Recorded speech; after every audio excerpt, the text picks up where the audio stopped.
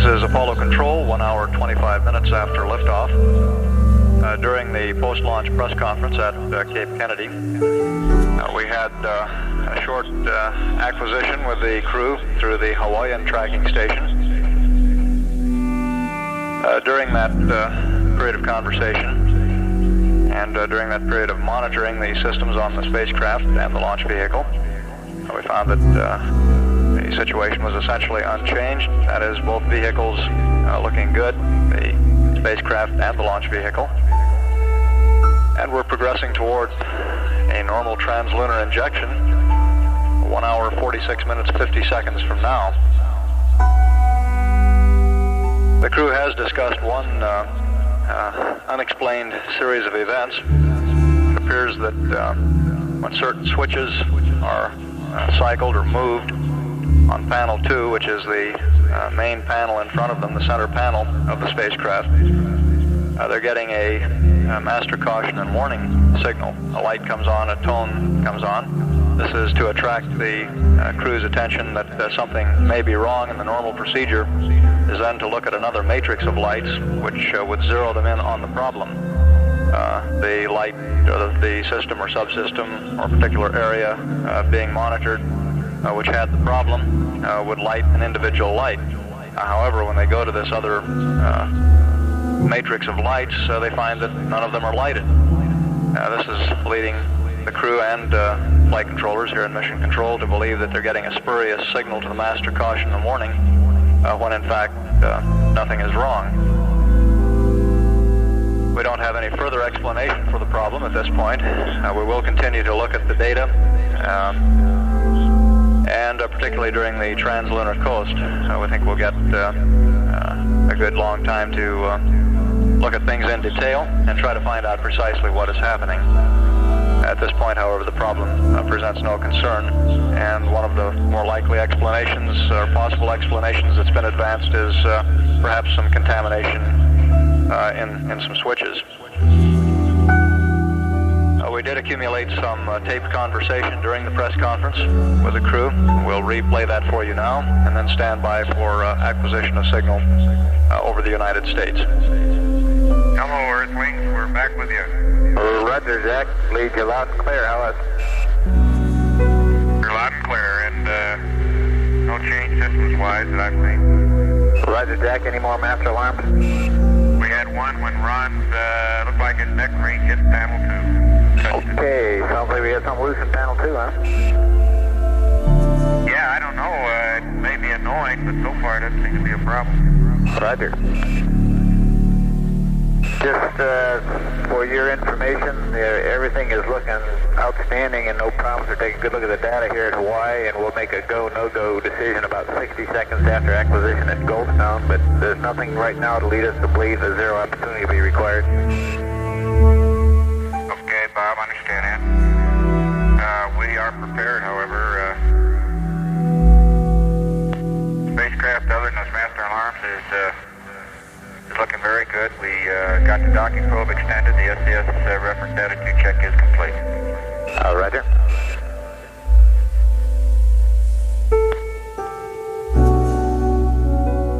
Okay, Bob, I just remembered another switch that I think gave us a master alarm was H2O quantity indicator. Oh, Roger, copy that, Jack. H2O quantity indicator.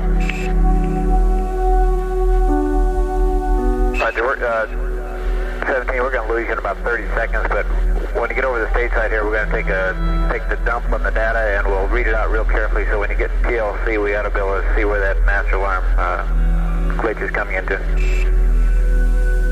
Okay, Bob, and yell at me if you want anything done on the comm with this change in AOS, LOS stuff. Negative on that right now. We'll see you at 128.59 through Goldstone. Okay, 128.59, Bob. We'll be there. Roger, Jay. 17 Houston, we're back with you. Okay, Bob. We're still same as before, and ready when you are for TLI. Roger. I can see the lights of Southern California, Bob. Roger, Jack. We're going to be going a little bit south of that area. Right, your ground chat looks like it's picking you right up over the mid part of Baja, California. Yes, sir. I'll believe that. I'll bet you I can see Ensenada right now. Roger. Bob, I expect you'll probably be able to see the lights of Silver City, too. Well, I'm sure going to be looking for them, I'll tell you.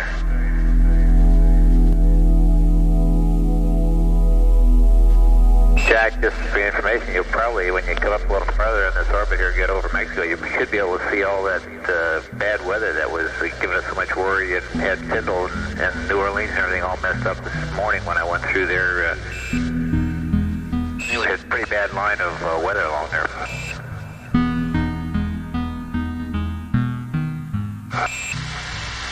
I was assuming it wasn't too bad. I think you made it, didn't you? Oh yeah, I made it, but I had to, I had to work at it. But it's, I was worried about it getting down towards Mila there after, if we had to scrub and go tomorrow night. And boy, I'm sure glad we got you off tonight. Guess who else is? I wouldn't believe that.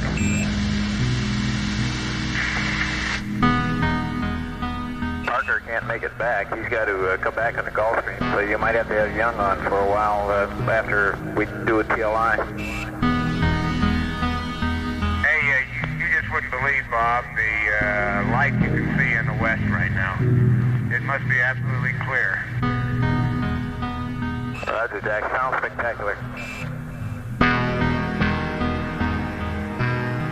Jack, people in the room here want to know if you've been down your checklist yet. Oh, we got that out of the way in about 5 minutes. Have we missed something? Oh, there's a different checklist here we were talking about. If you're talking about the flight plan,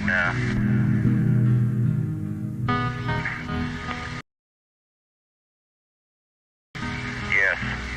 Roger. What a waste.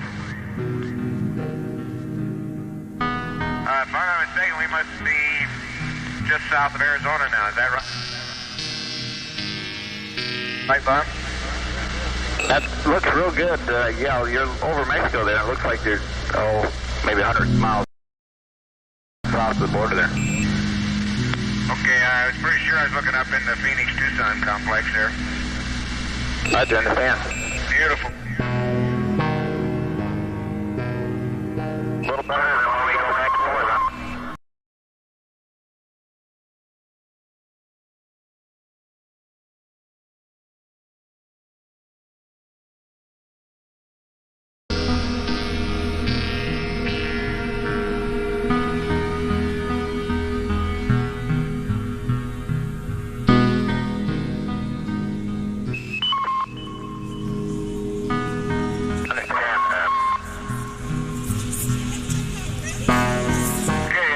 The Gulf Coast showing up now by the band of lights, Bob.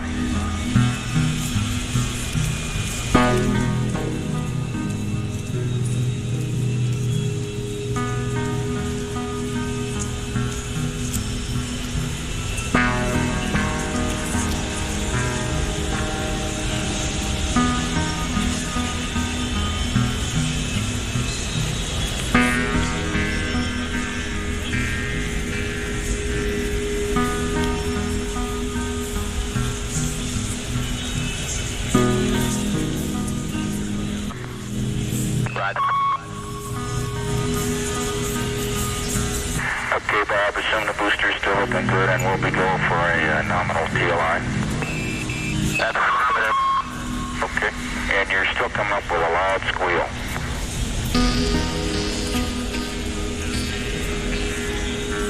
Roger. 7890. Would you believe we're just south of Houston now, Bob?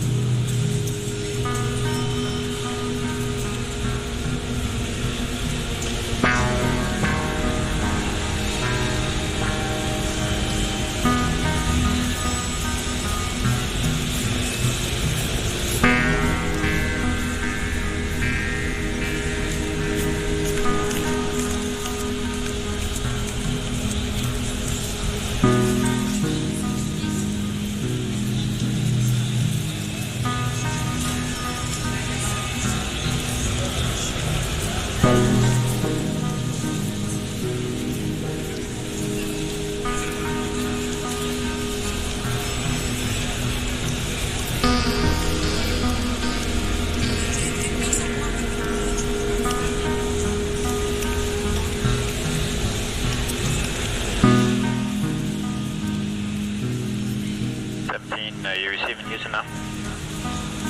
Alright, Bob, you came up unreadable with the squeal that time. Am I still squealing? This is Houston. That's the firm. You're very loud, almost unreadable with the squeal.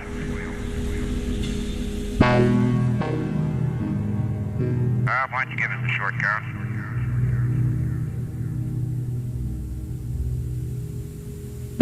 Jano, don't change anything. We think it's a ground site situation here, and just stand by. I believe it's in the VHF, Bob.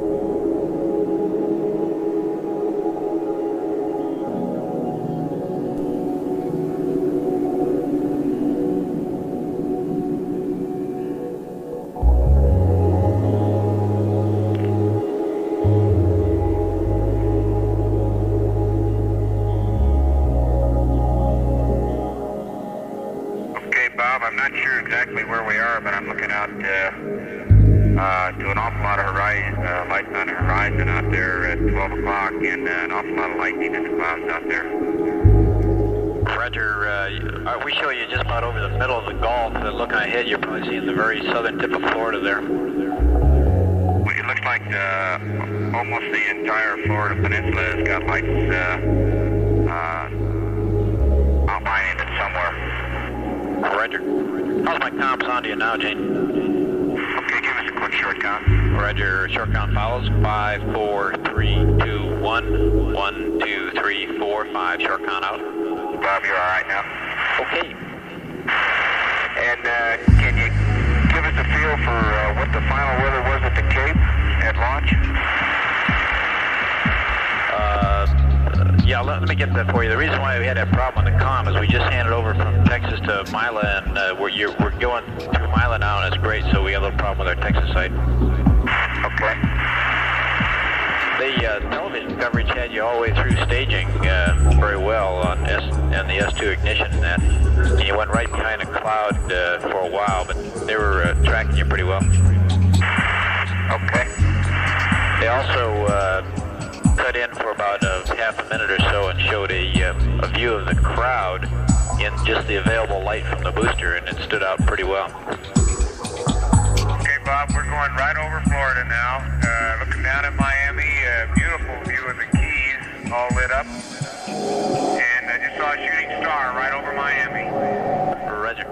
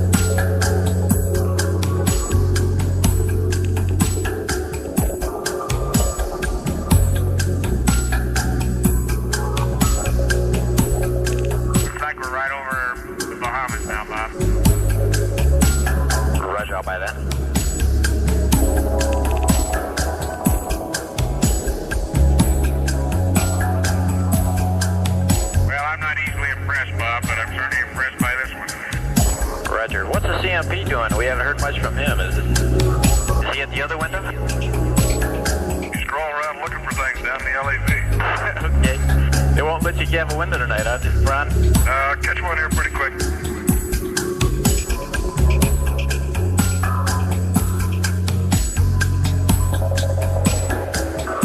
Just a reminder, if you haven't already done it, there's no need to unstow the TV because due to this late launch, there's just no site available. Okay, Bob, we're not going to install it.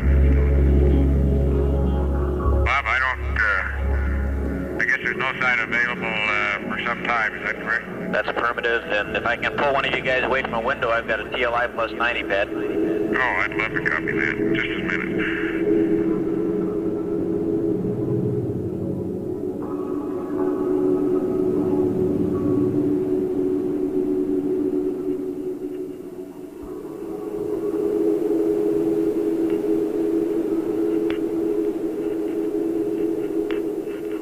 Hello, Houston. Apollo 17, how do you read? 17 Houston, go ahead. Okay, lost you there for a minute. We had good signal strength all through that, so figured it was your problem. Roger, we were just waiting here for you. You ready for the pad? We were calling you and you missed us, so you might think about that. Ready for the pad. Okay, it's a TLI plus 90. SPS GNN. 669er53. Minus 059er. Plus 188. Ignition time 004400148. Minus 03518. Minus 00001.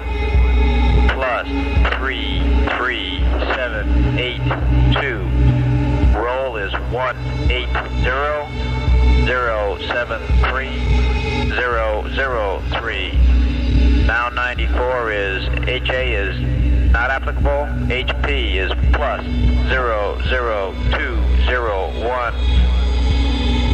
339er64 450 33808.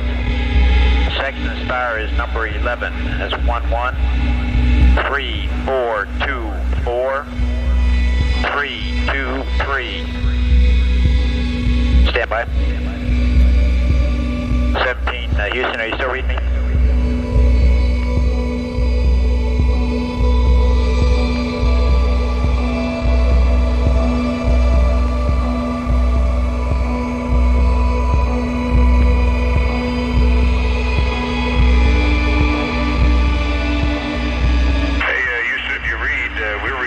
All the way through the trunnion on section star. Okay, we'll have to wait and pick up an ascension. We just had a keyhole pass at Bermuda and a little bit of pass at Vanguard. Okay, I'll wait for you to finish that and on the readback, okay? That's affirmative. Stand by, we've got Vanguard. I continue on with after trunnion. The Borside star is not applicable, Jack. Down 61. Plus 132er. Minus 03200. 109er2. 349er04. GET of 05G 024 3809er. Want to read back that much of the pad, Jack? Okay, Bob, it's TLI plus 90 pad, SPS GNN, 66953, minus 059er, plus 188 004 400148, minus 03518, minus 401, plus 33782, 180073003. HA is NA, plus 00201, 33964, 454, 33808, 11344. 03323. Foresight is NA, plus 1329er, minus 0320, 10992, 34904, 024, 3809er, over.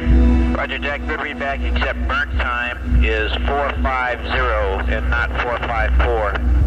And we'll be losing here in about a minute, so I'll wait on the rest of that pad. Just a reminder for Ron, we'll be standing by at Ascension for the next gyro torquing, and we might have a drift update on the IMU there.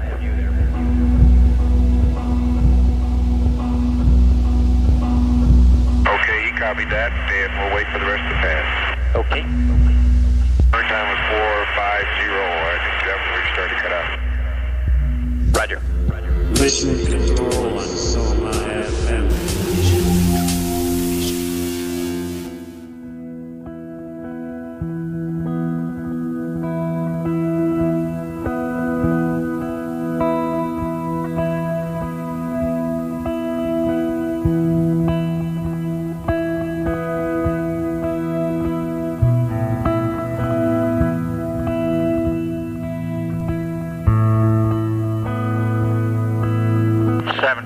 This is Houston through Ra. How do you read, over?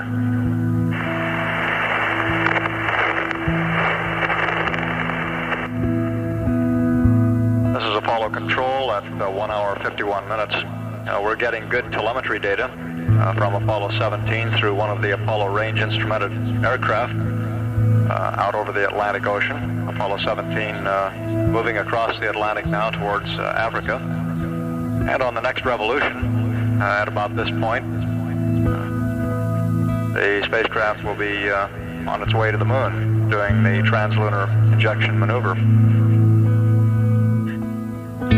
Ignition for that burn is scheduled to occur 1 hour 21 minutes from now.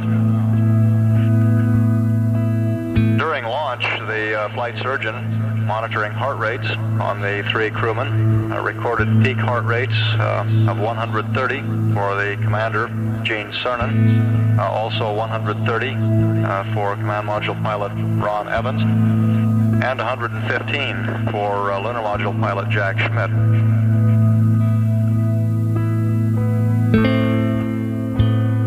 We should be reacquiring the command service modules and reestablishing voice communications with the astronauts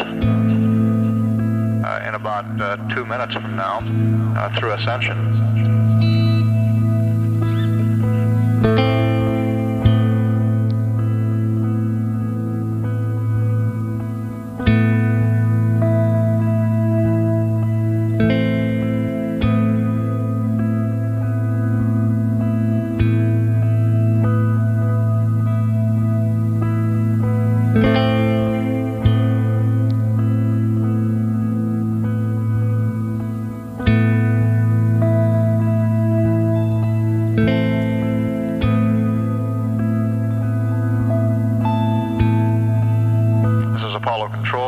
We should be acquiring the spacecraft through Ascension in about 5 seconds and reestablishing voice communications with the crew.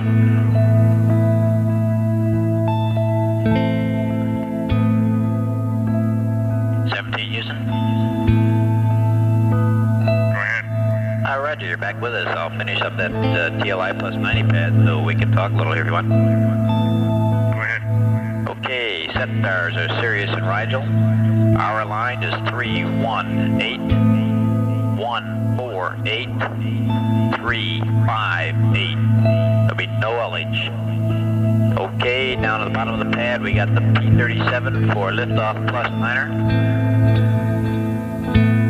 GET is 00900. Delta VT 48907. Longitude minus 175. GET of 400K 03349er, over.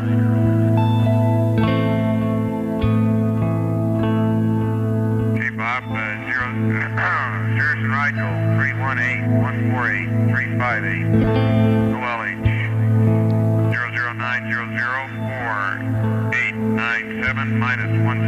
03349er. Okay, Jack, good readback.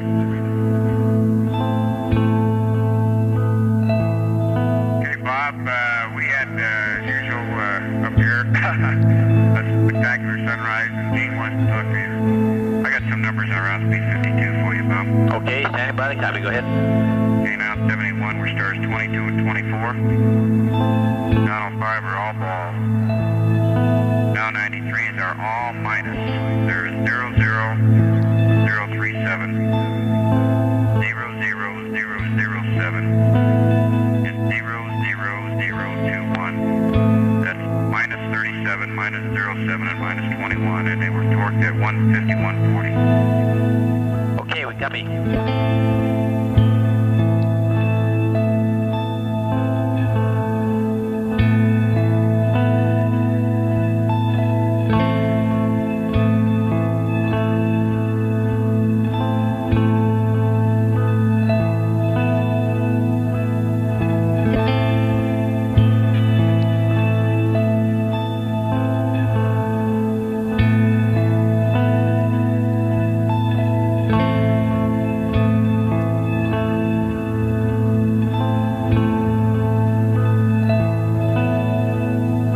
Bob, we're over what might be intermediate to low stratus that have a very strong crenulation pattern, pulling out some geological terms here. I don't think I've ever seen anything like it flying. Roger. Talk about a north-south lineation with a very strong crinkling, roughly east-west. Roger, copy that. It's interesting. You know, you're just directly over that South Atlantic area. Your path just kind of kept you going right between the Africa and South America, right dead center all the way.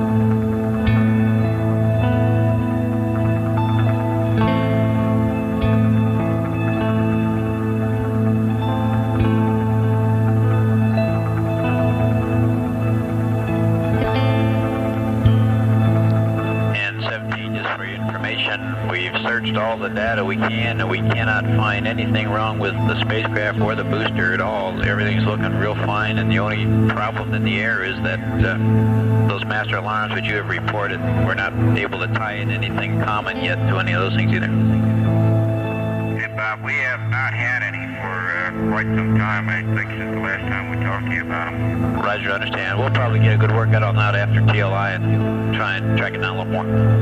Okay, but also we have not really been doing much switching since the insertion checklist was complete either.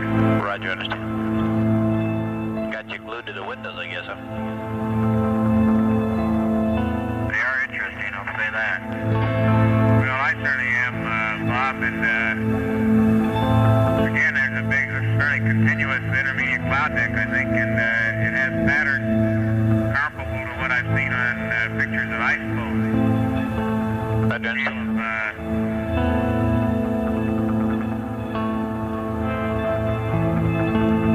Or pack ice, I should say, pictures of pack ice from the Antarctic.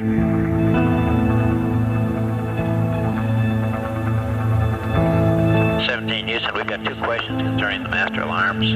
One, do you get the master alarm on the LEB also? And two, do you get the tone with the master alarm? We did get the tones. The master alarms were on both panel 1 and panel 3. I can't tell you about the LED right now. Maybe Ron can. I didn't pay that much attention. Okay. Hey, Bob, there was something interesting, and I want to get around and tell you the mission timer down in the LEB when Ron went down there to get things squared away was about 15 seconds.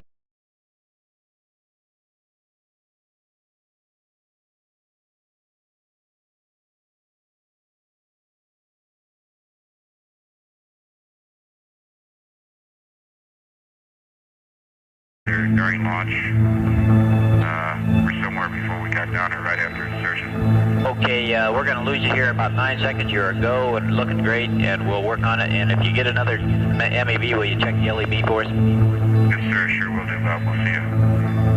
What's our next AOS? Stand by. Carnarvon at 225. Thank you.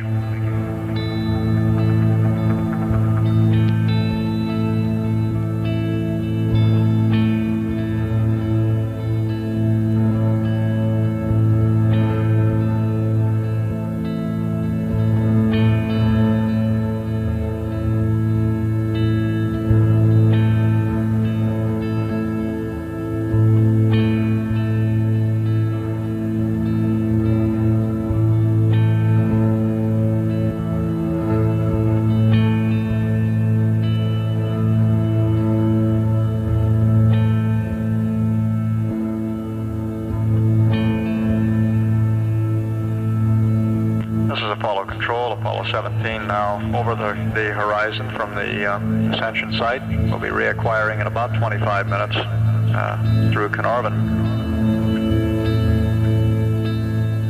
And as you heard Capcom Robert Overmeyer advising the crew, we've been getting a good look at all the data, and spacecraft, launch vehicles look fine, no discernible problems.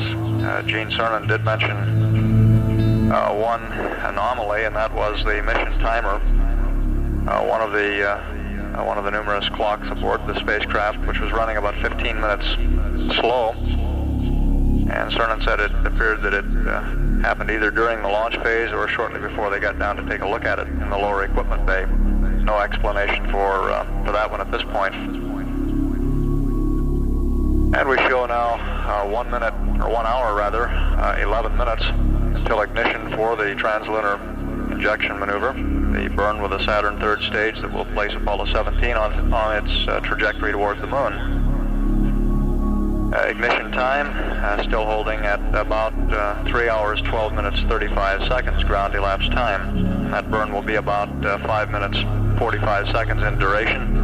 We don't have the final calculated time from the flight dynamics officer, which will undoubtedly vary somewhat from the pre-mission flight plan time. At 2 hours, 2 minutes, this is Apollo Control, Houston.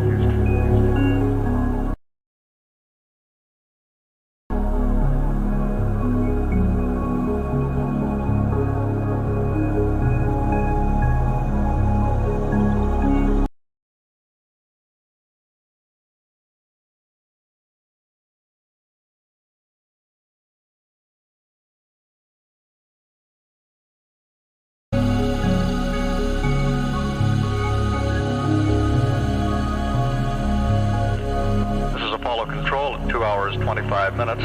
Apollo 17 now approaching the west coast of Australia. And we'll be reacquiring the spacecraft in about 35 seconds.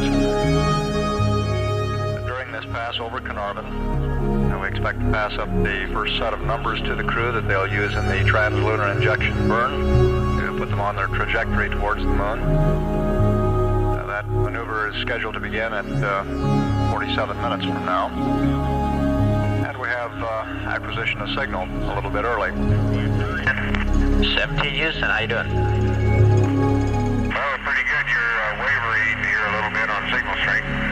Okay, we've got a TLI pad anytime you're ready to copy it, Jack. Goodness, okay, let me get rid of some here, Ron. I'm putting that right underneath you. And guys, we'd like poo and accept, please. You're hitting the CSM state vector if you'll give us poo and accept. Got poo and accept. Okay, let me have my favorite pad. Okay, here's a TLI pad. Time base 6 at 30257 180 312 551. Delta VC is 10359er6 35582.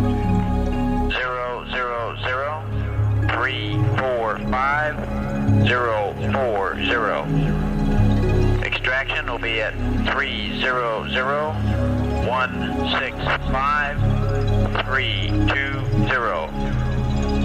3120-306710. Yaw is 0. Ejection time 4 plus 3 niner plus 0 0. Over.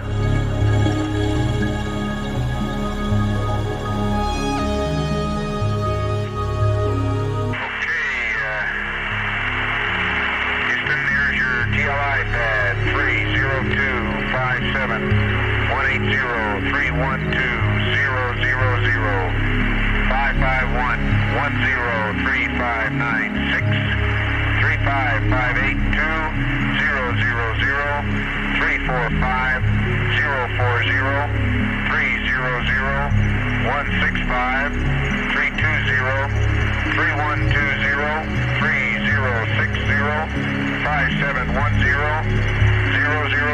Ejection time 4 plus 3 niner plus 00. Good feedback, Jack. And we'd like Omni Charlie. And it's your computer, and you've got your state vector. Okay, you got Omni Charlie.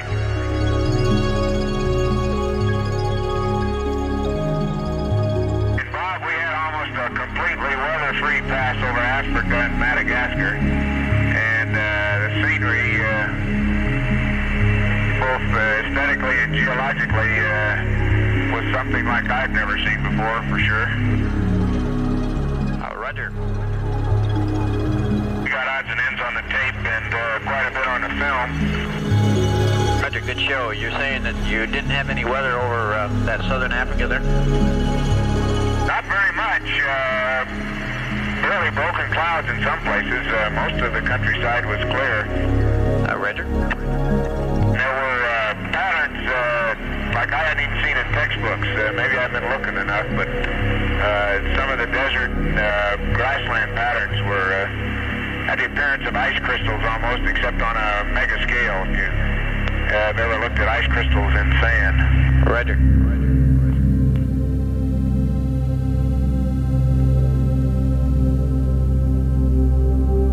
Or better yet, ice crystals on your car window when you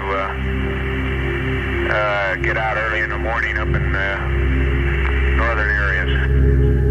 Roger. And just be advised, we'll be standing by for the go, no-go for Pyro Arm when we get to Hawaii, and we'll be giving you a go for TLI about that time. Okay, and we'll be ready.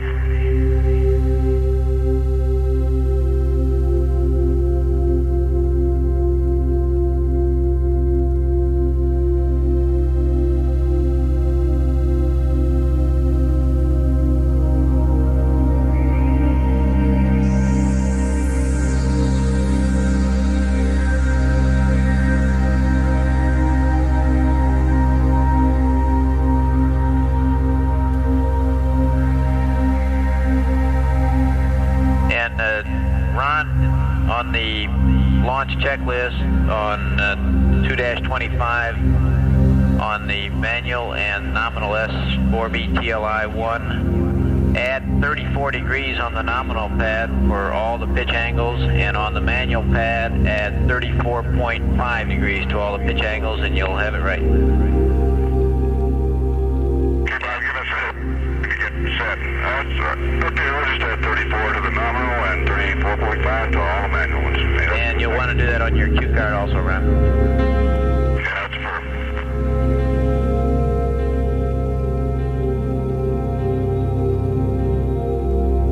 And we're about ready to LOS. We'll see you at Hawaii. Okay, Bob. 2 plus 50 at Hawaii. Okay, 50, and we'll be into our TLI checklist, and we'll be ready for the Pyro Arm. Okay.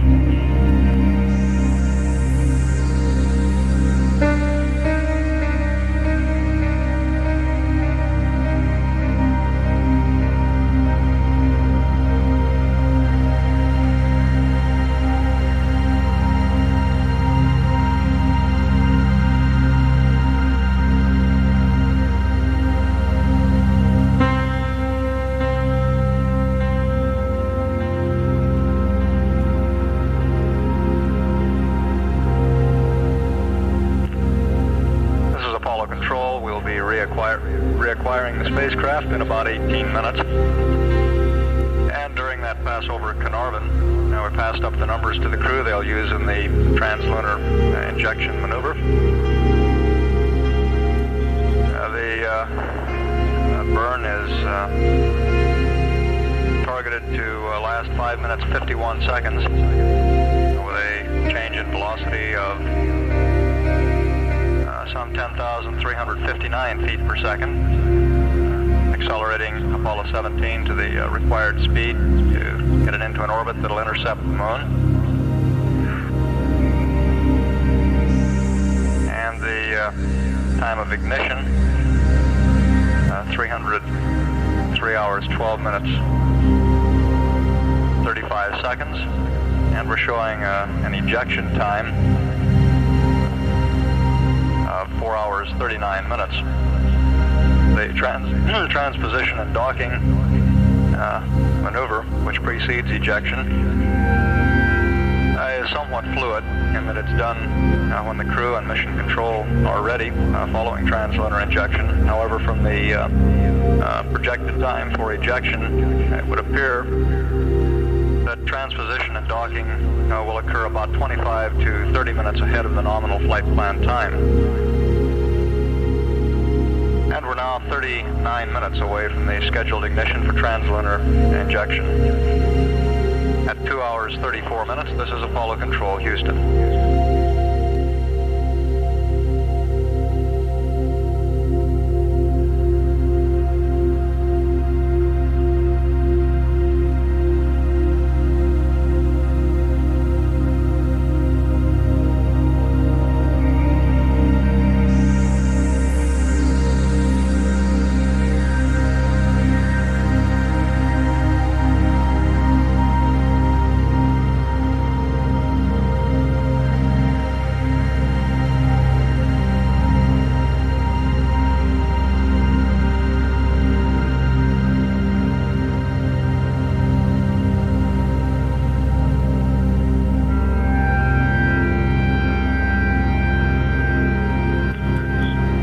Control at 2 hours, 49 minutes. We're standing by now to acquire radio contact with Apollo 17 through Hawaii. During this Hawaiian pass, we're getting another good look at spacecraft and launch vehicle systems. The last look we had through Carnarvon, everything looked very good. Flight Director Gene Kranz going over the status with his flight controllers. Observed that there appeared to be no problems that would interfere with TLI, and we'd expect to have a normal translunar injection about 23 minutes from now as Apollo 17 completes its stateside pass and moves out over the Atlantic Ocean at the start of its third revolution. Hey, this is Apollo 17. Go ahead. Hey, Ron, you're sounding great. Good voice here. Oh, yeah, we got things all set up here, and we're kind of standing by for a logic check whenever you guys can give us a go. Roger, as soon as we get some TM in here, we'll give you a go. Okay.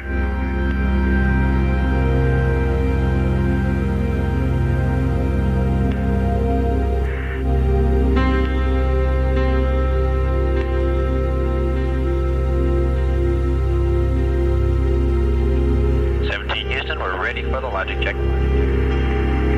Okay, Bob. Okay, what?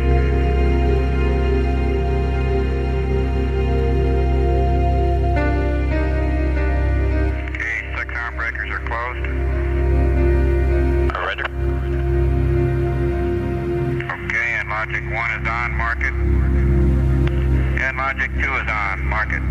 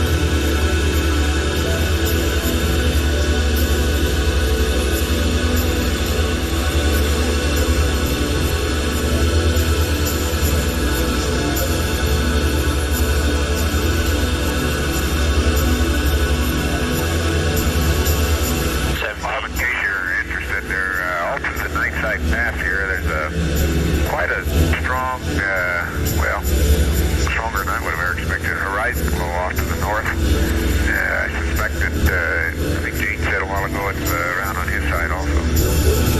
Roger. Guys, I've got the word you wanted to hear. You are go for TLI. You're go for the moon. Okay, Robert, understand. American Challenger with their S4B are go for TLI. That's affirmative. You're a sweet talker. We try to please, dear Gene.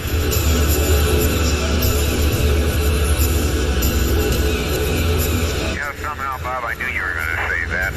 We were go. And that you try to please. We've been working together too long, guys.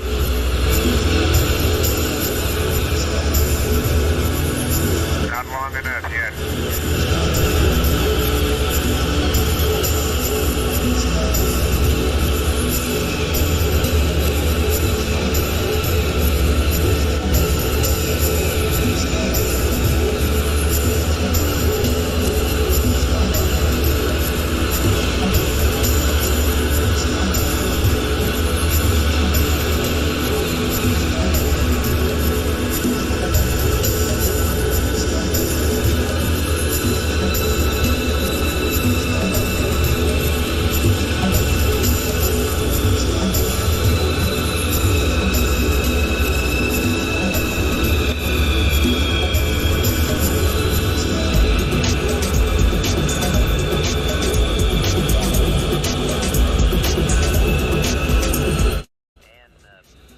Houston, you're about 1 minute from LOS. We'll pick you up at Goldstone at about 3 hours and 00 minutes, and that's only a couple minutes prior to time base 6 start.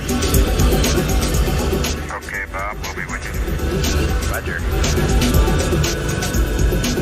Bob, that glow is actually above the horizon, just in case you're curious. I can see stars below the top of the glow, down closer to the Earth. Roger, Jack.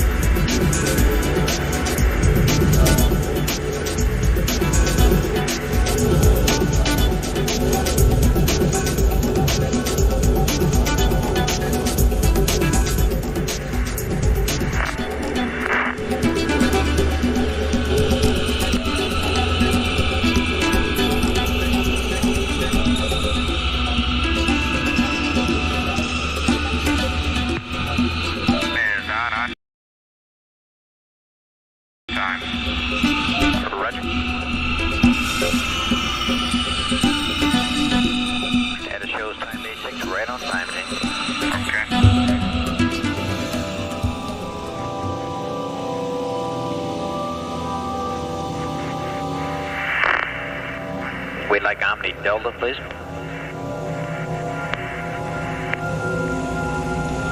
Okay, you got it. Roger. I'll just switch, Bob. I won't give you a call. Roger.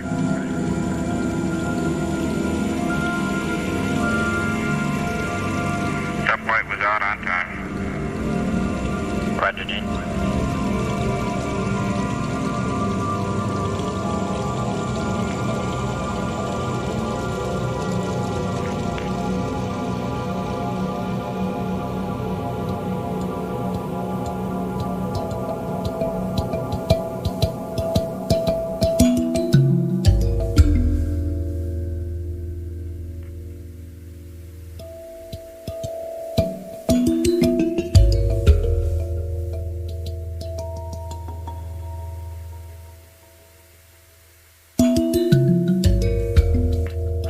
Control at 3 hours 4 minutes.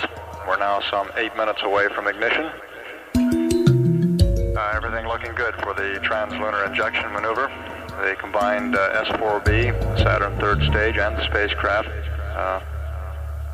with an orbital weight of 308,298 pounds at the start of this maneuver.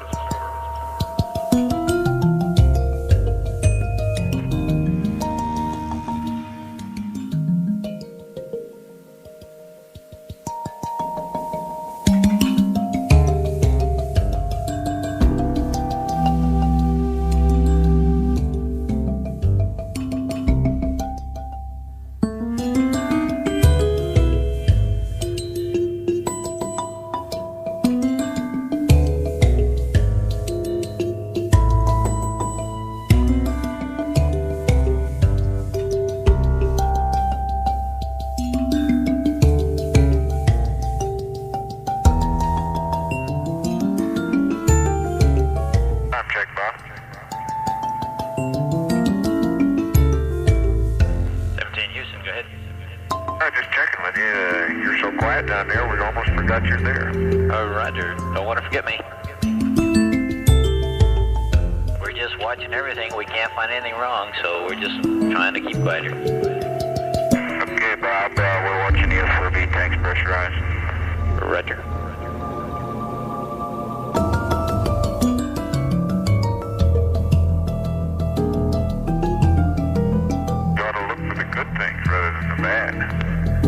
Well, that's good when we don't find anything wrong. Can't agree more.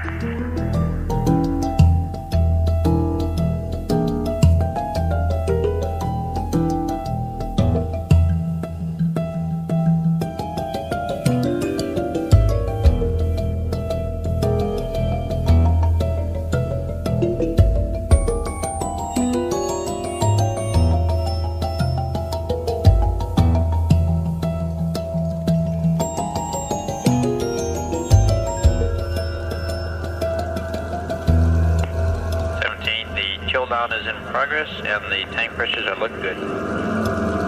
Okay, Bob, looking good here.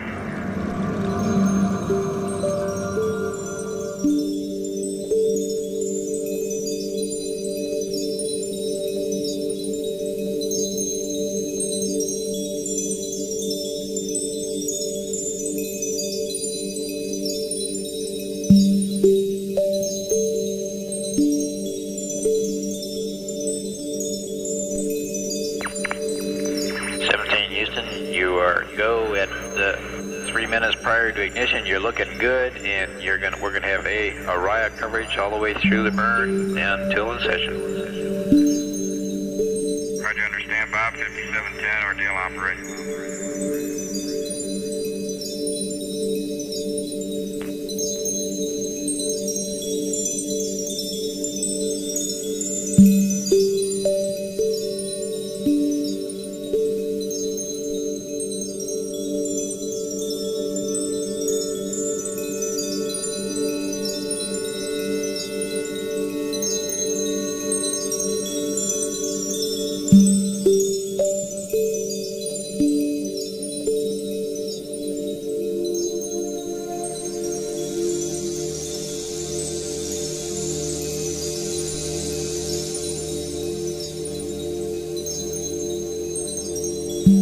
And we're coming up now on 2 minutes until ignition. This burn again will be a 5-minute, 51-second maneuver. The S4B engine delivering about 225,000 pounds of thrust. And it'll be increasing the spacecraft velocity from the current speed of about 25,000 feet per second up to around 35,585 feet per second. Roger, we confirm it.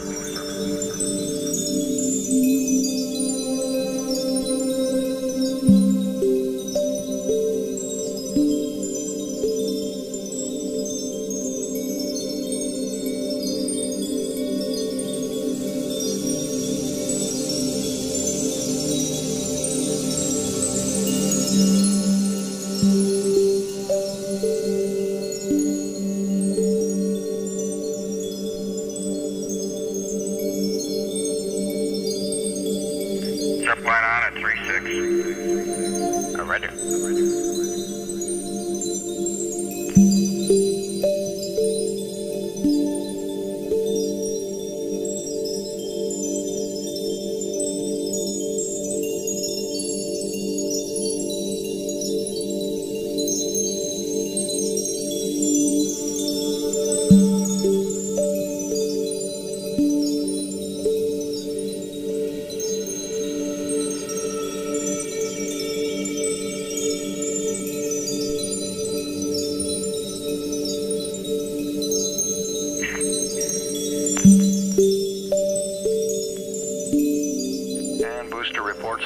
ullage engines are on. This is to settle the propellants in the S4B prior to ignition.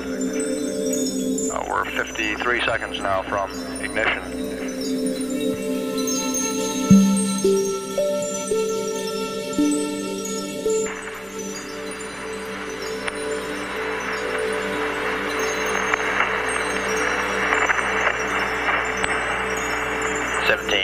You're looking great on a final status check here, and you're go for TLI.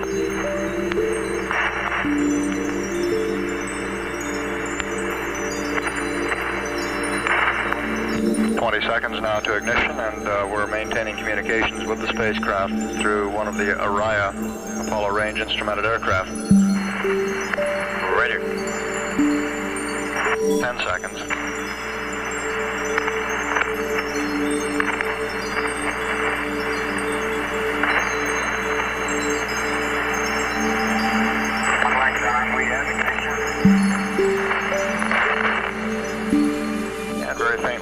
Copy the crew reporting S4B ignition. That's confirmed by the telemetry. Booster reports the thrust looks good on the S4B. 17 Houston, you're looking good, and the thrust is go.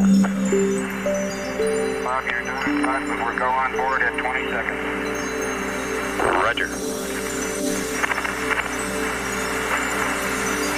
And telemetry data from the Saturn instrument unit shows the velocity increasing, up now to 26,000 feet per second, beginning to climb ever more rapidly.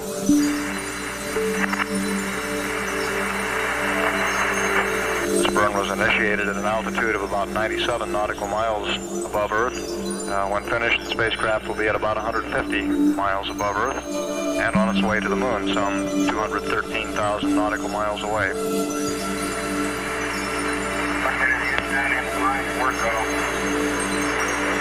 Roger, Gene. We can barely hear you through the Araya, but you're go.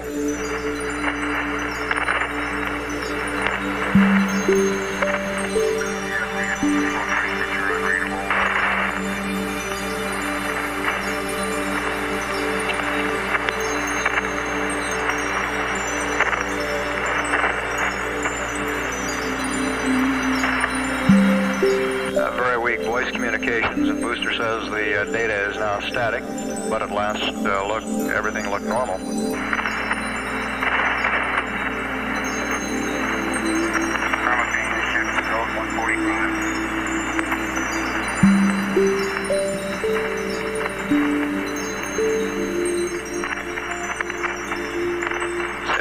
Houston, we can confirm PU shift, and you are go.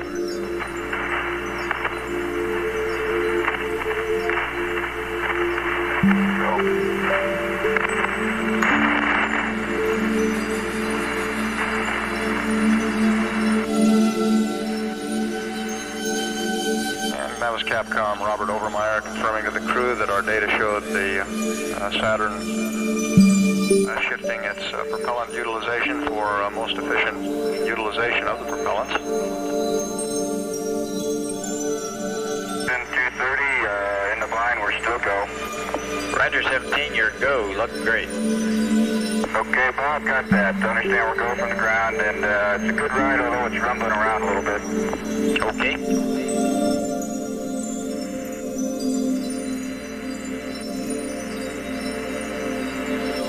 Coming up now 3 minutes into the burn, and the velocity approaching 30,000 feet per second. 3 minutes, and we are go. Roger, G.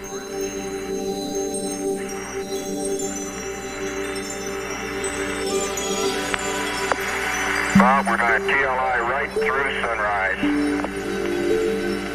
Roger, understand. Gene Cernan reporting the TLI burn has taken them out of darkness and into sunrise now. And we're showing a velocity of 30,463 feet per second. Roger 17.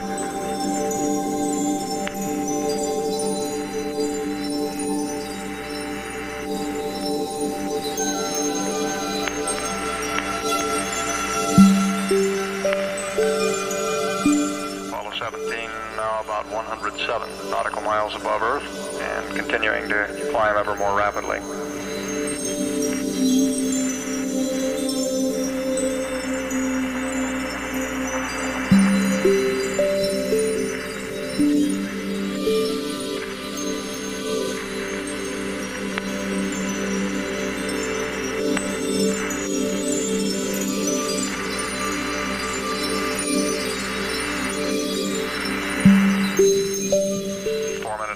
Seconds now, and everything continuing to look good. Apollo 17 at a velocity of 32,000 feet per second. We're at 430, you're still unreadable. Roger, how do you read me? You are go, by the way. Okay, we got you that. I understand we're going to ground. We're still go here, and we're TLIing right through at sunrise. Understand.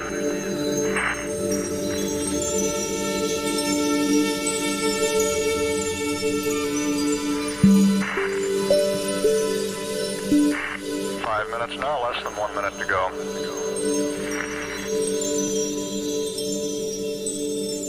And booster engineer reports we're very close to the nominal predicted shutdown time.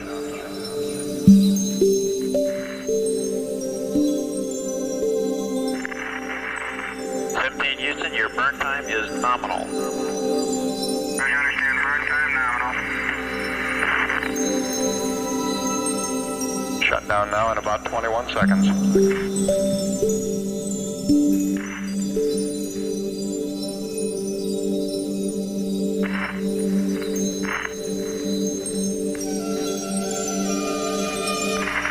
We're showing a velocity of 33,000 feet per second.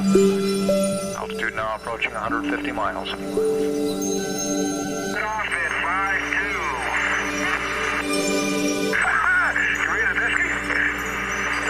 We don't have the disky, you have to read it to us, Ron. Okay, VI is 00 to 00, and a 995 VI is 35573. Is a +9. And Bob, the EMS is minus 19.4, minus 19.4. Roger, we copy that. And it was an auto cutoff on time.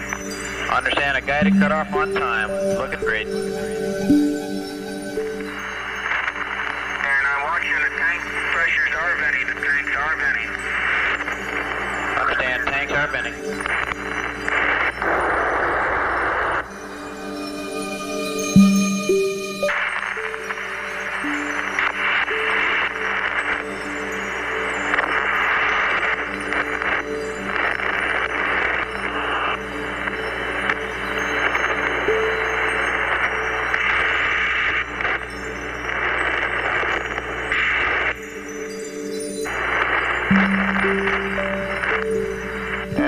getting communications through the Apollo range instrumented aircraft. We'll be picking up through Ascension shortly, at which time we'd expect the communications to improve, the noise to drop off.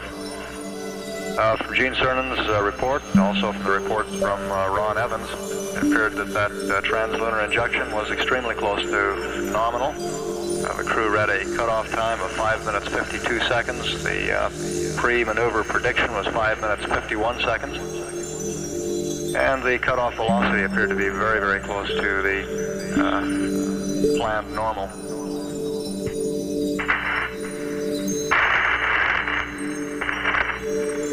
Booster engineer Frank Van Rensselaer reports the booster cutoff appeared to be exactly normal.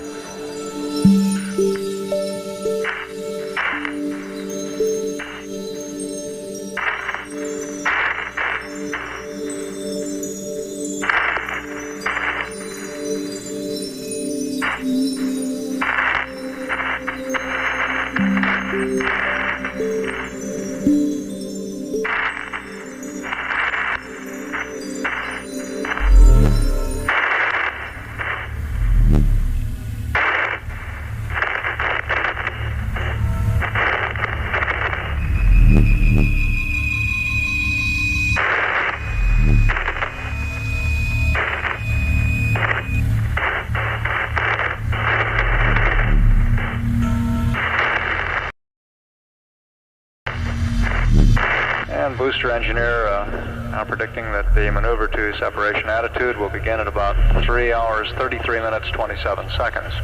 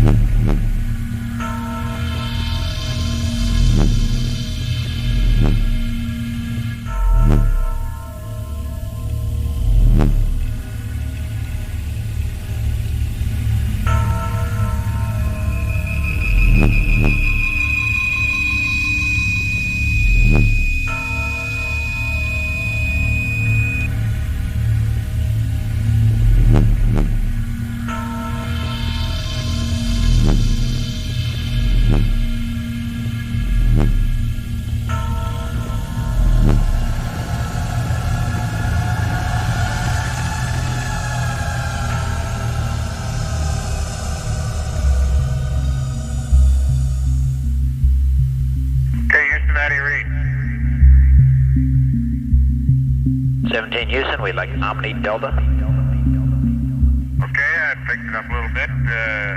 How do you read now? Read you loud and clear. Okay, I hope you got all that. It was a beautiful burn right through sunrise. Did you get the numbers? Yeah, we copied your VI and your EMS numbers, and we've got a number for you. The maneuver start time will be at 3 plus 33 plus 27.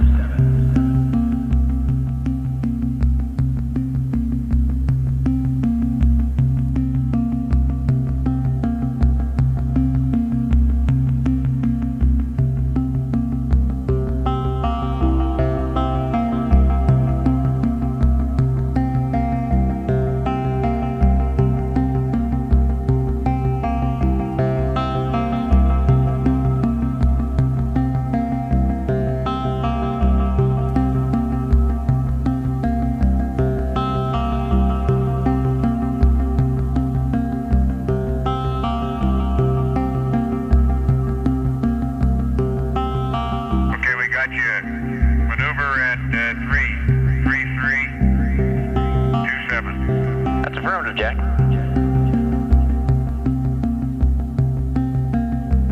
You guys didn't tell us we couldn't see anything going through the sunrise. Roger.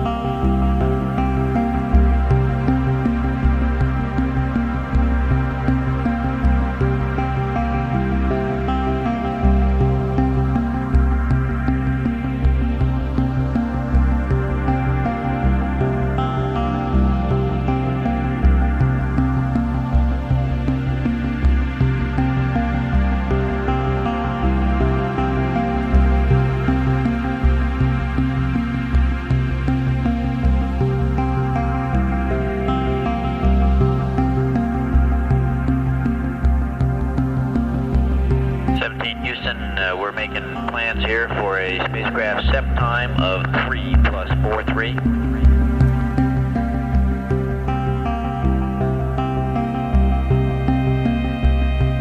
plus 43, roger.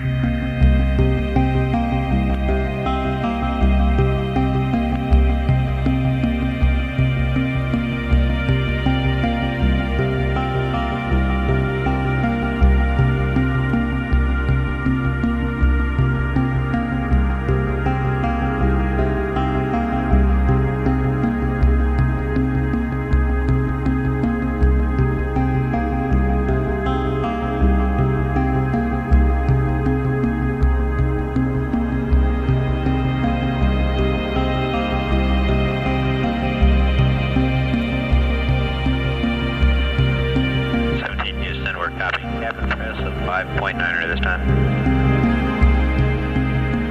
Roger, we just got it, Bill. Okay. Thank you.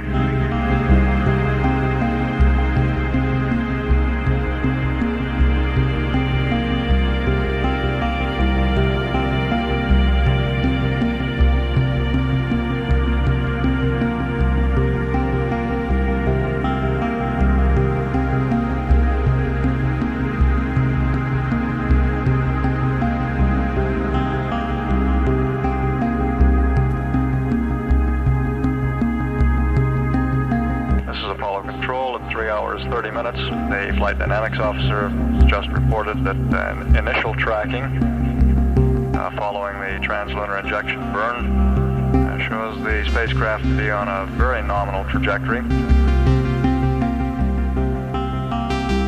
and a relatively small mid-course correction indicated at this time. The pre-burn prediction on that first mid-course correction was around 5 feet per second. And we expect that that will be updated as we get additional tracking following the burn.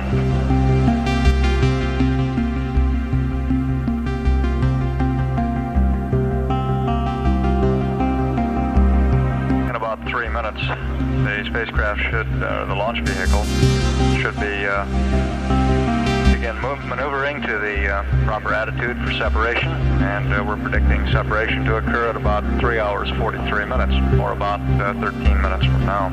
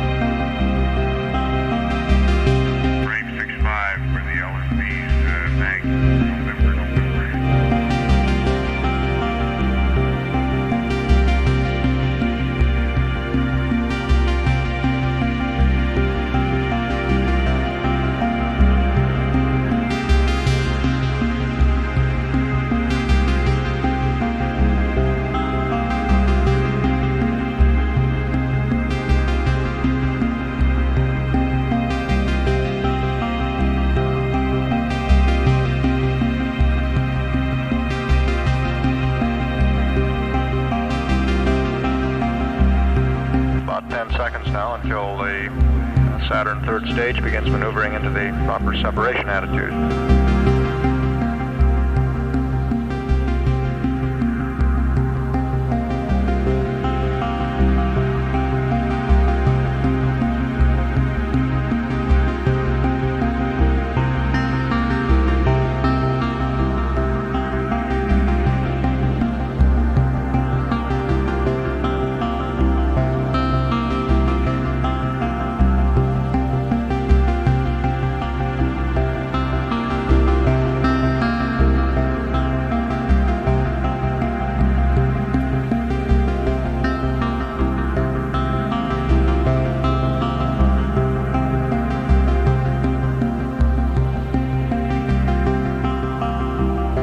Engineer reports from telemetry data that the booster has begun maneuvering into the proper attitude for spacecraft separation.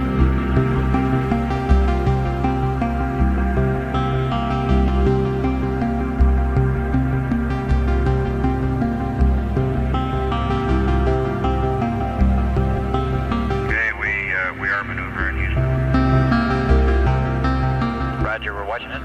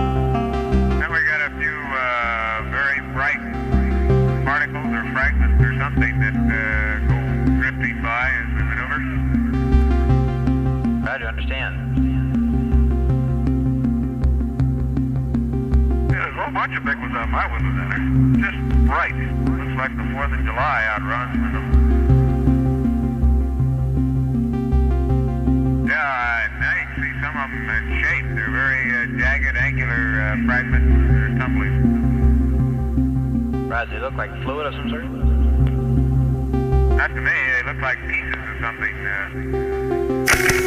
Listen, control and so my FM. Very bright. Jack, we like Omni, Charlie. Control.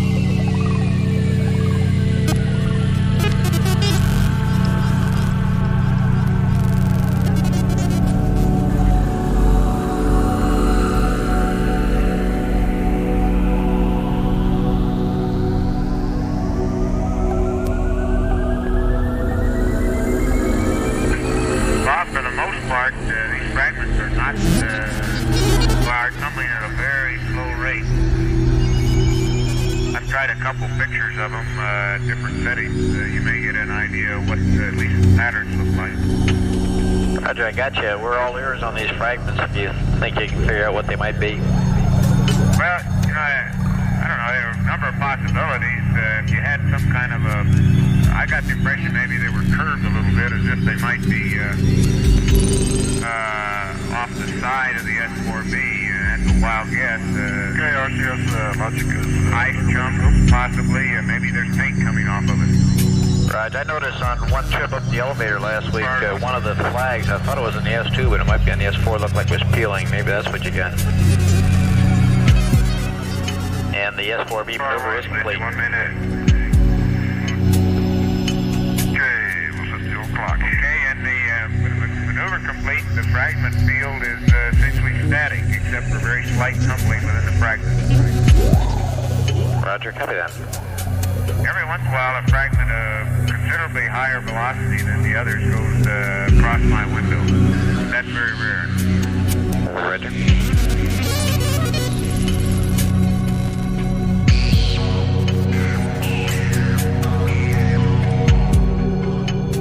Okay, that's that field of view I saw on my window. Jack, you see it now? Yeah. Bob, at least there's no apparent relative motion between fragments. I do understand. I'll take 2 pictures about a minute apart if I can, and it'll be frame 70. Okay, frame 70. And Bob, you know, my impression is that they are flat flake-like particles, some maybe 6 inches across, and although there's no relative motion between the two, most of them seem to be twinkling, and I think for the most part they're all moving away from us. Roger, Gene, thank you.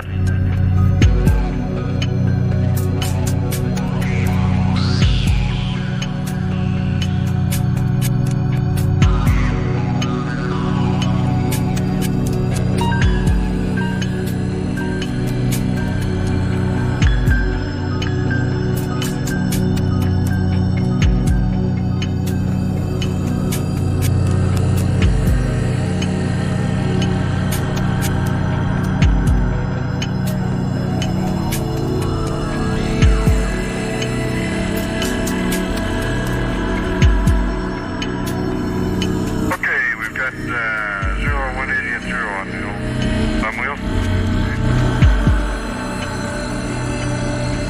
Roger.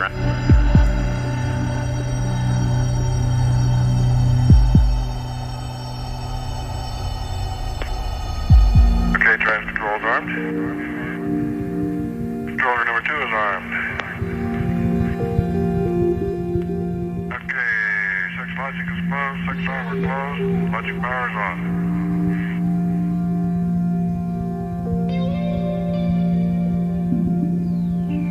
Houston, you have a go for T&D.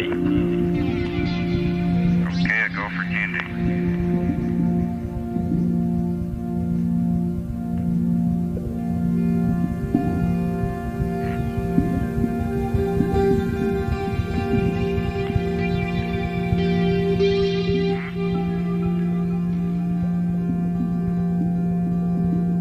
Okay, we'll arm the piles.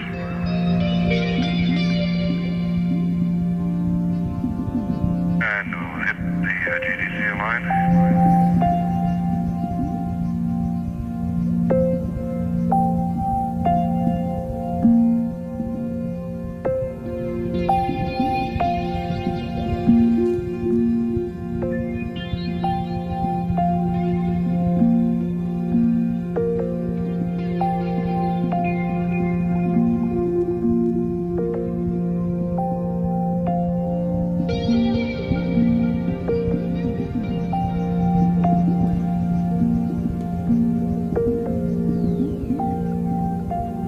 Yeah, maneuvers.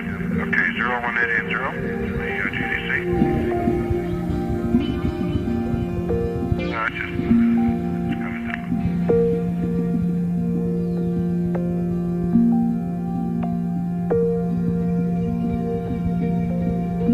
Okay, that'll be a normal.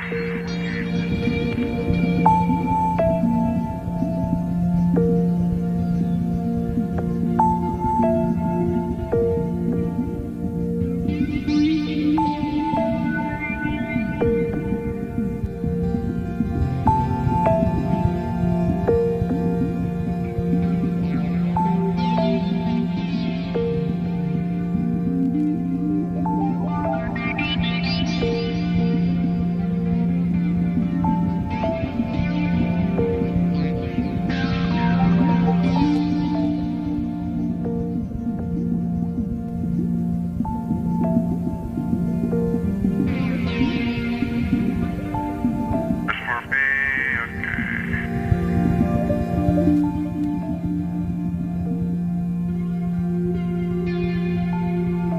okay, switches are all set. Okay, let's start the TET. Ticket Houston, we're running at 5930. Roger. Okay.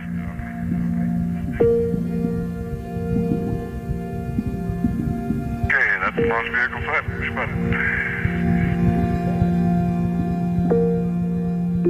MC and auto.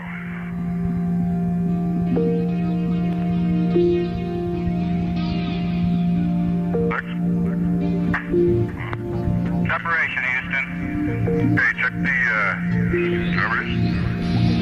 Okay. And check the what's on. Okay, I'm gonna start the, I gotta look at the junk. Okay, there's 15 seconds. Picture up. Okay, we'll proceed on the,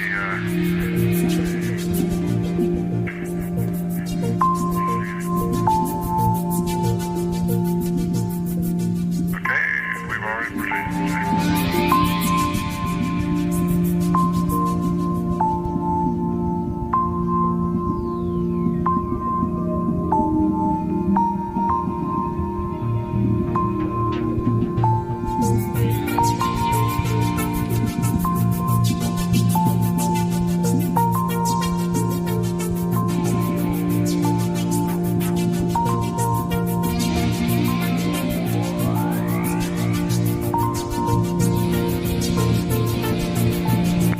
Okay, we're checked her out. Houston, we're right in the middle of a snowstorm. Roger, and we Okay, like you're Omni good. Delta. Hey, look at that moon. It's going to be bright as all get up. And here goes one of the slop panels.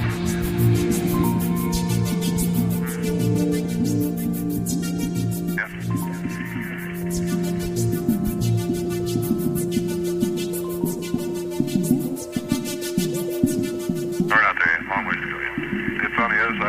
The simulator's any good.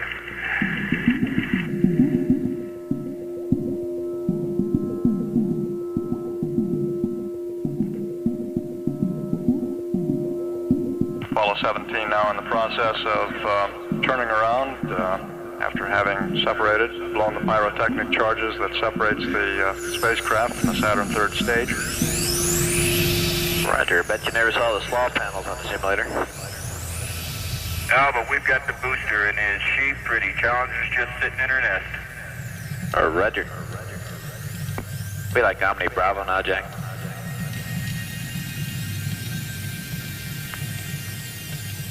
Okay, plus exit from C9. I can't see the nice. Okay, can't see my coax. And Houston, some of the particles going by the window were obviously, fairly obviously to be paint. Okay, we'll buy that.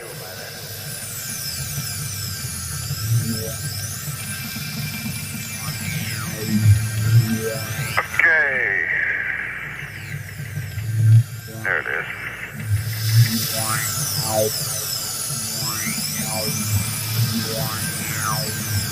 Okay, you changed it up.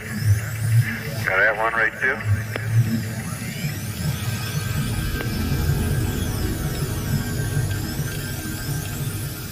Okay, Houston, you want the high gate?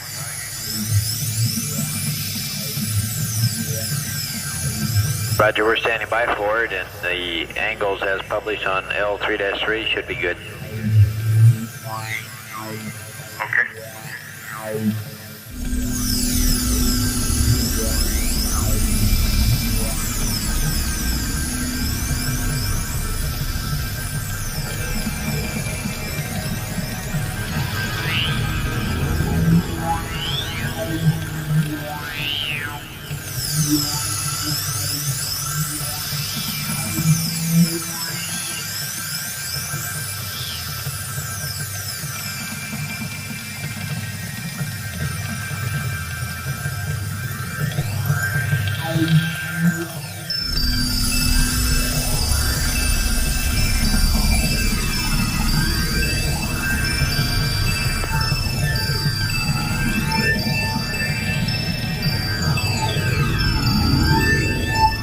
Okay, it's flying pretty good.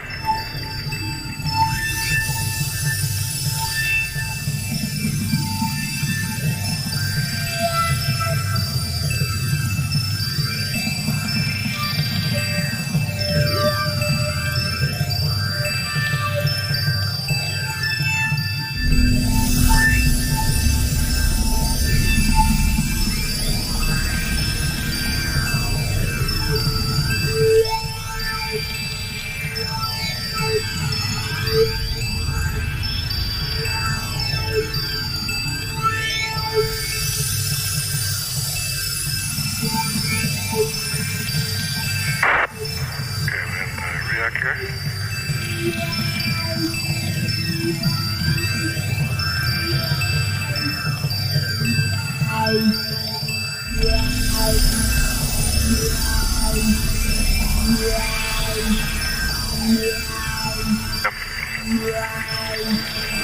Houston, how do you read? We don't have a very good lock on here at React. Roger, Jack, we're reading you pretty good voice.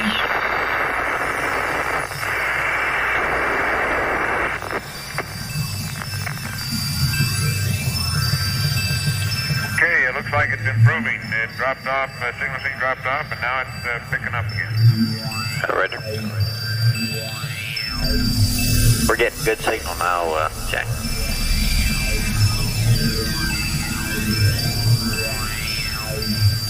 Jack, the high gain has looked good. I'm guessing, I don't know, about 100 feet maybe.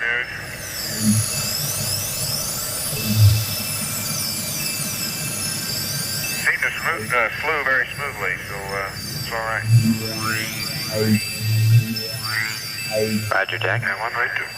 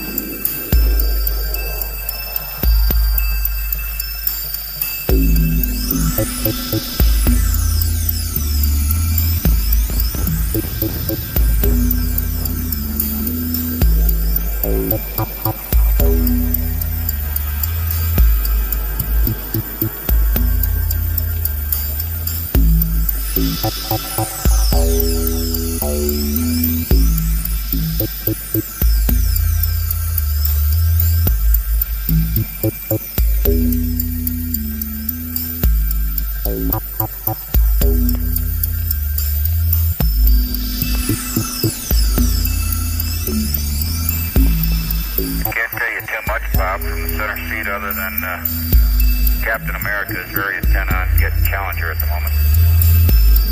Roger, I can believe that.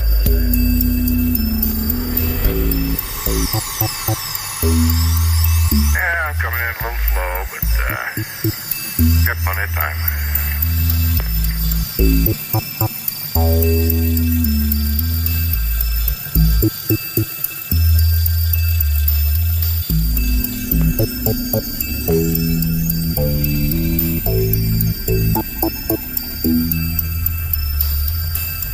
Ron Evans now at the controls of America, moving in for the docking with Lunar Module Challenger. While we're moving in here, I can see a few chunks of that plating material, possibly paint, down in the slot, sort of bouncing around between the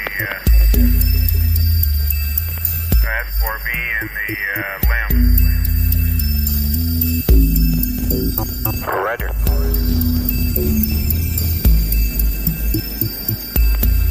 But so far, limb looks very clean. Can't see anything abnormal from this view yet. Okay.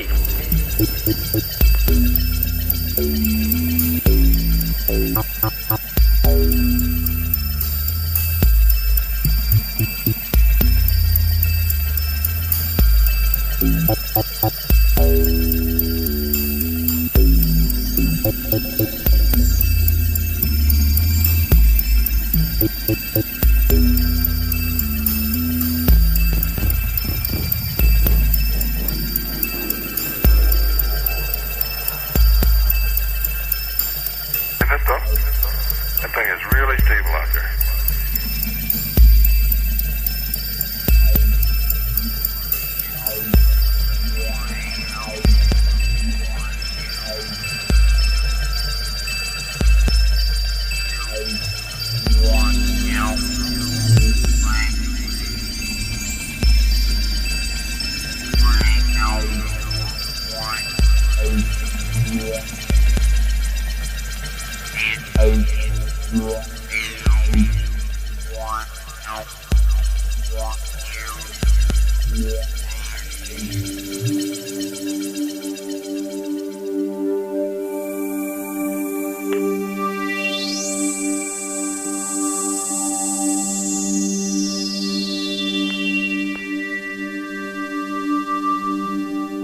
Yeah. Can you see it at all, Chief?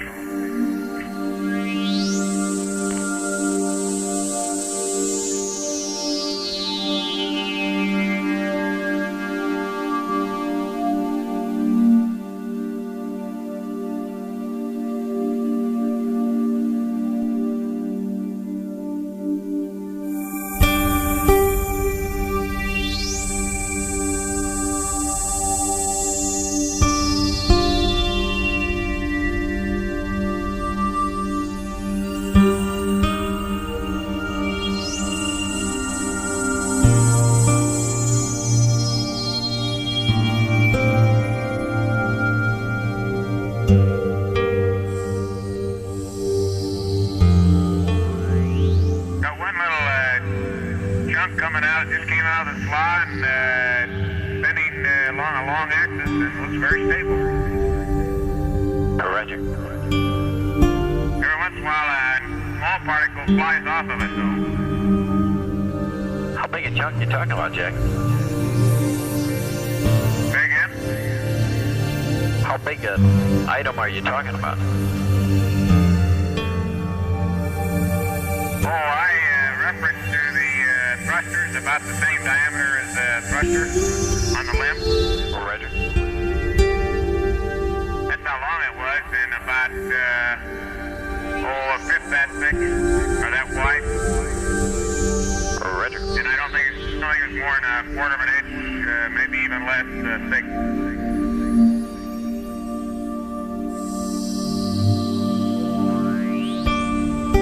That same particle, Bob came by, and as it was spinning, it was throwing off pieces of itself radially out. Roger, we copy. There's small ones still flown by. They look like flakes.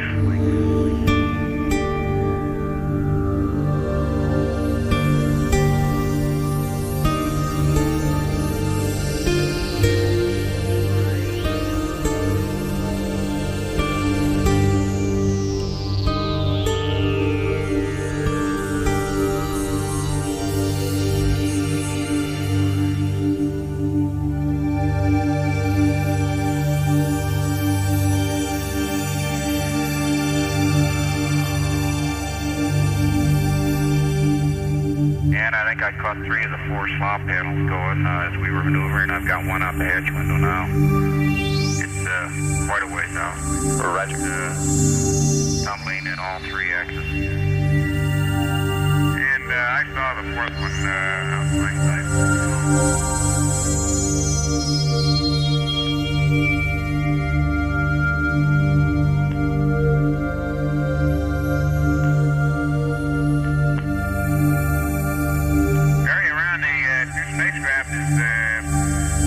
Pretty well, but you know, there were just a few fragments moving around.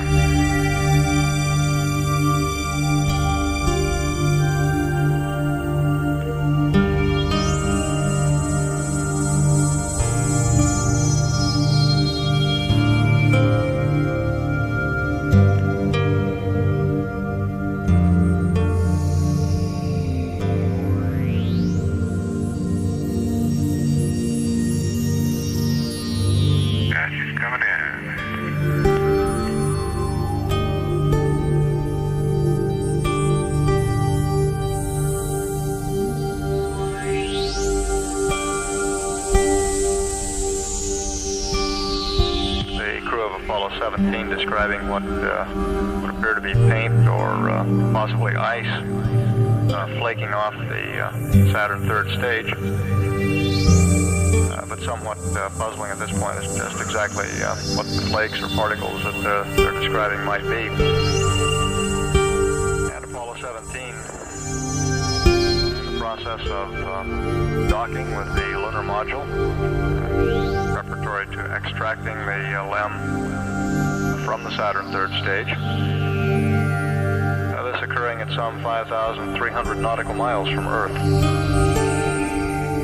And we're watching the spacecraft velocity drop off rapidly as that altitude increases rapidly. The velocity, which at the translunar injection cutoff was around 35,000 feet per second, down now to about 22,000.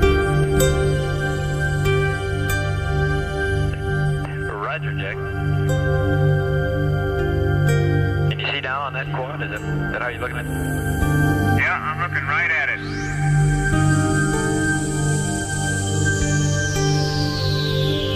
And I got a good view of the mesa top anyway. It's pretty well covered, but it looks all right also.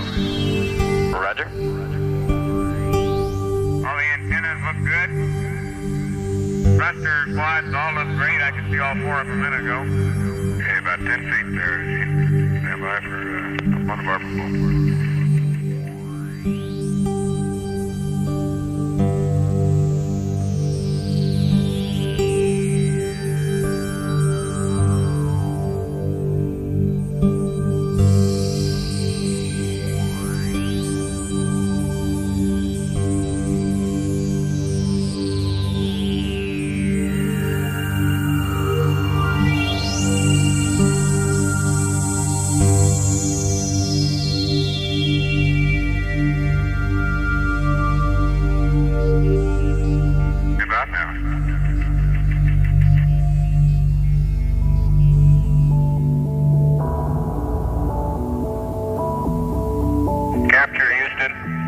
Roger, we copy. Okay, we're free. Rates look pretty good. Let's suck at the Ready. She's lined up, not bad. Okay. Prime 1. Mark it. Stand by. There she comes.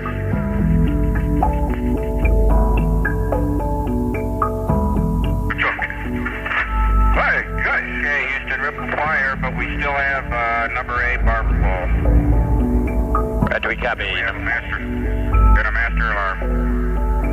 Roger. We got the most of the latches, but A is barber pole and B is gray. Okay, check both circuit breakers. Okay.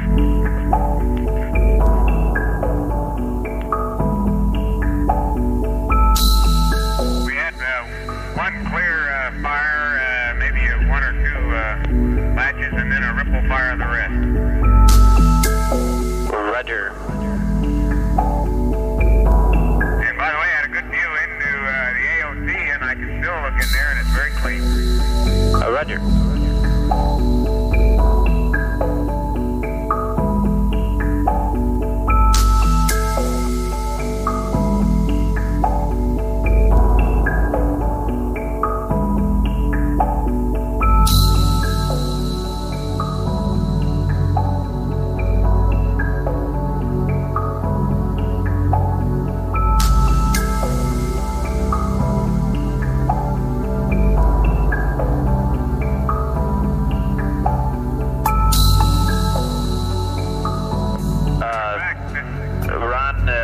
And Jane, we saw your master alarm. Did you have anything on the matrix that light up? No, not a thing. I looked. Roger.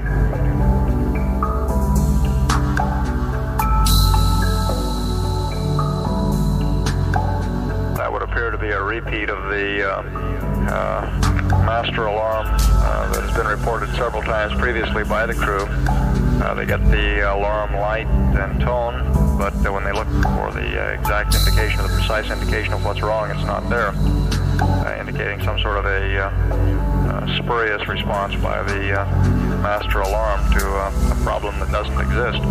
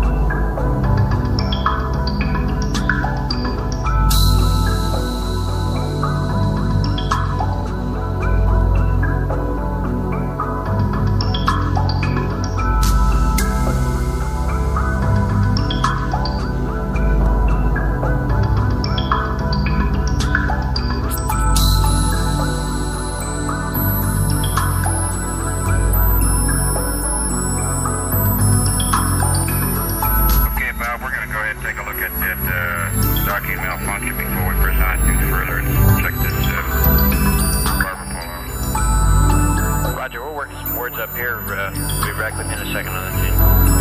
Okay, we're down at a checklist through the power breakers open. Understand.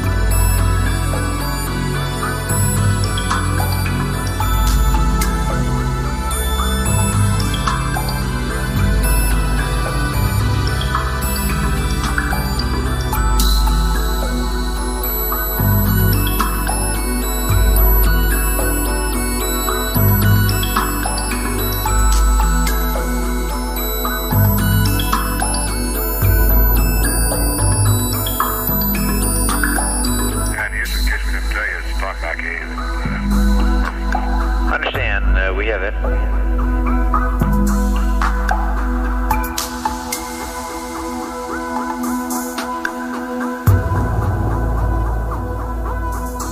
Say, 15, we don't think it's a problem. We'll find out what it is when we get in. We think we should just press right on with the flight plan checklist.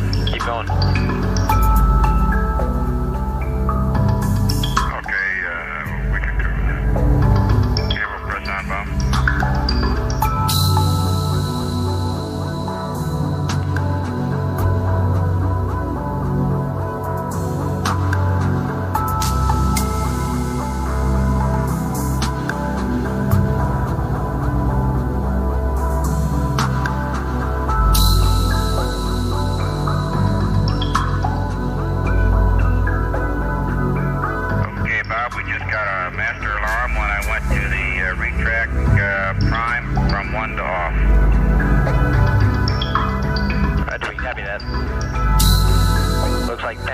some jinx up there, huh?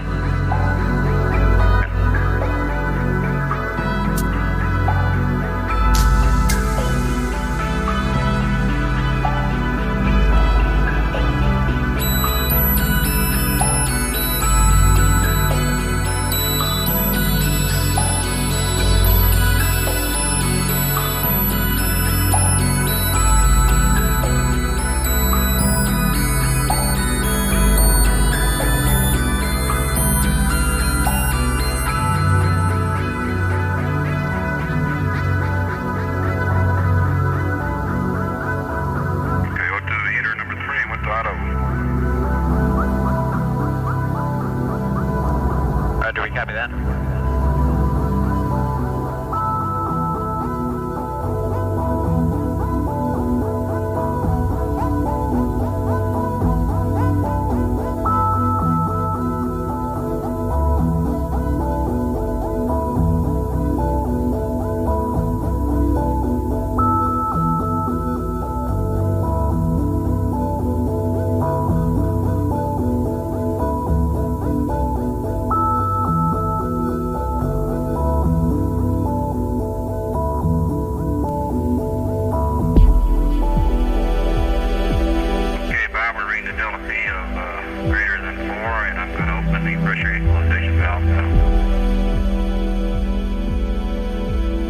Roger, 17, we copy that.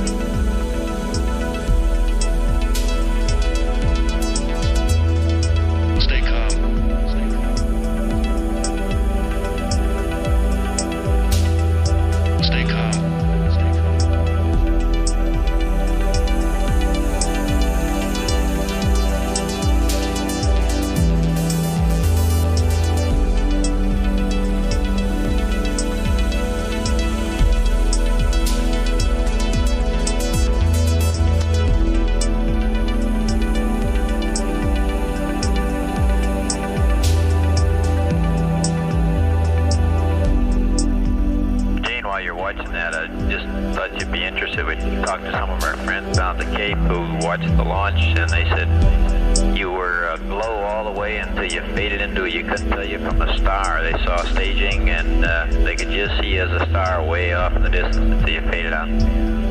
Not a cloud in the way at all. Beautiful. Okay, we're at 2, and we're monitoring it for 3 minutes. Okay.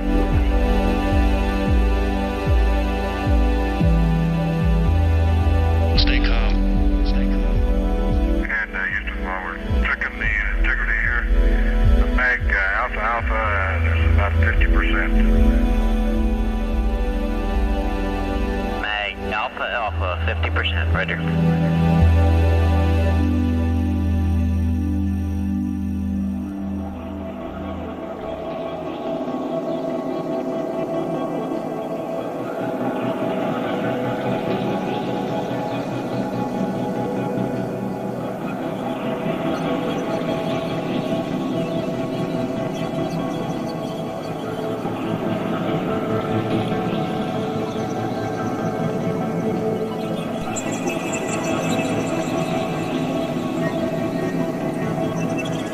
Apollo Control at 4 hours 12 minutes. The crew aboard Apollo 17 at this time pressing ahead with their preparations for separating the lunar module and command module, now docked together from the Saturn third stage. You heard some conversation earlier about an indication that all of the docking latches had not locked up. There are 12 of these latches in the docking mechanism, 6 of which are instrumented. And of the 6 that are instrumented, there was an indication that one of those may not have latched. However, we are confident that more than enough latches have locked up to assure a good solid dock, and for that reason the crew is pressing ahead with their preparations for separation. Delta P change is less than 0.1. 3 minutes and less than 0.1. We are pressing on. Roger, press. And that report from Gene Cernan indicating that they have a good seal at the docking interface.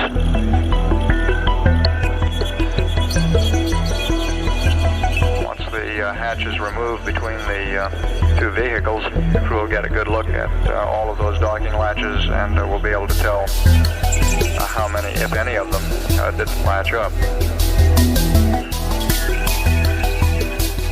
We're pushing ahead now for we're extracting the lunar module, separating from the Saturn third stage at ground elapsed time of 4 hours 39 minutes.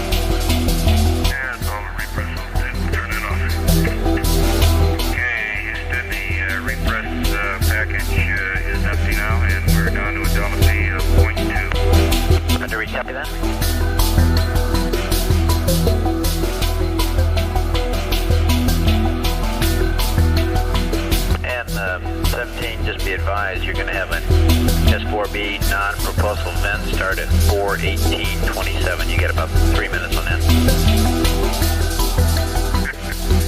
Okay, thank you.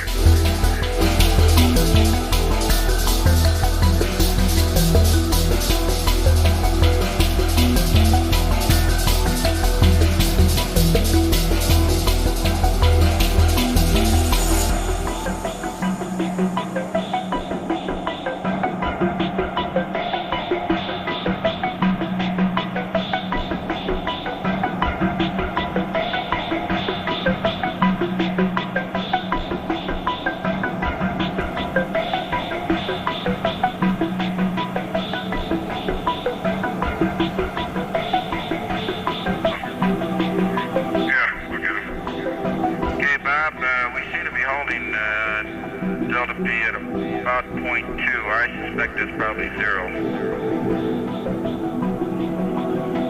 Roger, we copy that. And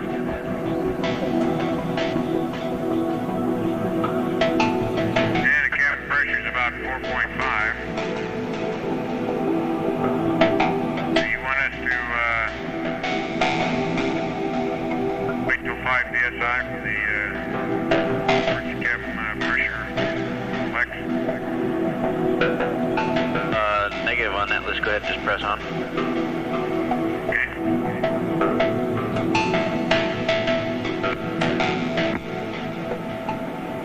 They both.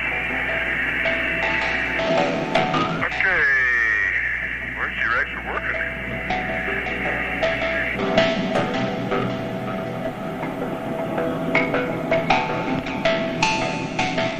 Coming down, oh Jesus. Wait, look, it's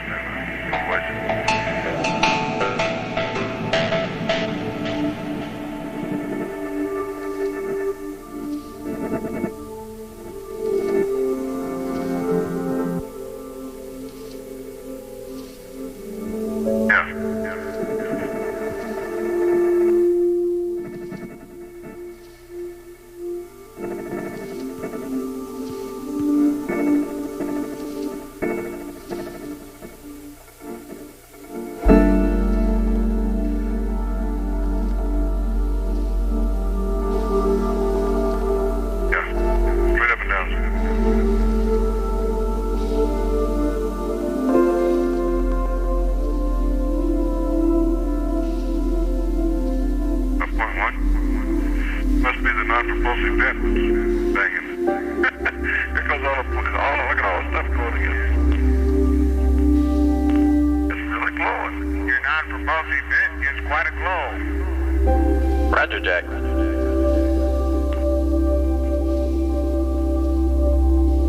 It looks like a rainbow.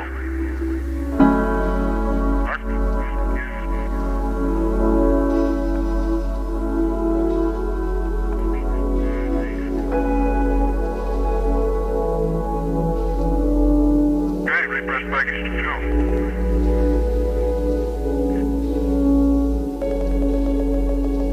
I take the search thing down a little bit. Up that at what,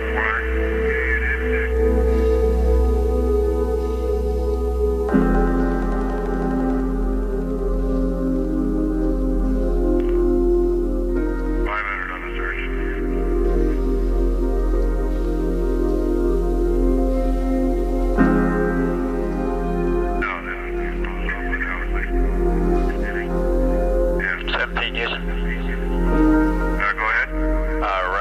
You don't have to wait till 5 psi cabin to go ahead and open the hatch. Okay, we're not we're pressing on with it now. All right. Okay, it looks like we're going to maintain about 400 on the surge.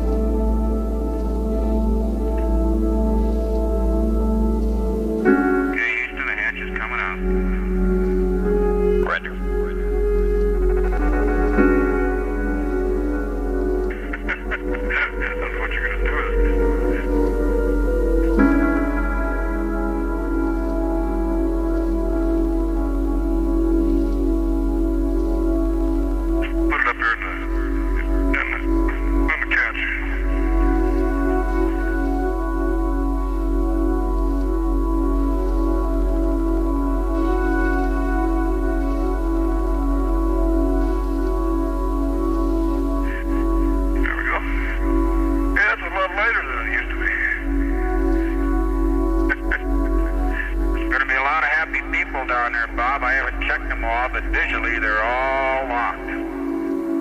Understand, Jane, all of them are locked. Let me give them a good check. Hey, you better check them because we got a barber pole in them. Okay, here's one that can come over.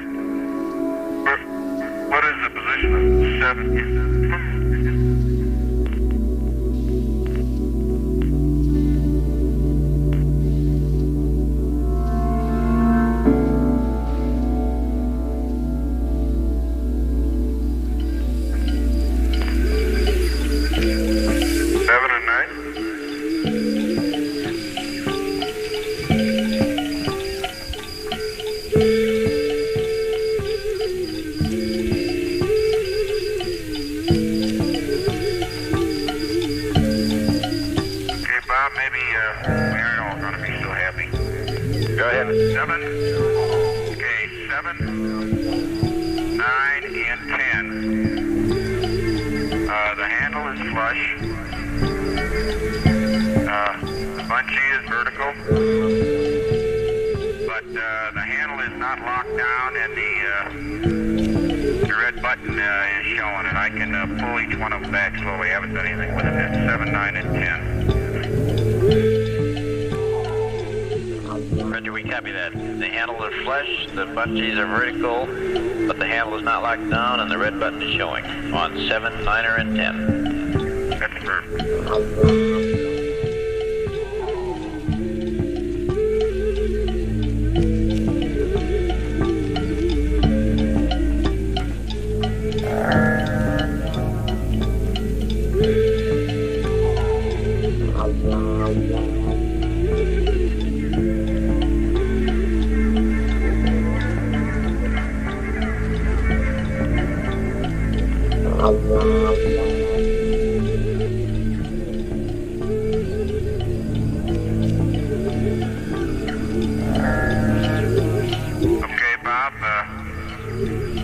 Bob, I just pushed the handle on 10 home a little bit, and it locked, and the red button is flush.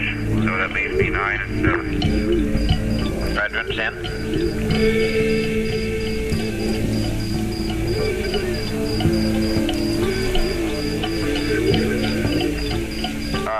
Jano, go ahead and try the handle on 9 and 7, and if that doesn't work, cock them and refire, starting with 9, please. Okay, the handle it doesn't work. I'll have to recock them. Okay.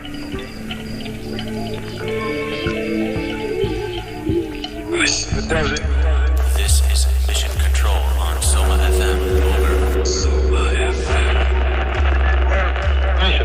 With your triple, with your cock it twice,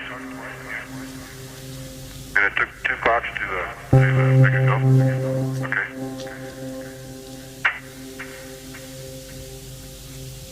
Okay, 9 cocked twice and tripped. It is over center and locked. Roger, how about the barber pole now? Okay, wait a minute. I can probe main A, circuit breaker's in, gone to retract, and it's gray. Okay. It did it. Roger.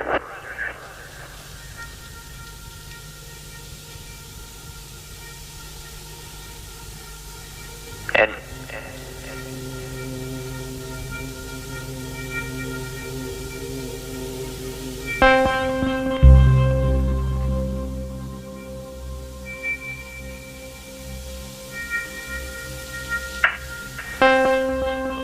Okay, Bob, cocked 7 twice and tripped it, and it's over center and locked.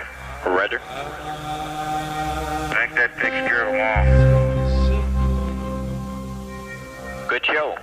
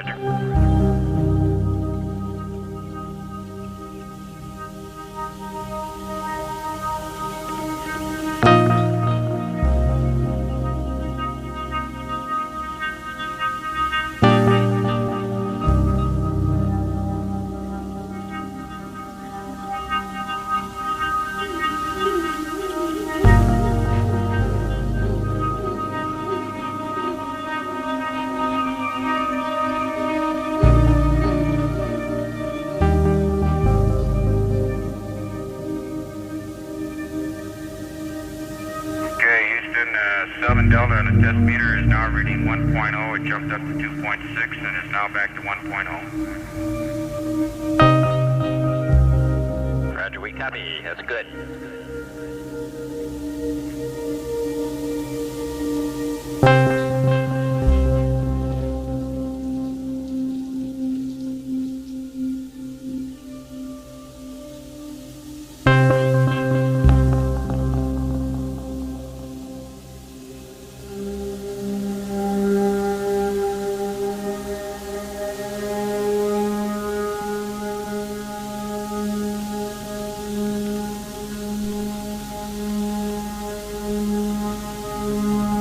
Apollo Control at 4 hours 30 minutes. About 9 minutes from now, the crew will be firing the pyrotechnic charges that separate the lunar module docked to the command module from the Saturn III stage. And Springs will push the LEM CSM back away from the launch vehicle at a rate of about 1 foot per second. Then at the ground elapsed time of 4 hours 52 minutes, the launch vehicle will yaw to the proper attitude for an evasive maneuver of about 10 feet per second to be performed at a ground elapsed time of about 5 hours 3 minutes. This will increase the separation distance to assure no chance of recontact between the booster and the spacecraft en route to the moon.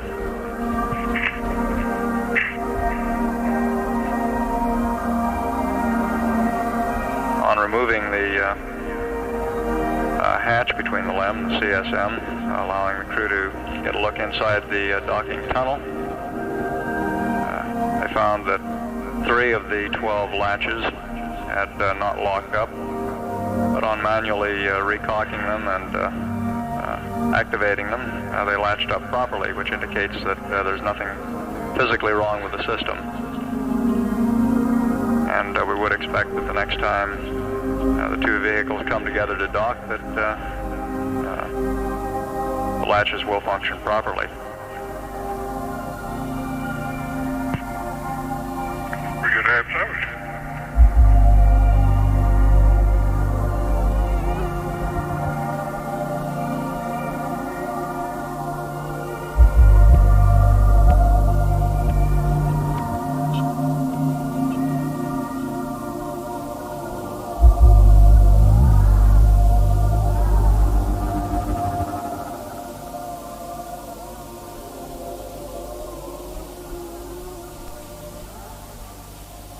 Okay, Bob, the hatch is back in. Roger, Dean.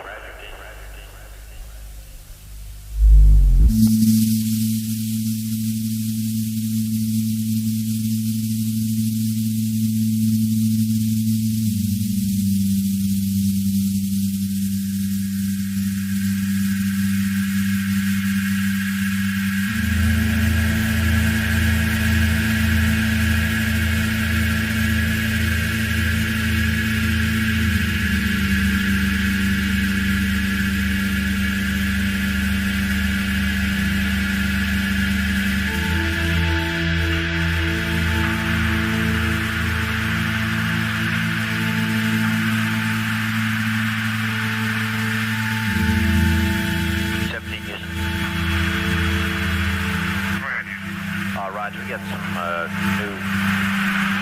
new angles here for you.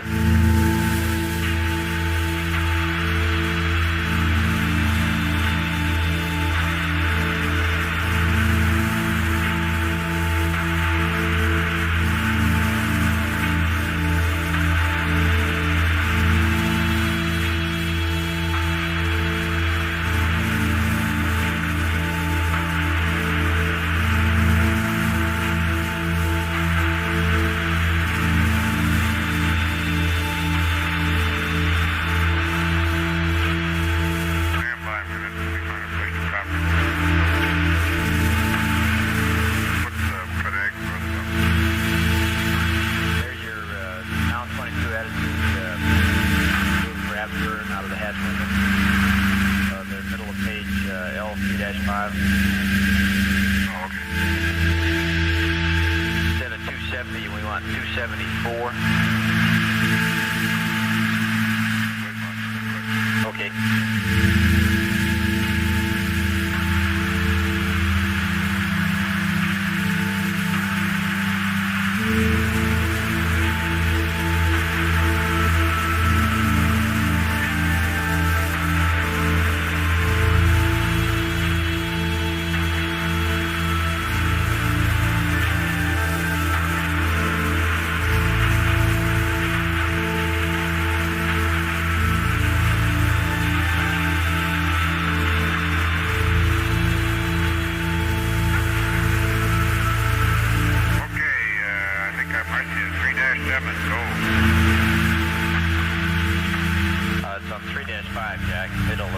there. Those now 22s. Okay, I take it back. 3-5. Okay, you notice there's 3 angles there. 270, make that 274.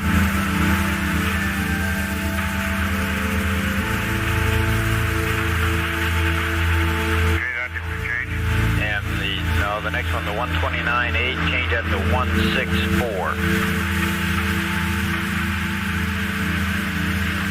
And the 4.3 on the yaw, change that to 0. It's close enough. 0 on the yaw.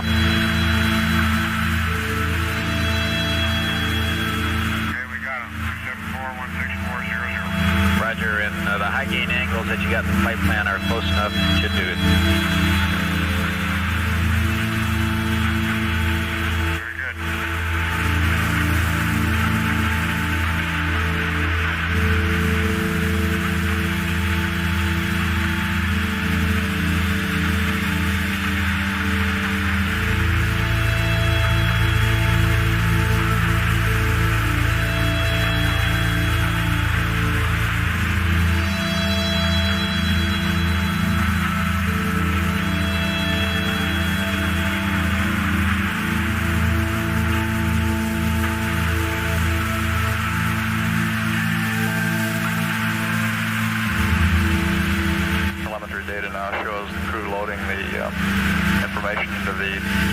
Digital autopilot in preparation for separation from the Saturn third stage.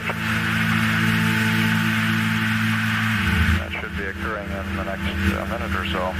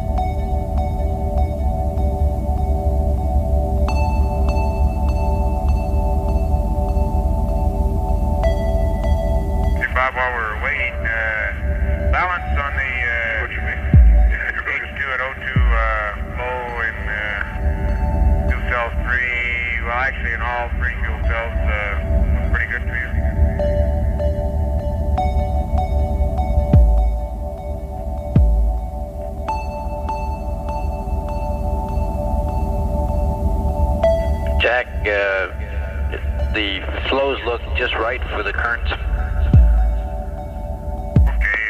used to seeing them when I lined up, and I hadn't calculated any farther than that. Roger. O2C's a little higher than H2, relatively speaking.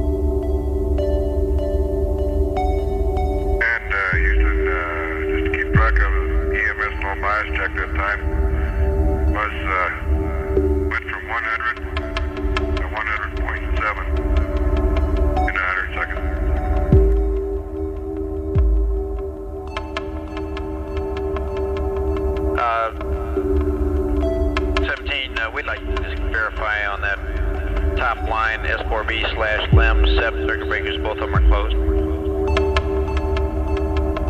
Okay, we'll verify them again. We double checked them.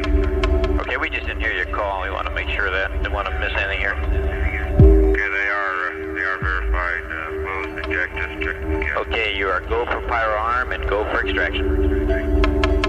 Okay, go for firearm, go for fire extraction, or limb extraction.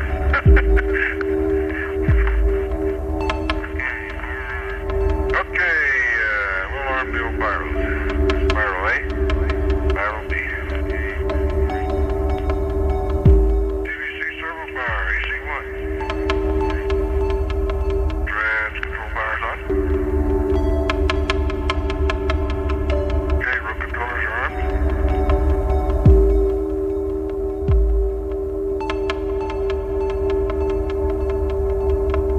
Okay, I'll wait just a little bit on this. Give it. Tell me now.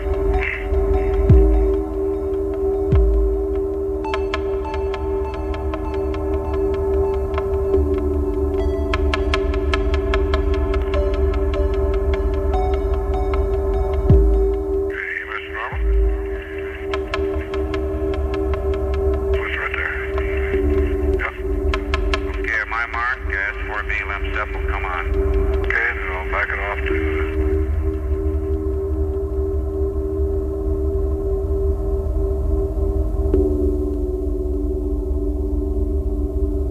Okay? Okay, on my mark. S4B LEM SEP. 3, 2, 1, mark it.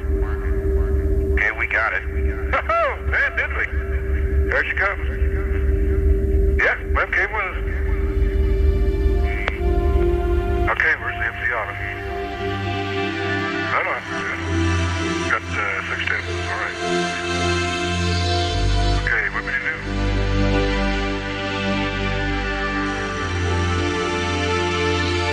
Safety fire. Okay, logic off. Flex arm, breakers are.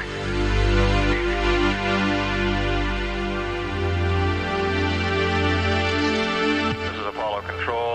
America and Challenger are on their own. Lab ejection occurred at 4 hours 45 minutes ground elapsed time at an altitude of 13,000 nautical miles from Earth.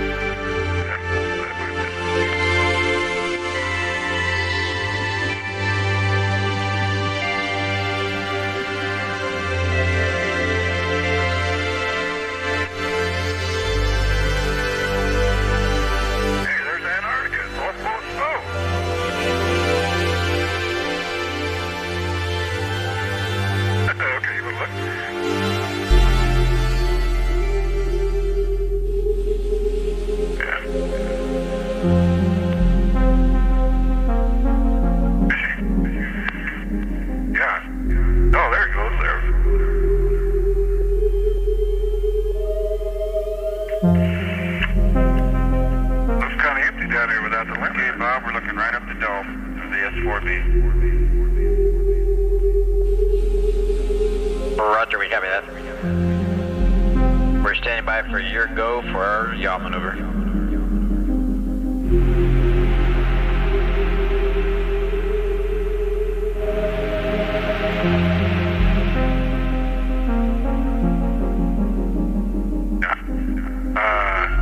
can go for the yaw, can we?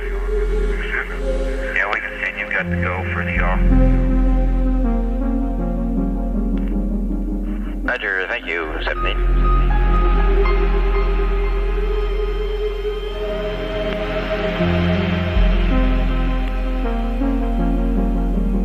Looks like she came out of there clean as a whistle.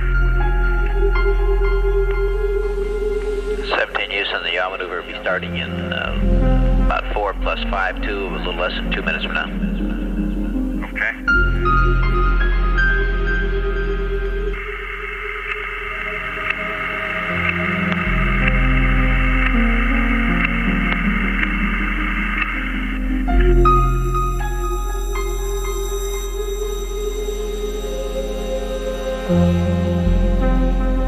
Sounds like you're taking pictures of that old dome out there, huh? Oh. Where's the empty?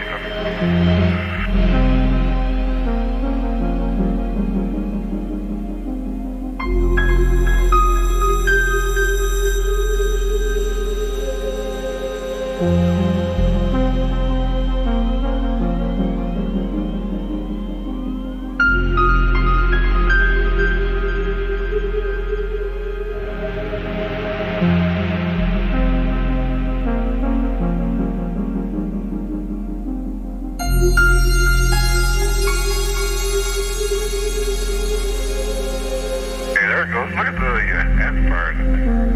Yep, we can see it fire now.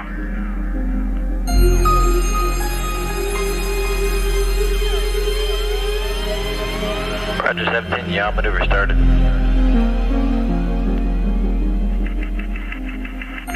The Saturn third stage now, maneuvering into attitude for the apse evasive maneuver, 10 foot per second burn using the auxiliary propulsion system that'll assure. The flare for the dramatic, but it really did its job for us.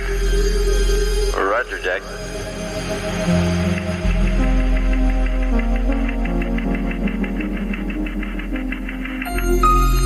Preliminary data will indicate you're about as nominal as you can be. That's the way we'd like to keep it, Bob. You better believe it. Okay, she's, as we're looking at it, she's pitching up. She was looking right at us. We were looking right at the dome, and now she's pitching up. The shroud around the IU seems to be totally intact. It looked like a super clean separation. We can't really see where there's any paint or anything externally chipped off the booster from here. We're beginning to pick up the bell. It's really a shame you don't have this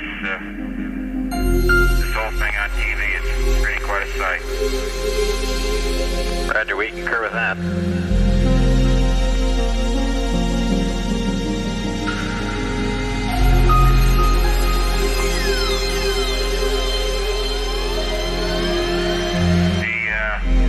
Mylar and the gold coating on the inside of the shroud that's now visible is also intact. It looks like you could use it again if you could get it back. Well, it's got a job to do when it hits the moon yet.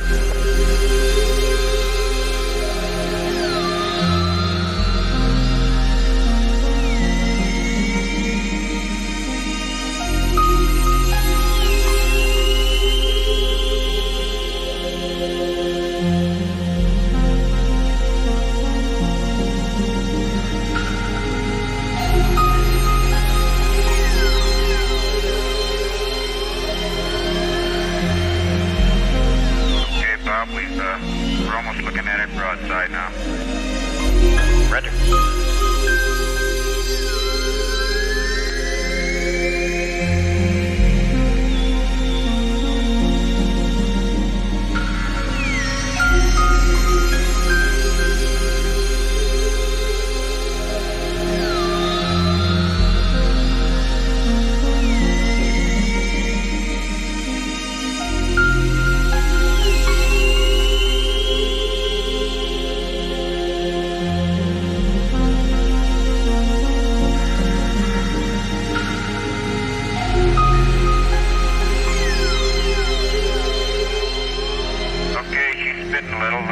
yaw maneuver may be complete.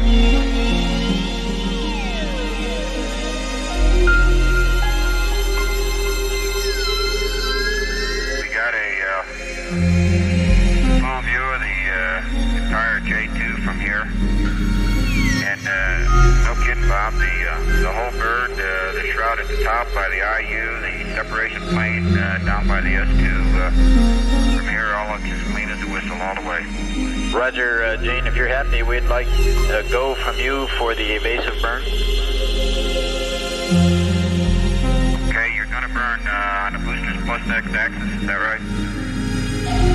That's affirmative.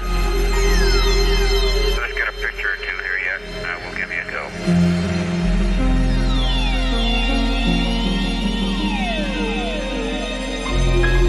And Gene, it'll be about 7 minutes till the evasive burn, 5 plus 03.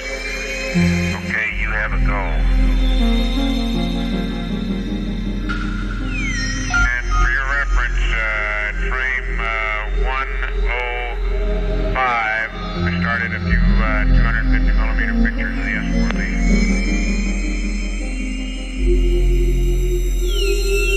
Roger, Jack.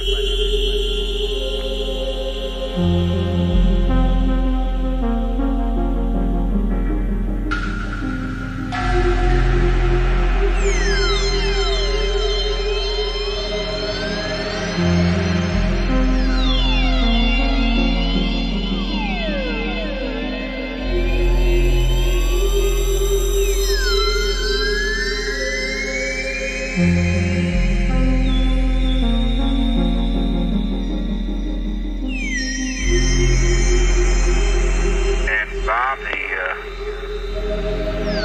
entire sky, as far as I can make it out through the hatch window, is completely filled with our twinkling flakes.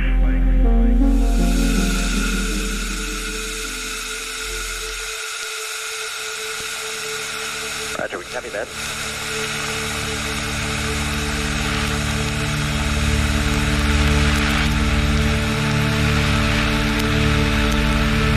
I saw a couple particles go by the window a while back, and it looks a little bit like insulation in that particular case. Styrofoam insulation, but it's flat plate. Roger that. That was right after we separated from the S4B. CSN SIP. CSN SIP. Roger. Bob, I know we're not the first to discover this, but we'd like to confirm from the crew of America that the world is round. Roger, that's a good data point. Have you gotten a good look at any of that weather down there on the Antarctic? Come out around window number 1, maybe he can tell you a little bit about it. It's real funny there in Antarctica. You can see the snow, but there isn't any weather at all. All the weather's around it in the water. Right. Wait for it.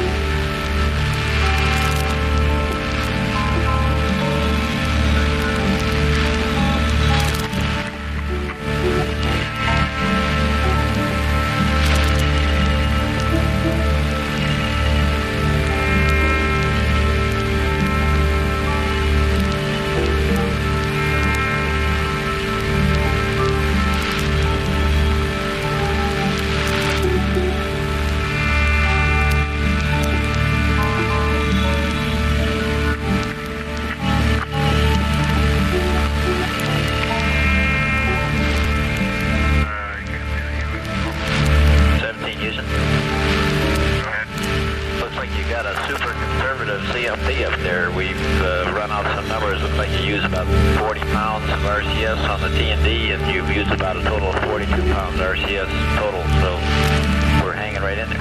Beautiful. Very fine. Glad to hear that. Good.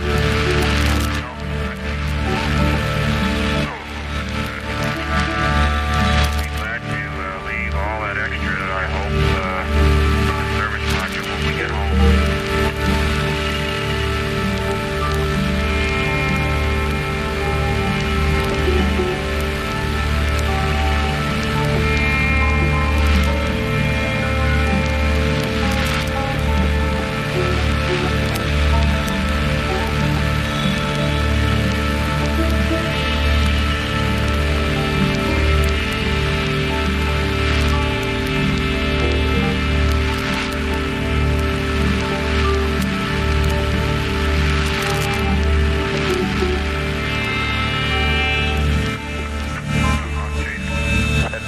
Houston, it's about 30 seconds from the basic maneuver burn. Okay. Sure, Jack. Check the settings there.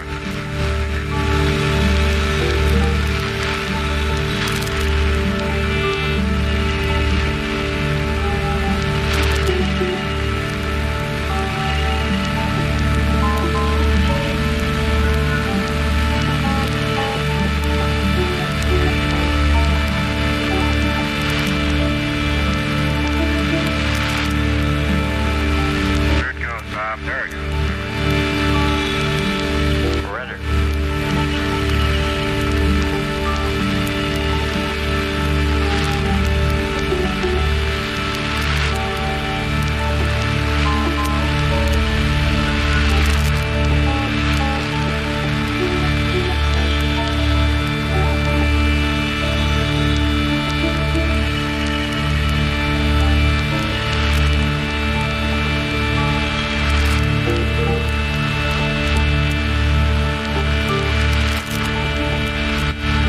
This is Apollo Control at 5 hours, 5 minutes. The burn is complete, and the lock stump will be at 5 plus 4 plus 20. Okay, 5 plus 2, 4 plus 2, 0. Roger.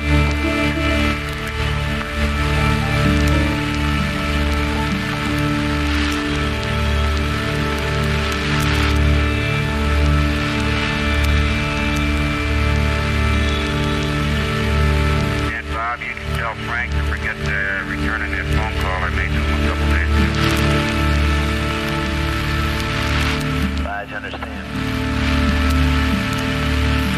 All my questions are answered. Think you've had enough booster briefings, huh? Yep, I figured this was probably the best one of all. Frank said he'd guarantee all his S4Bs to be just as good as this one. Yeah, that's fair enough.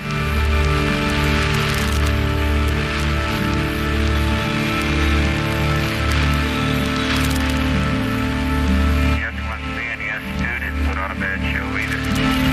That's right.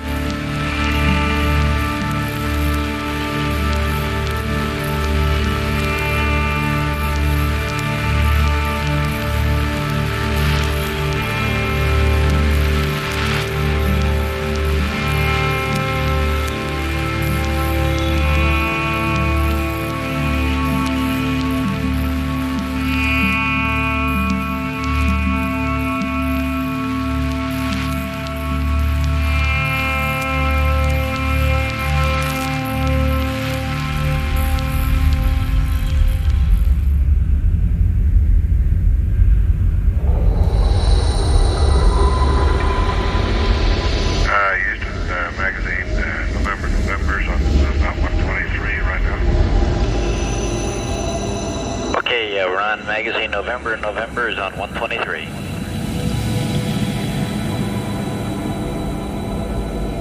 And Bob, we're on page 3-9 of the flight plan now. We'll check the Lemsium Delta P. Get the cabin fan filter in. We'll go over the systems checklist. Get the primary adapt and few odds and ends, and start off on our PGA. How's that sound? Sounds like a winner, Gene. Okay.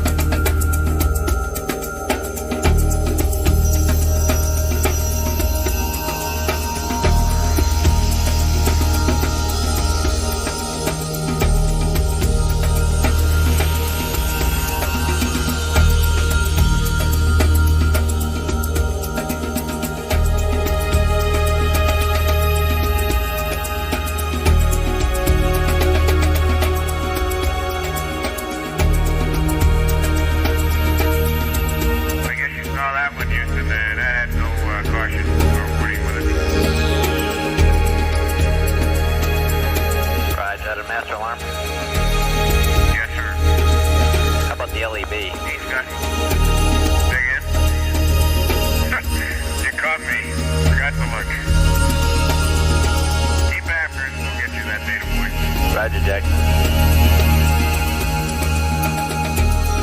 Gene's got his hands all over panel 2, which probably would cause it.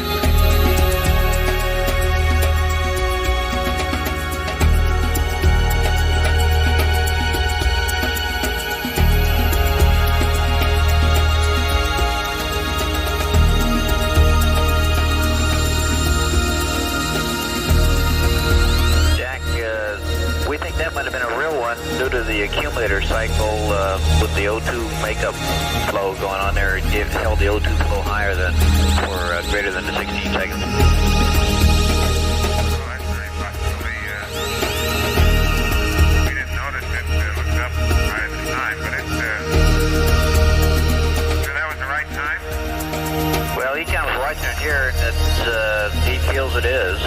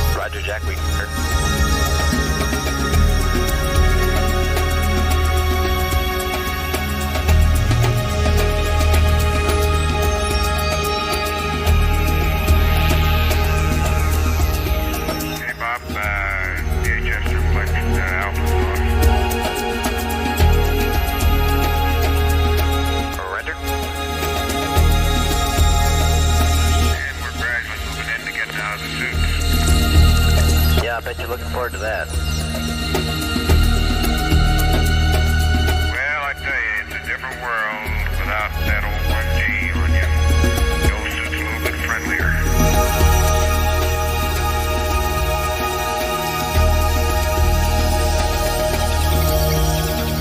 And as you may have noticed, Bob, we've come to the end of the launch checklist. That's affirmative, and we've put ours away for posterity.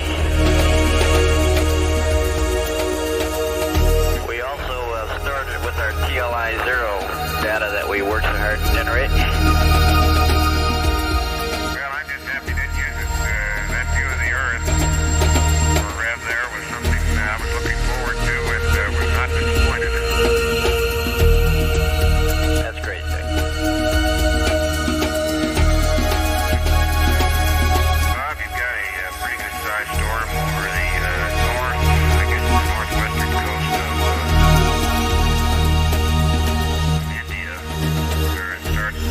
wrap up and around to the west.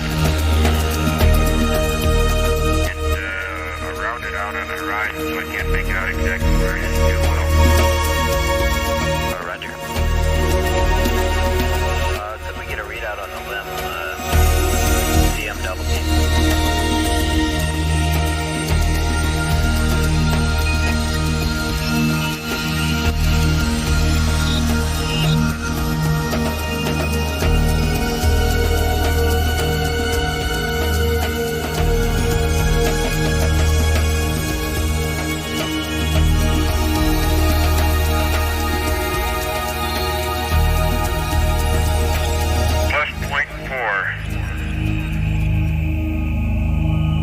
Roger, we copy that. Bob, Antarctica is what I would call effectively just a solid white cap down on the South Pole. There's definite contact between the continent and the water. But as Ron said, most of the clouds seem to be very artistic, very picturesque, some in clockwise rotating fashion. flashes, but appear to be very thin, where you can, for the most part, tend to see through those clouds to the blue water below. But the continent itself is the same color as the clouds, but of course more dense and a striking difference than any of the other white background around, because you can definitely see that contact with the water and with the clouds over the water. Roger, understand. It's going to be a comm switch over to Madrid here shortly. We may break block in a few minutes here, or a few seconds really.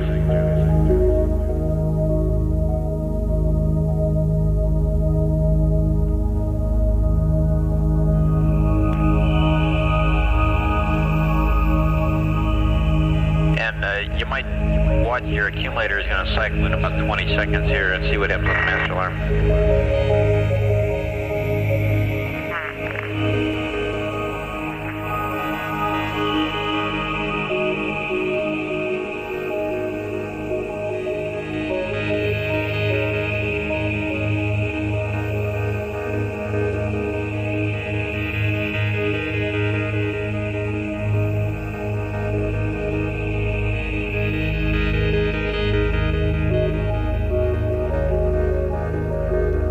17 Houston, how do you read through Madrid? You're loud and clear, Bob, and could you give us our distance from the Earth, please?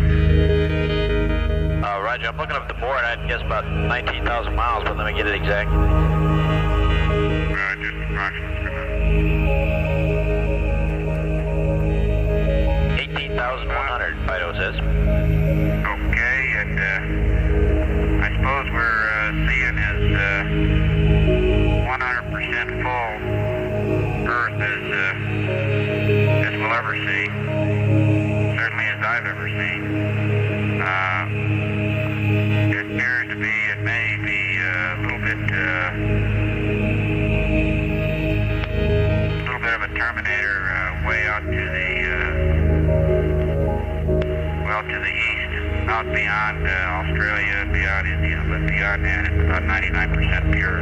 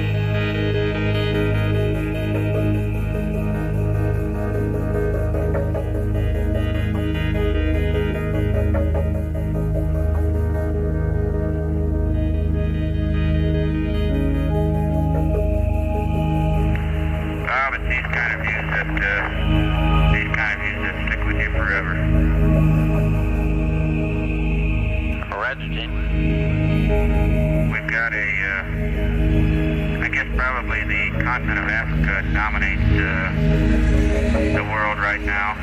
It's covering the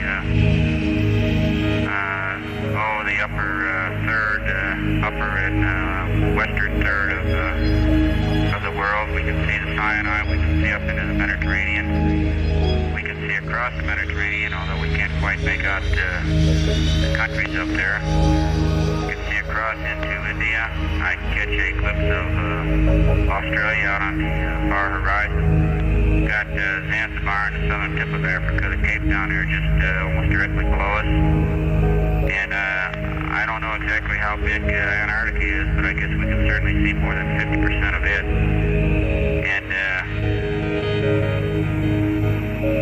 the rest of it is all ocean, the Indian Ocean out into the Pacific Ocean and back into the Atlantic Ocean. And for the most part, relatively clear clouds, except in the Antarctica region. And up towards Europe, which is on the horizon, across the Mediterranean, it looks like there might be some clouds back up in that way.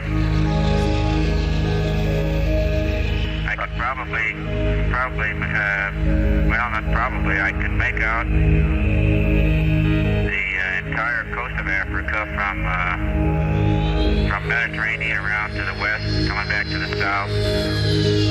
Backward takes its big dip to the east, back around the Cape, back around up through the Suez Canal. Almost perfectly. Roger, we understand. And there's one batch of clouds in northern Africa, just a small batch. It looks like it may be up near the, well, no, it's not near the mouth of the Nile. It's quite a bit west of that. As a matter of fact, I can see the mouth of the Nile. I can see it running straight down towards us as it parallels the Suez, and then sort of fades out into the central darker brown or darker green portions of Africa.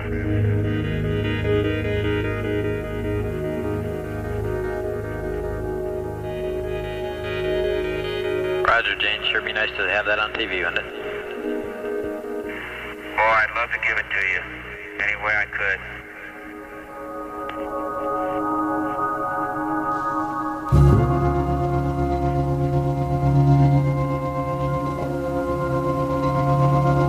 You know, and there's no strings holding it up either. It's out there all by itself.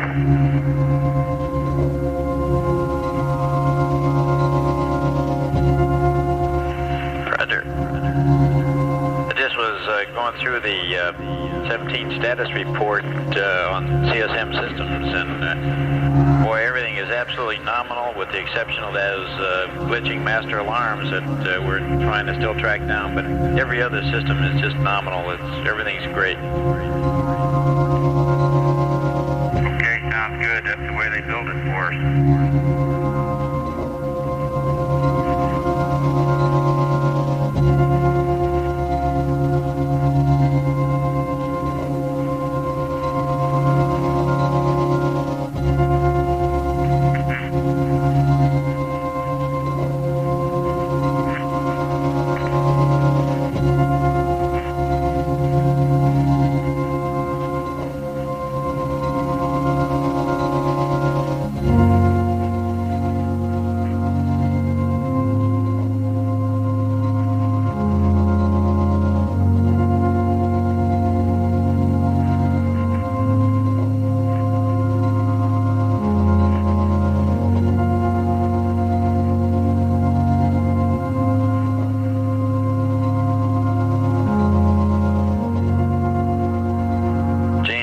Flatboard, you're directly over the southern tip of Africa, or just slightly out in the Indian Ocean there, according to our flatboard, which isn't exactly accurate all the time. But shortly you're going to start going backwards on the Earth here and head back across the Atlantic. That ought to be some sort of a first. You cross the Atlantic twice, going from west to east, and then now you're going to cross it going from east to west here shortly. All in a very short span of time.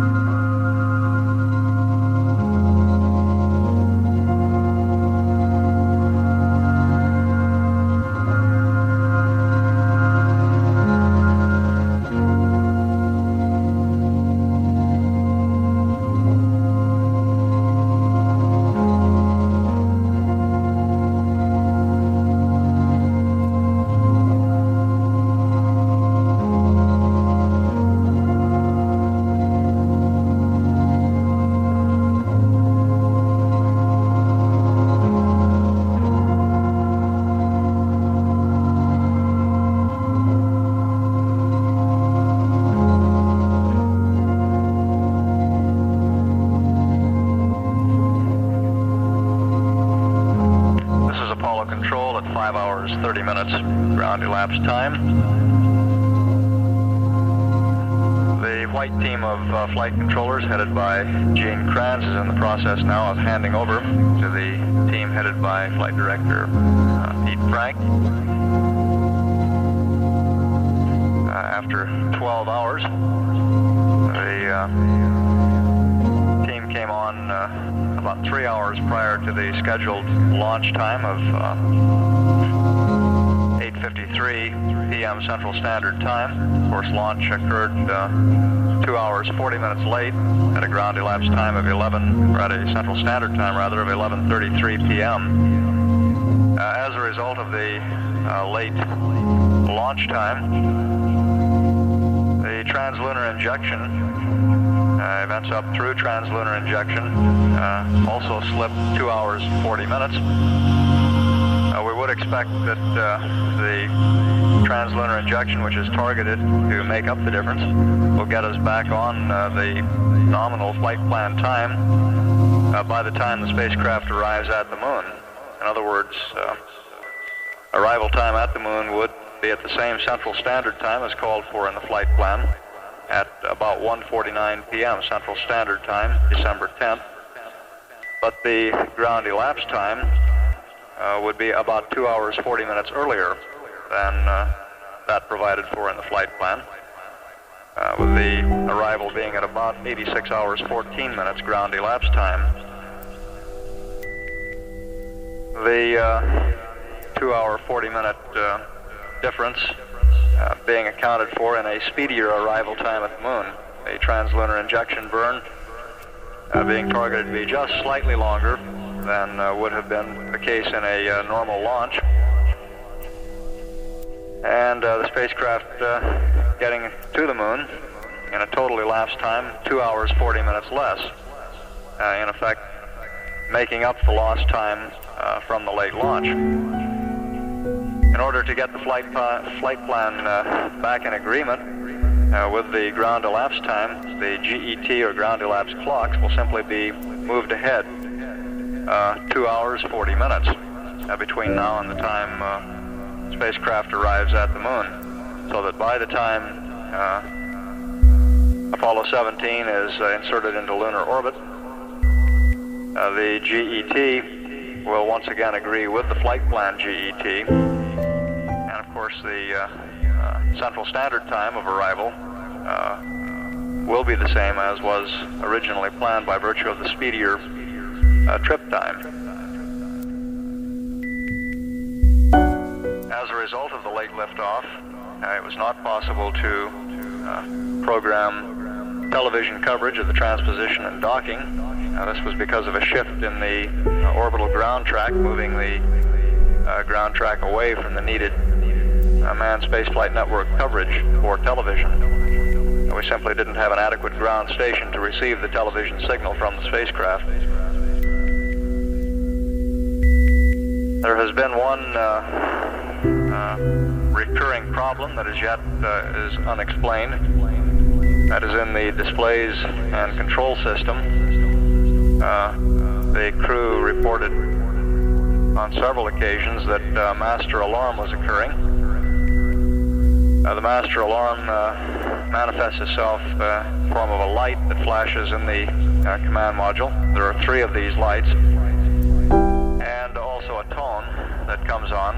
And the normal procedure is when the master alarm light comes on and the tone sounds, the crew then looks at another matrix of lights to determine precisely where the problem is.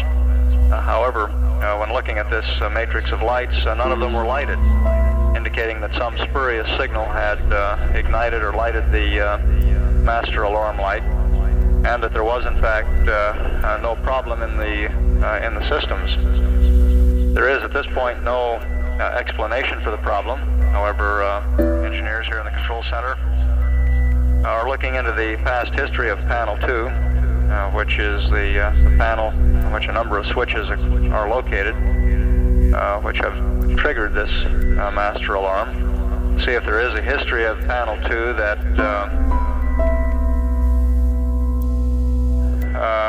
would indicate a possibility of some momentary short in the caution and warning system which could give a master alarm. The problem at this point is an annoyance, but does not appear to be a serious problem. All other spacecraft systems are performing normally, and the trajectory to the moon is almost precisely as planned at this point.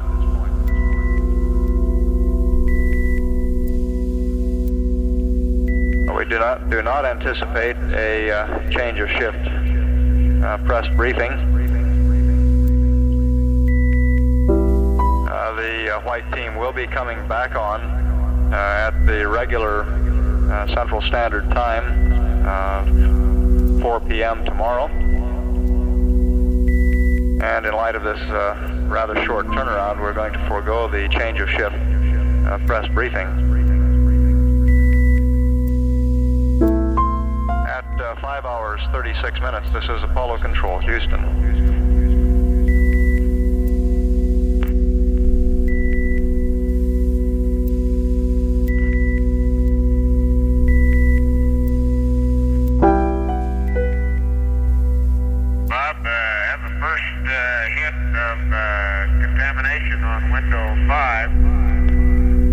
Covering probably the central, well, let's say roughly a rounded square about 7 inches on a side with a very thin film that's catching the sunlight. And slightly iridescent, but also very finely granular. Very finely granular. You can barely tell what it is. Roger, understand. Looks like very uniform in thickness right now.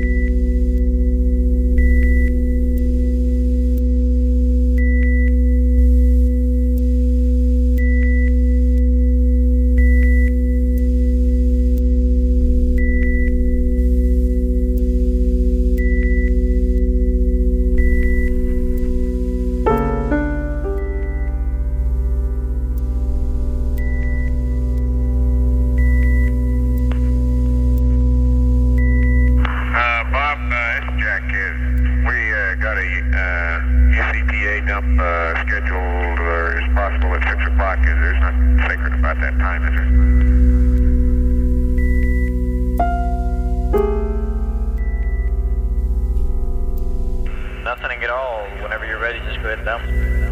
Okay.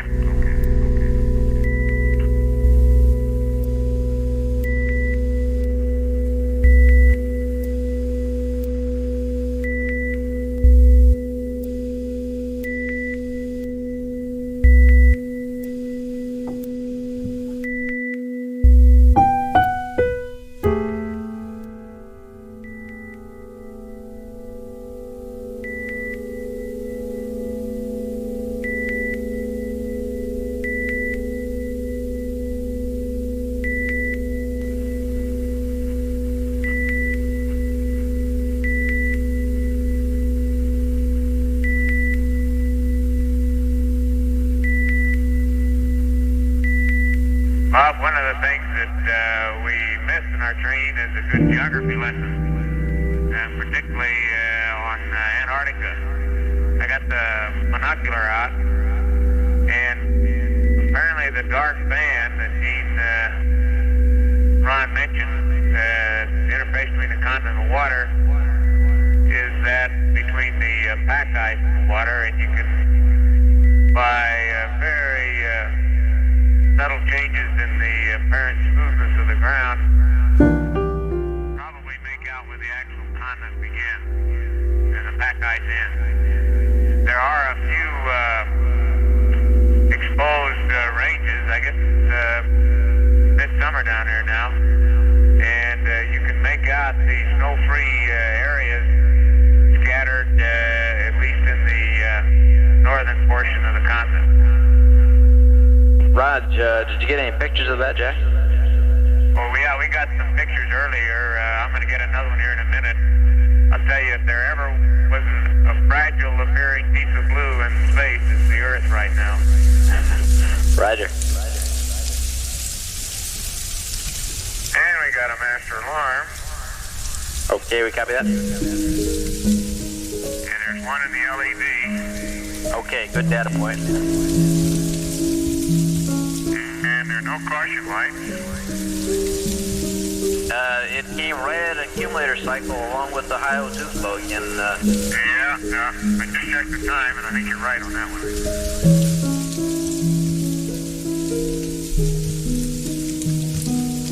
Well, we gave you your LED data point. Yes, sir.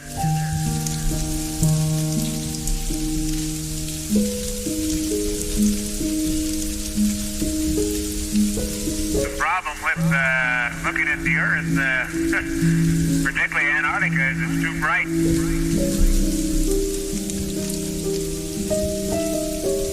Understand. And so I'm using my sunglasses through the binocular, which is not the best viewing platform. I think I can see some of the areas of the dry valley, but again, I'm not too sure of my geography, Bob. There are clouds over the continent, I believe, but of course they're just as white as snow, and you only see differences in texture brought out by probably varying photometric return because of fairly low sun angles down there. Roger.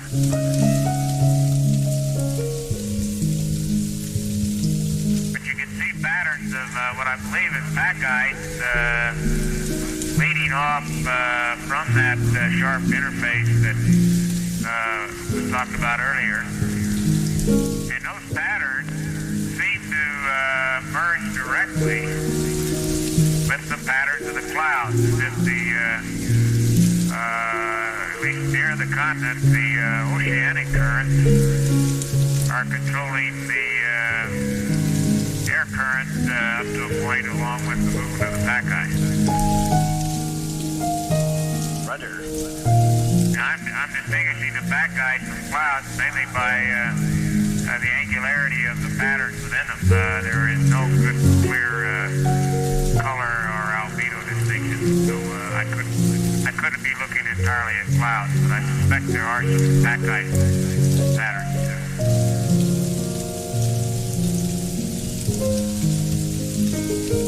I'm not keeping you awake, am I, Bob?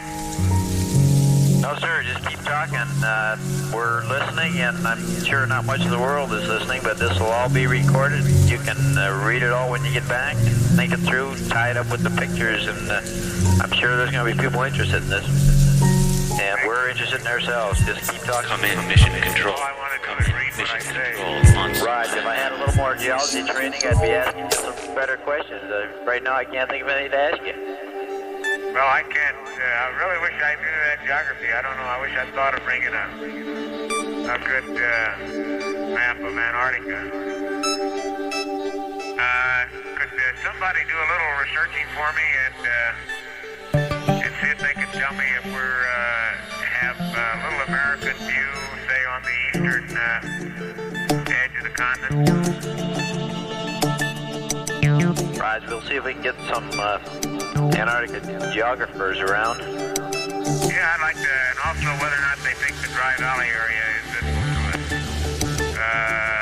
Let's see, there's some of the people over there in Bill Finney's group, I think, have a little Antarctic experience or used to, and they might be able to help you out. Okay, we'll see what we can track down on it. Don't use up a lot of people's time with it. Right, it's getting pretty empty around here. It's 5 in the morning. So.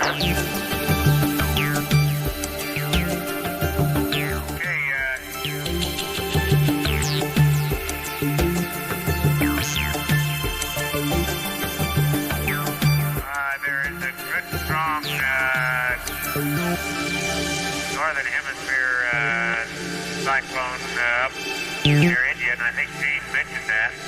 It, I think was one I saw in some of the forecast sheets as a dissipating hurricane or typhoon. I'm not sure which it is there. I guess it's typhoon.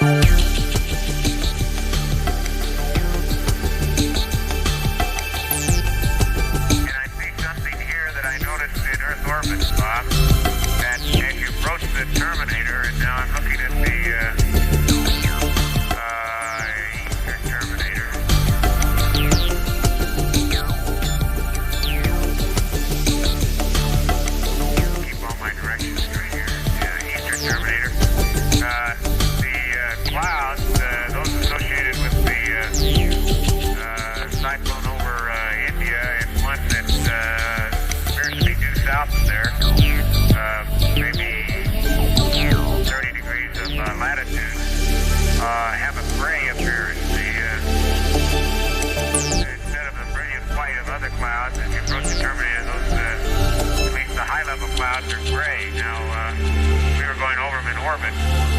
high-level clouds were still white, and I think I can see a hint of that right now. That the sun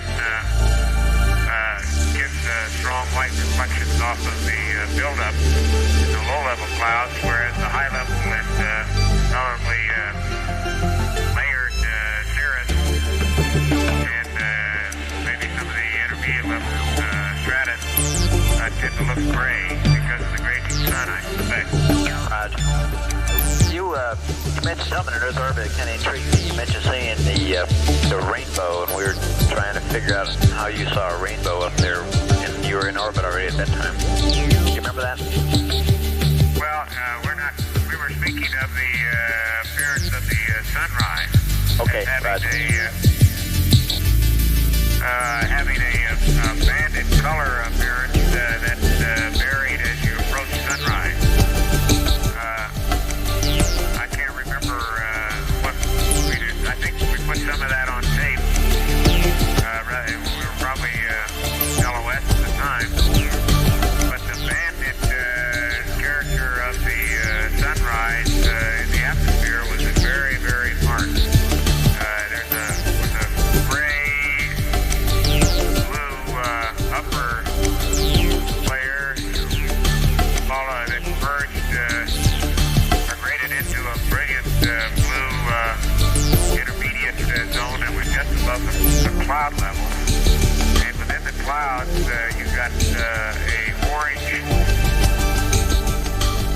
to yellow band, getting more yellow as the sun rose. That was broken by the dark patterns of the buildup. Roger, good show. The interesting thing was the continual glow on the horizon we had even at night on the dark side path. And that glow was in the atmosphere because I could see stars rise over the horizon in it and then pass on through it. As we were talking, the air glow, I guess, is a phenomenon most of the guys have seen before. It's kind of interesting, I guess. Yeah, that's right. I guess standard air glow, but it is very striking that it's a continuous thing, even in the dark path. I think I just see the eastern tip of South America now.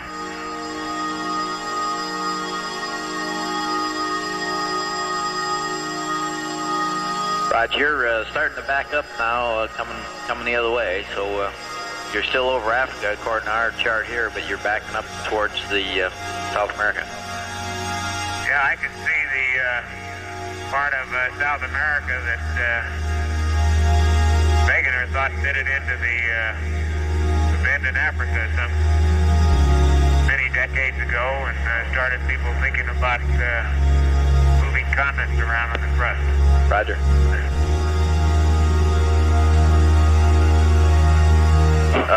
Jack, how'd the PGA docking go? Are you all out of your PGAs now?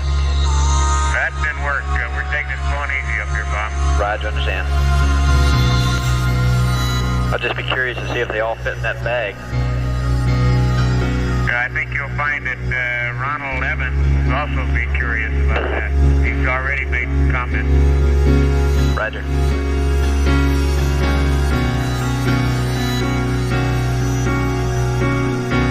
This is Apollo Control at 6 hours, as Jack Schmidt gives the description of the Earth. Apollo 17 is 22,868 nautical miles from Earth. Velocity 12,520 feet per second. Certainly do have a very clear, intuitive impression, although the evidence is hard to pull together, that the frontal systems that move off the Antarctic continent do not take on any well-defined character until they get into those glacier regions.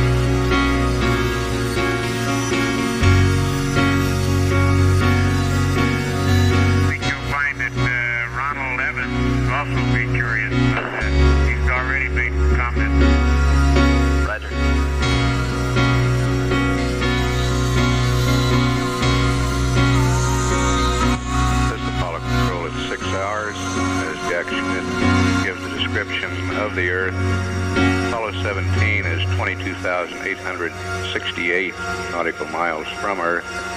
Velocity 12,520 feet per second. Certainly do have a very clear intuitive impression, although the evidence is hard to pull together, that any frontal systems that move off the Antarctic continent do not take on any well-defined character until they get into those glacial regions of the ocean. And when they do, they seem to pick up an arcuate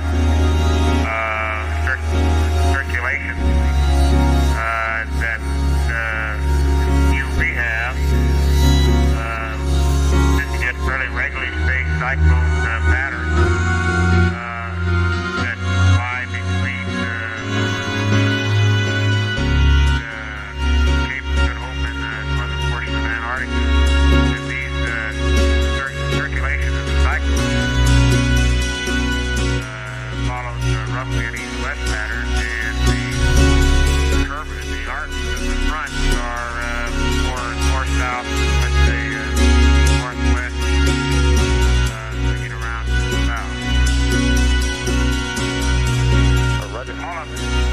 All up very, very nicely defined as southern hemisphere cyclones. About 4 of those visible swinging around. I guess that's latitude. Having to guess here, but I'd say latitude 50 to 60 south. Okay, 50 or 60 south.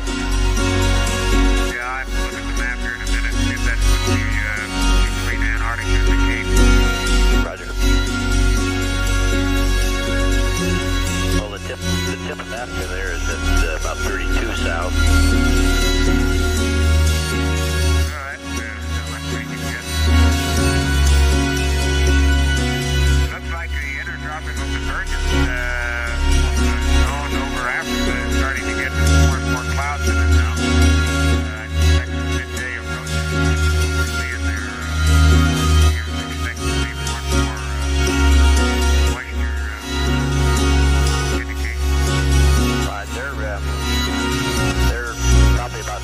Right now it's 11:36 at the zero meridian there at Greenwich, so it's just a little bit before noon right in that area you're talking about.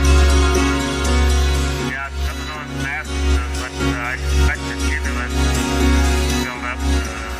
Well, not really. They don't look like they're in concentrated localized. More like just masses, fairly dense clouds that are developing in that band of green that crosses the lower portion of Africa. Roger.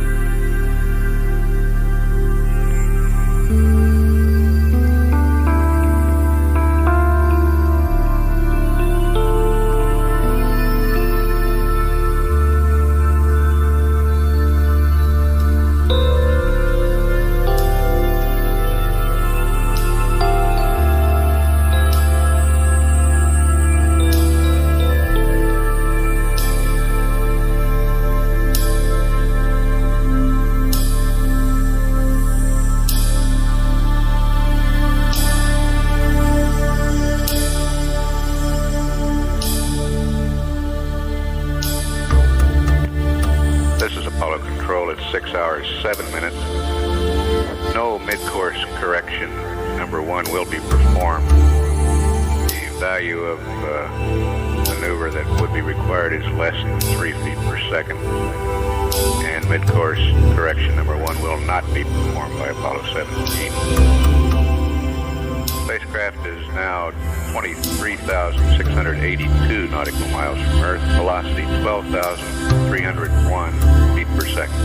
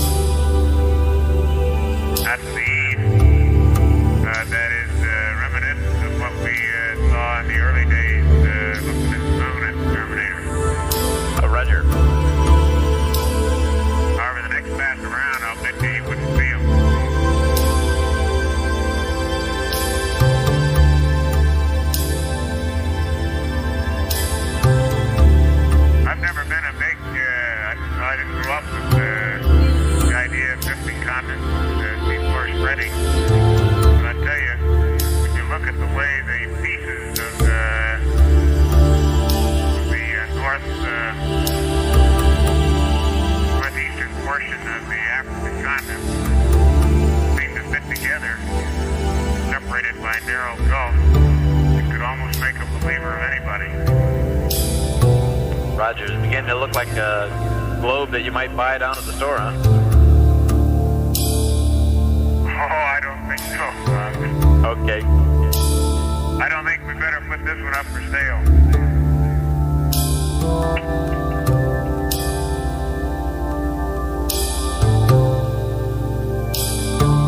Somewhere there might be somebody who'd like to buy it.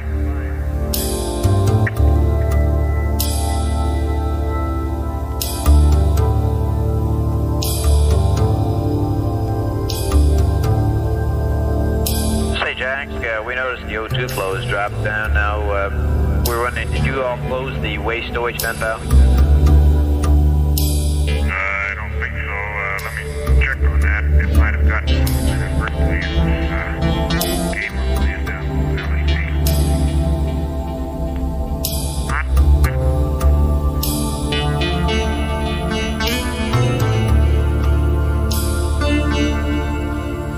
Ron says it's still in vent. It is on vent, Roger.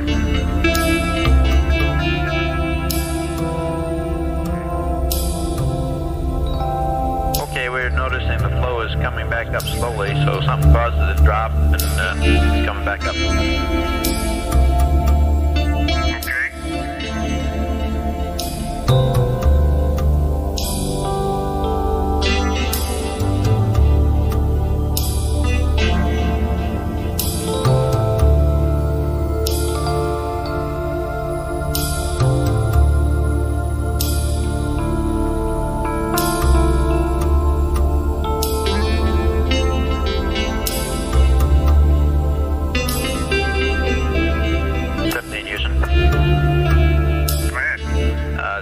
Just to ease those words I said before, we looked at the schematics here a second, and you'd be dumping urine out of that same line as that waste bin, and that would probably cause the pressure to build up enough to slow the O2 flow.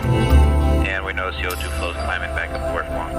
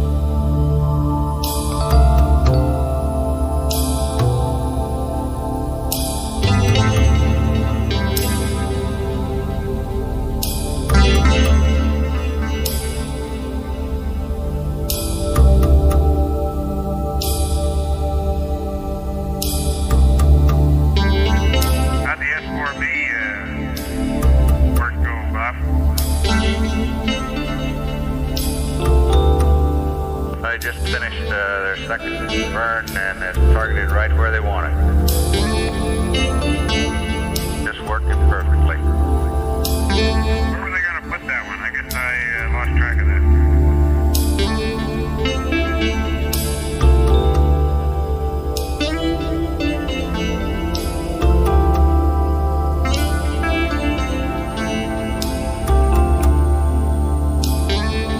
7 degrees south and 8 degrees west, Jack. Say again, you cut out on the first. Okay, 7 degrees south and 8 degrees west.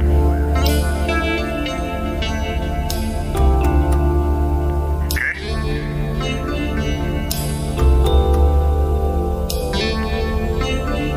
On the interstate.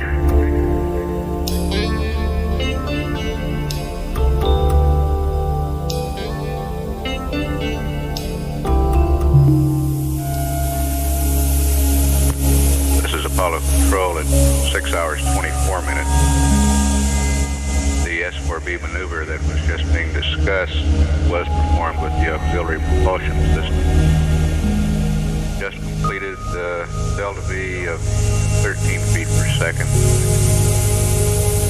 to tune up the trajectory for S-4B impact at the desired location on the lunar surface of 7 degrees south, 8 degrees west. That's approximately 200 kilometers east of the Apollo 14 pulsep site, where a seismometer is located. That impact is expected to be picked up by the other seismometers on the other Apollo lunar surface experiment seismometers. Booster Systems engineer is now maneuvering the S-4B stage, the third stage of the launch vehicle, to a solar heat control attitude. This is to minimize the heat into the instrument unit.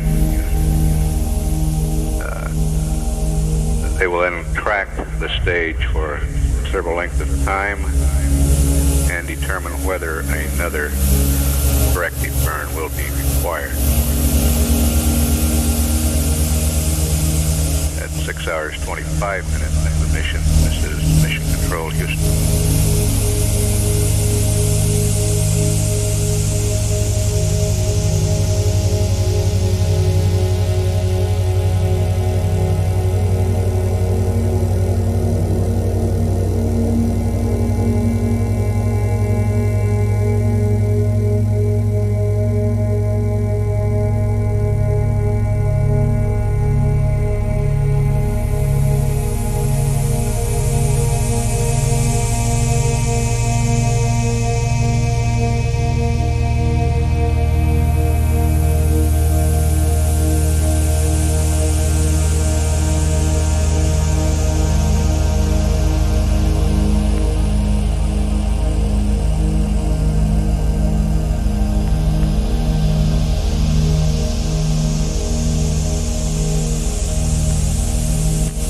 This is Apollo Control at 6 hours 27 minutes.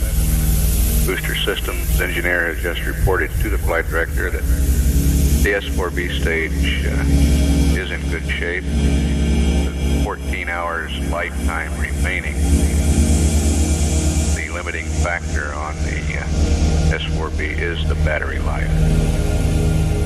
14 hours battery life remaining on the S-4B.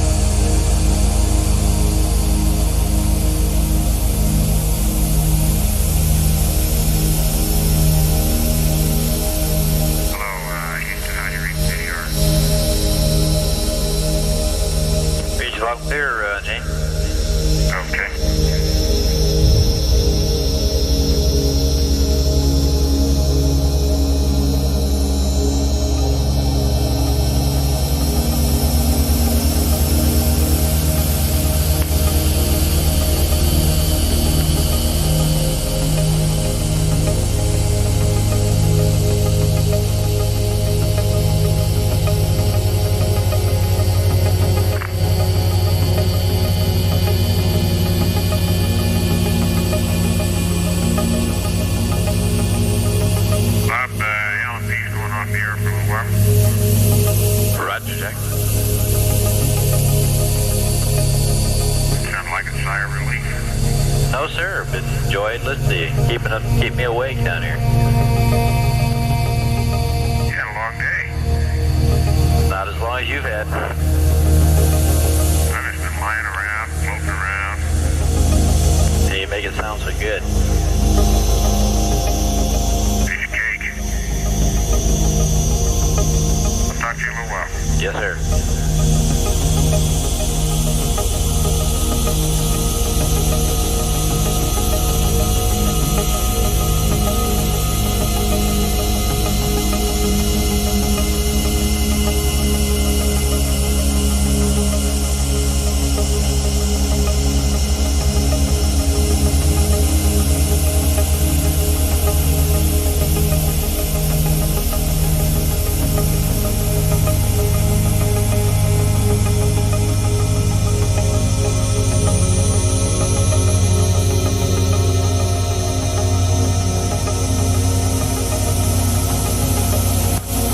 This is Apollo Control at 6 hours 34 minutes.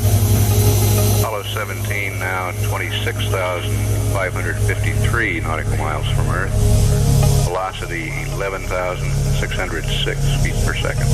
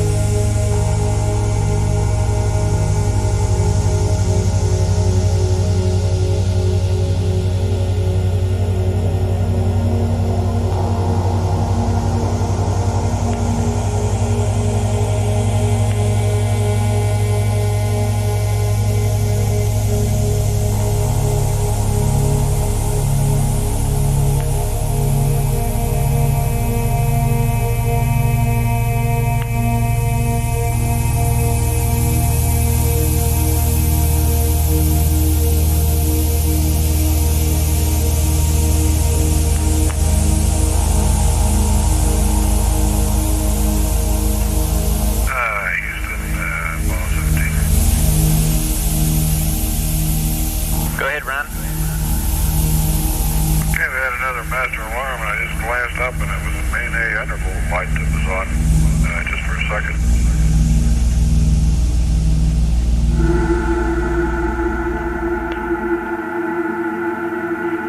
Okay, Ron, we didn't see anything at all on main A down here. We did have an accumulator cycling in. Don't know if that ties in or not. Yeah, the main A undervolt, I just happened to be looking right at the panel, and the main A undervolt light blinked on for a second. And of course, obviously main A is up now. Roger.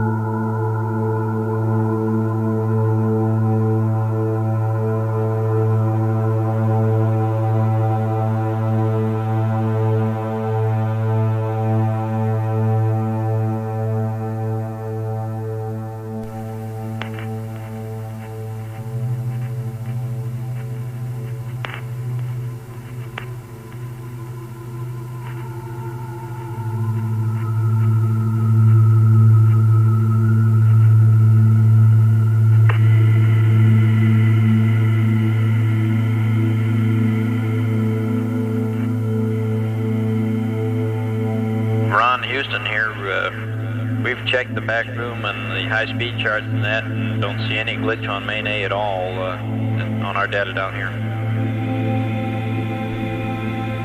Okay, Bob.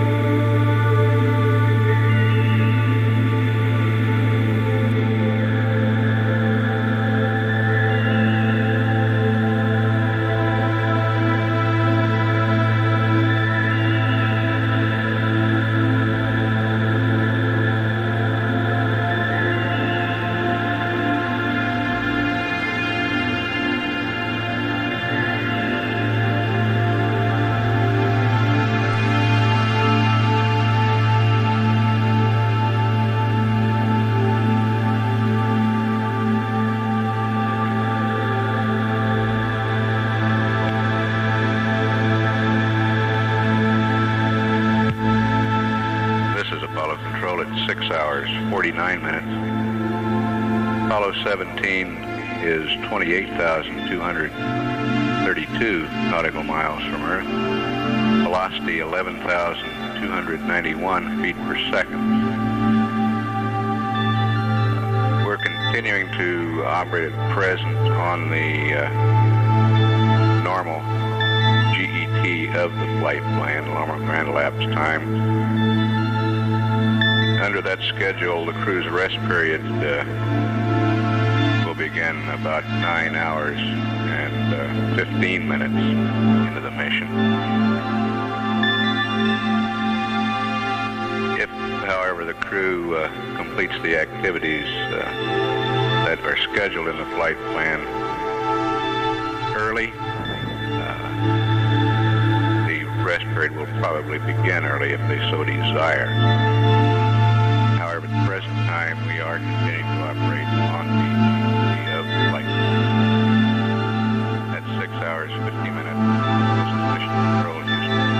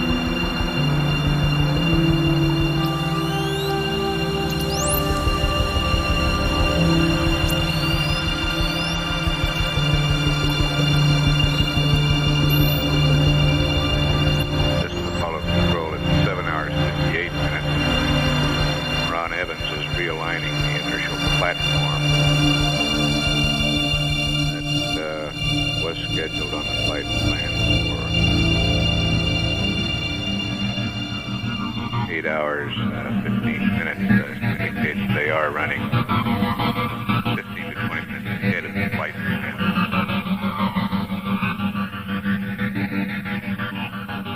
Jack Schmidt is obviously taking pictures. He's up Parker report on Film Magazine.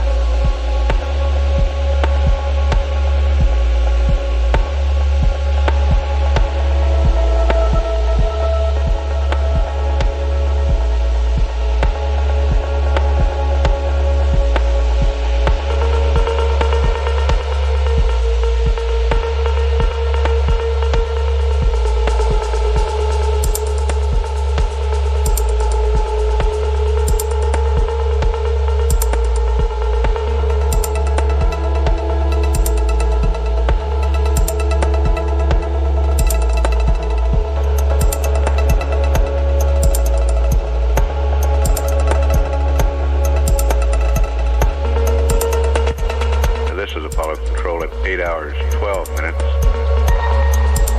Apollo 17 now 36,353 nautical miles from Earth. Velocity 9,878 feet per second.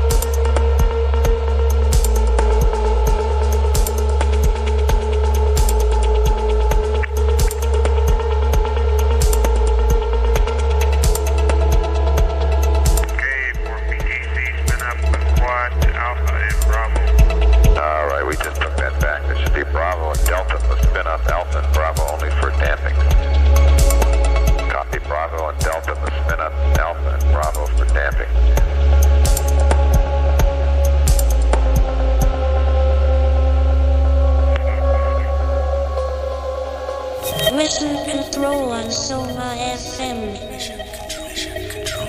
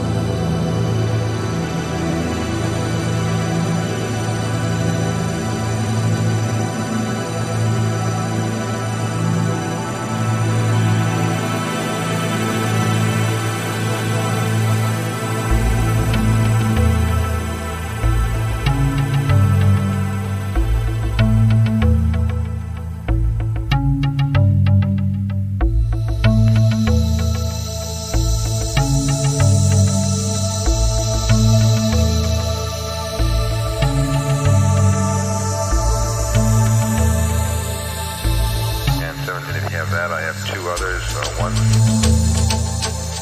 flight plan supplement book, and the other one's in the GNC checklist. Okay, go with a supplement. Okay, in the flight plan supplement, we have an E-load update on page 1-43.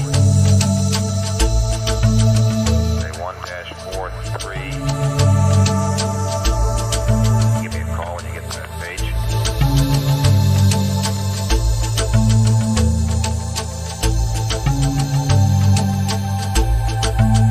Okay, Bob, I'm there.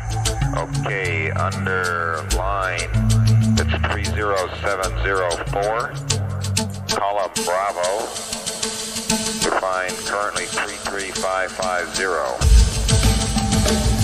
And let me give you a word of warning. When we change this, we'll be changing it again around 67 hours. These are primarily due to the launch delay. And we'll give you another GET update of this sort later on. The new number to replace 3. Bob? Go ahead. Let me get a pencil, please. Okay. Use that instead of a pen. Okay.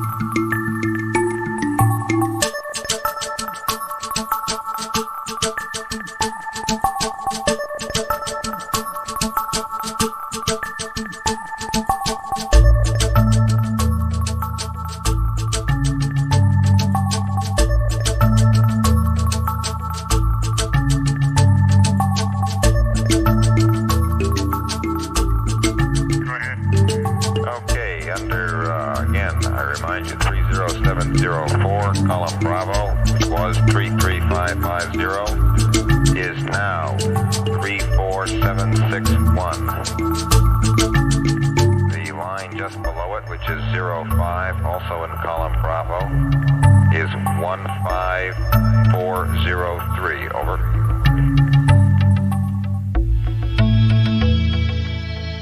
Okay, Bob.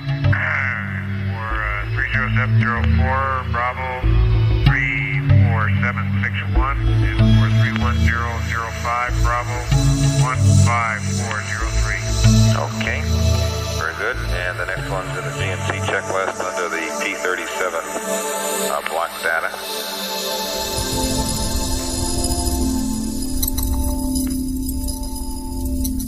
And help you find it, that's on page 4-23.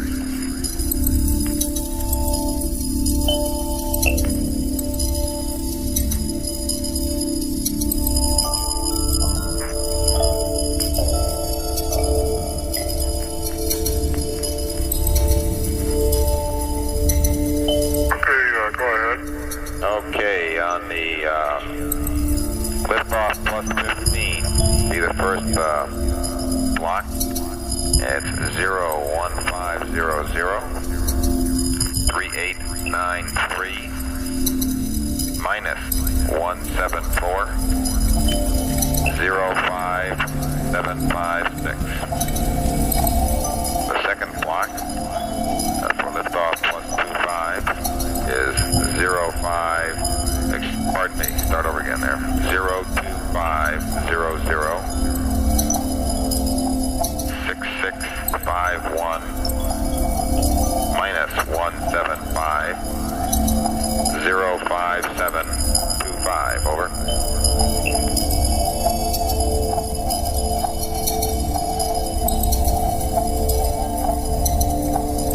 Okay, Houston, Ball 17.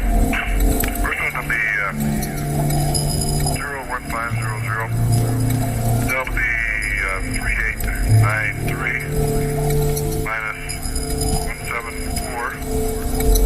And GET 400K is 05756. Another one is TIG of 02500. That'll be 6651. Longitude minus 175. GT of 400K is 05725. Roger. Good read back.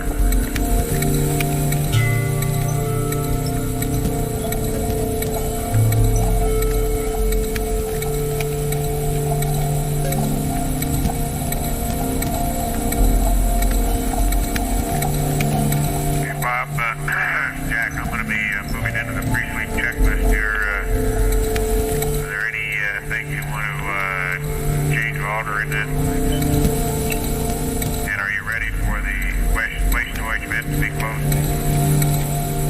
Roger, 17, we're ready for the vent valve to go closed, waste storage vent to close. And we have no anticipated changes at the present time in the flight plan, Jack. Looking at 1-29, the pre-sleep checklist, and wondering if there was anything there.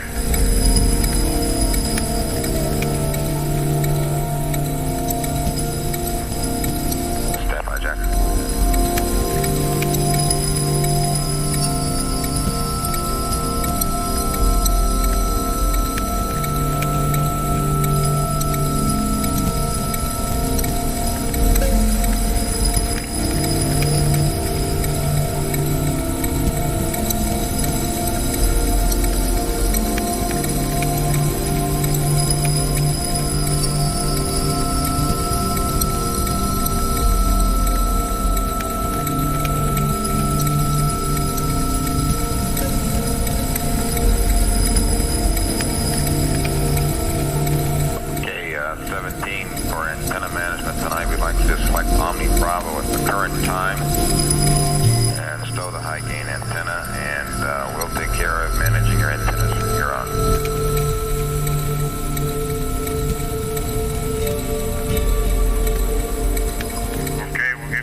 Bravo and still the high gain.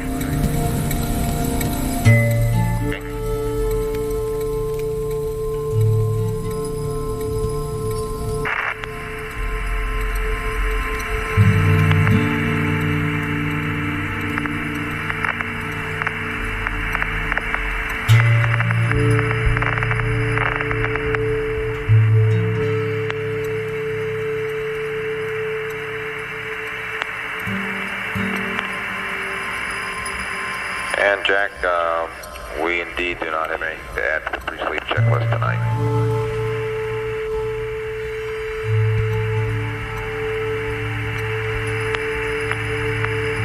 Okay.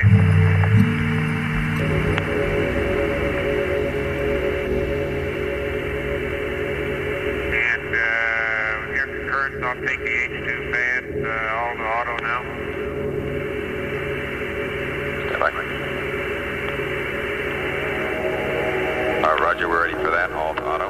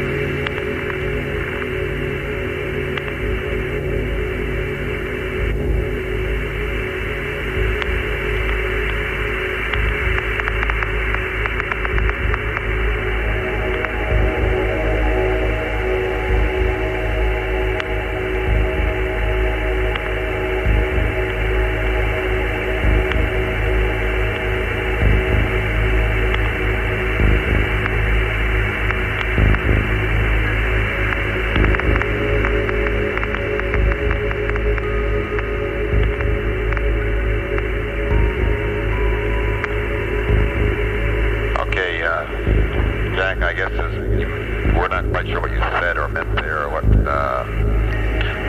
is. In the flight plan itself, we want H2 heaters 1 and 2 to auto, and we want H2 fans on tank 3 only to auto.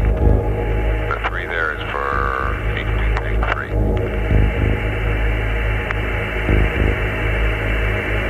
Okay, you're teaching me to read carefully early, aren't you? We're trying. So 1 and 2 heaters will be in auto, and 3 fan will be in auto. That's the way it is now, and consider the fans have been cycled.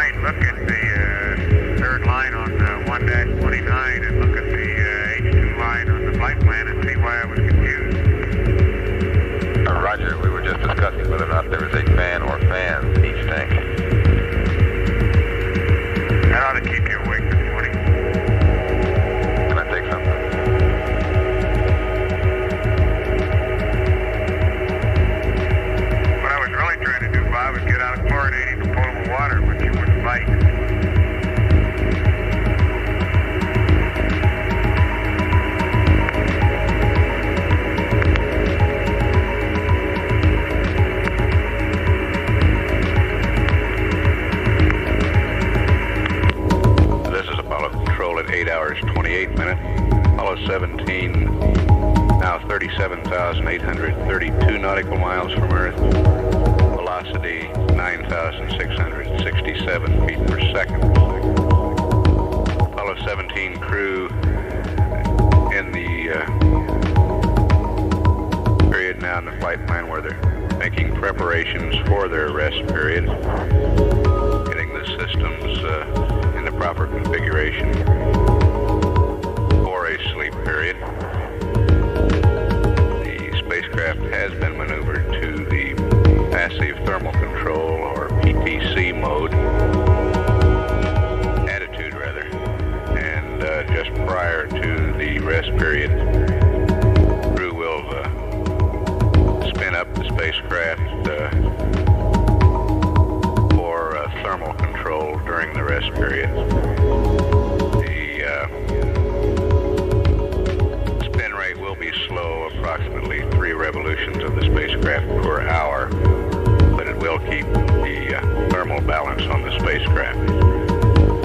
At 8 hours 30 minutes, this is Mission Control Houston.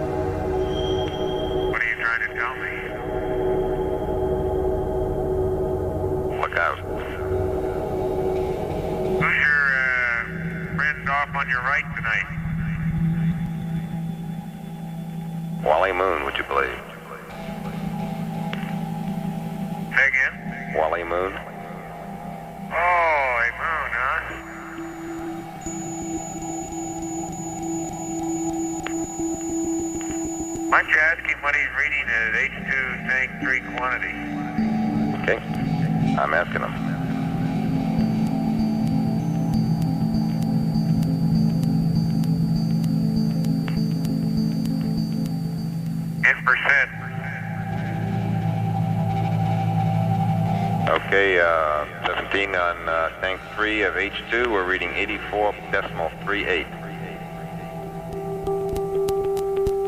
Okay, it looks like we're reading almost the same nowadays. Good. I thought we launched with a little bias, but I guess that's on now. We're a little higher now.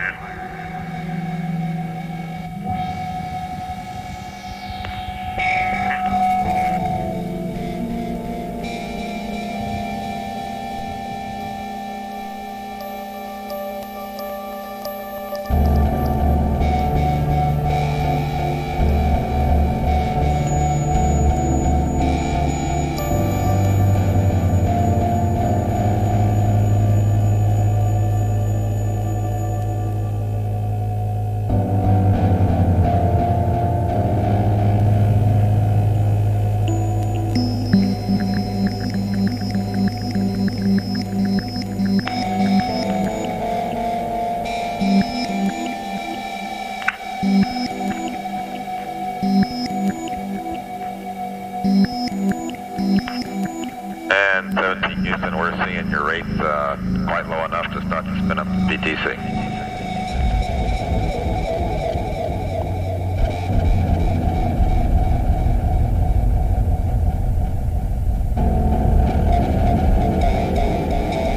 Okay, we'll see if we can't get it right this time.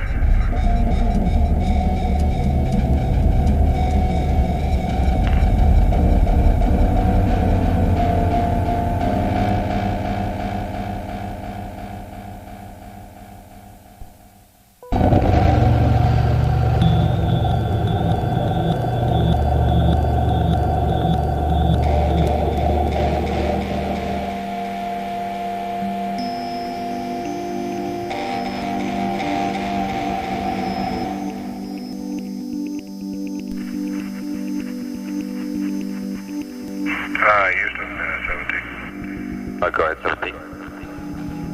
Roger, making a difference of plus or minus roll there with the, now you're going to use a high gain.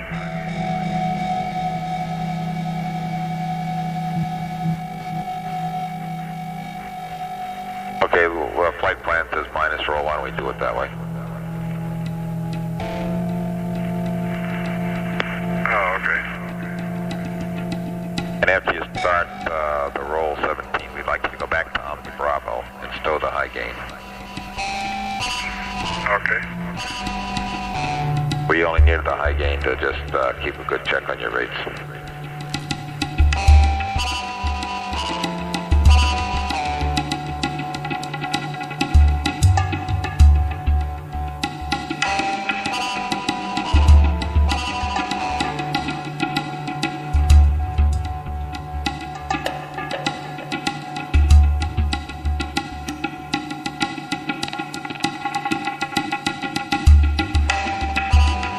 At 17, that means stow the high gain after the startup. We'd like to watch the startup itself.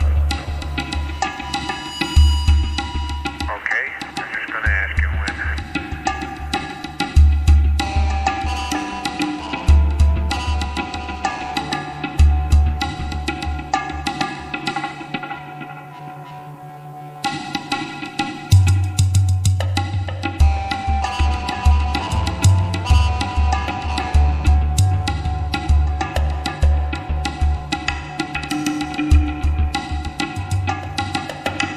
Okay, 17, we're ready for a high gain to stow and select Omni Bravo. Okay.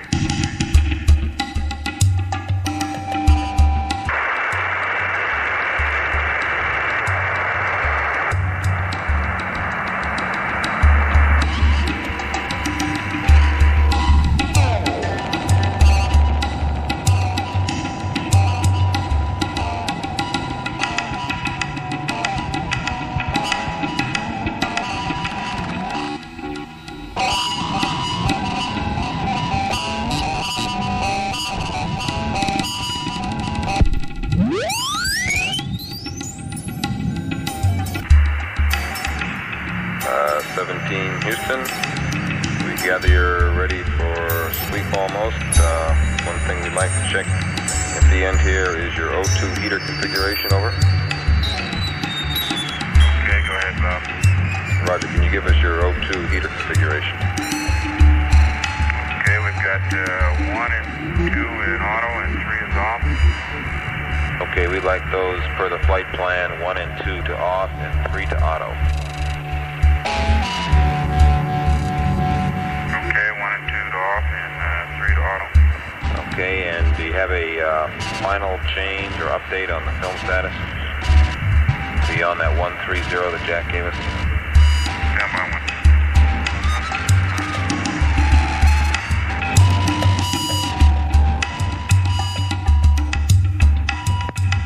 1. This is Apollo Control at 8 hours 55 minutes.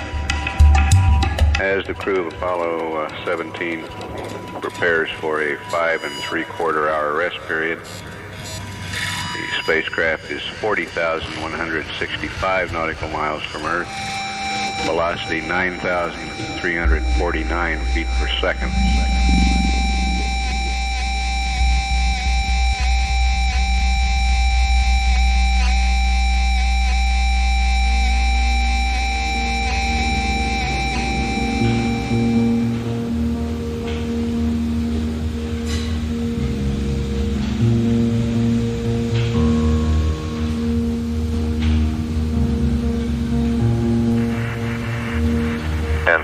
Your PTC is looking real good so far. Okay, the number on that mag is still 130, Bob. Okay, I copy that, Gene. And Alpha, that 16 millimeter mag has about 25% left. Okay, copy that as well.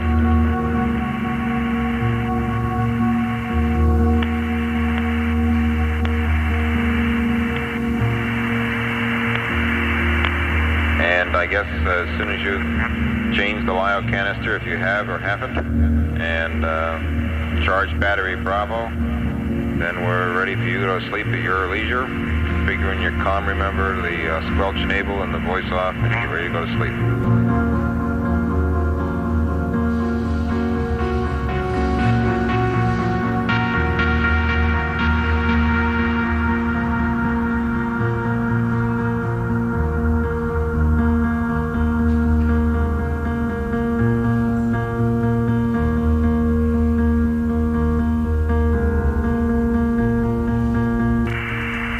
Apollo 17, we copy the film update, and we're ready for you to go to sleep. Once you've got the LIO canister changed, if you haven't, and remembering also the charge on battery Bravo. After that, it's just the comm configuration, squelch enable, and voice off, and get ready to go to sleep.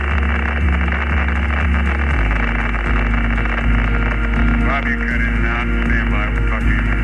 Okay, I think we're losing an arm again.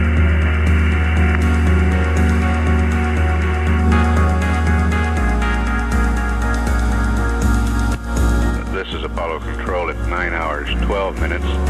Apollo 17 now 41,677 nautical miles from Earth. Velocity 9,159 feet per second. The spacecraft has stabilized into a passive thermal control mode now.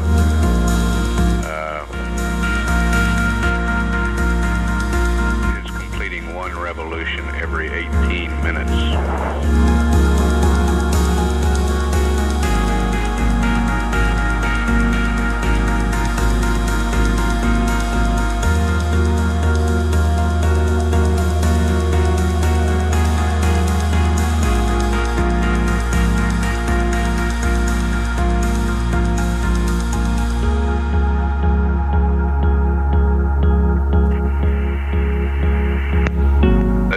Control at 9 hours 26 minutes.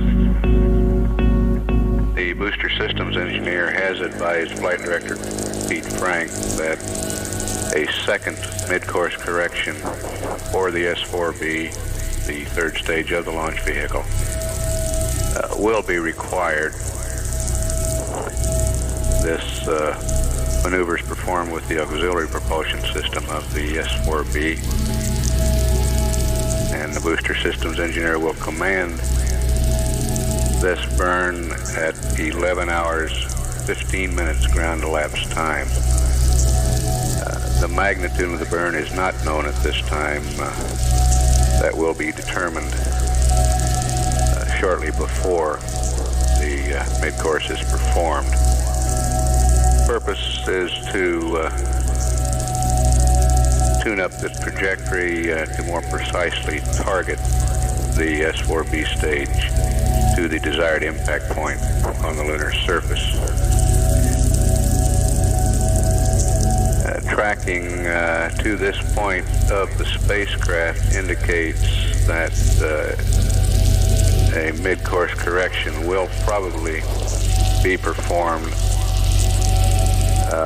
for the spacecraft at the scheduled mid-course correction number 2 time of 35 hours and 30 minutes. Preliminary look, this is a very early look, shows it to be about 10.5 feet per second, but that will be refined as we get closer to the time. At 9 hours 27 minutes, this is Mission Control, Houston.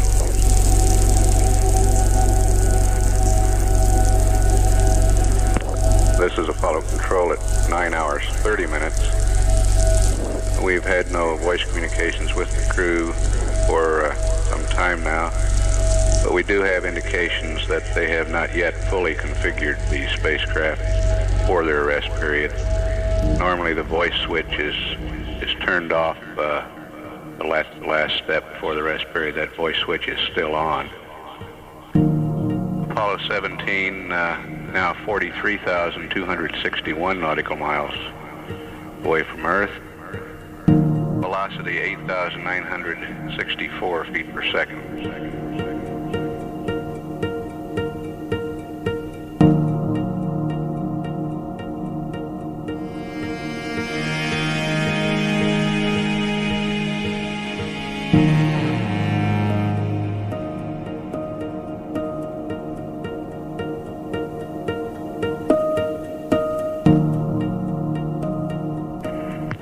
This is Apollo Control at 9 hours 48 minutes.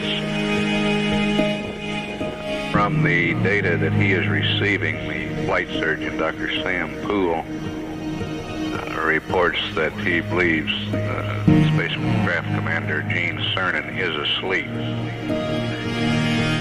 Cernan is the only member of the crew who is wearing the biomedical harness during the rest period, and therefore it's the only one that the flight surgeon is getting measurements on.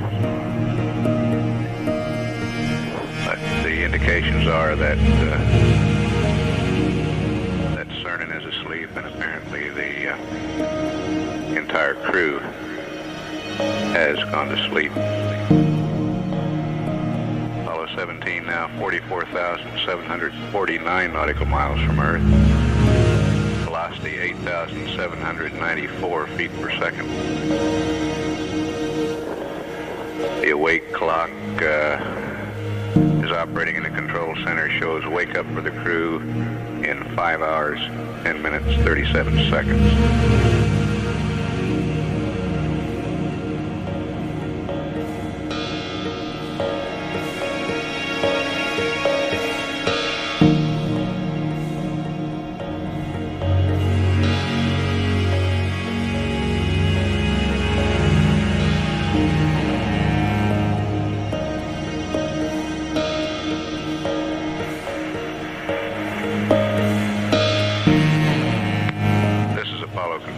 At 10 hours 29 minutes. Apollo 17 now 48,070 nautical miles from Earth. Velocity 8,434 feet per second.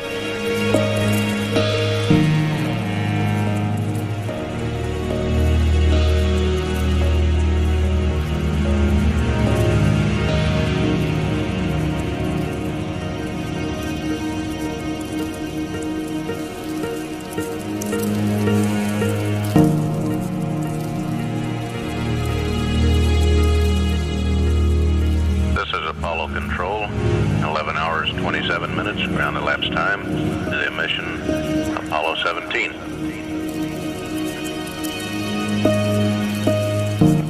Approximately 11 minutes ago, as you were 6 minutes ago. The S4B corrective burn was performed roughly 14.2 feet per second to modify the trajectory of the S4B third stage of the Saturn V, targeting for impact just west of the crater Ptolemaeus at latitude 7 degrees south by longitude 8 degrees west. However, the actual impact location and the time of impact will be forthcoming after some additional hours of tracking of the stage has been gathered.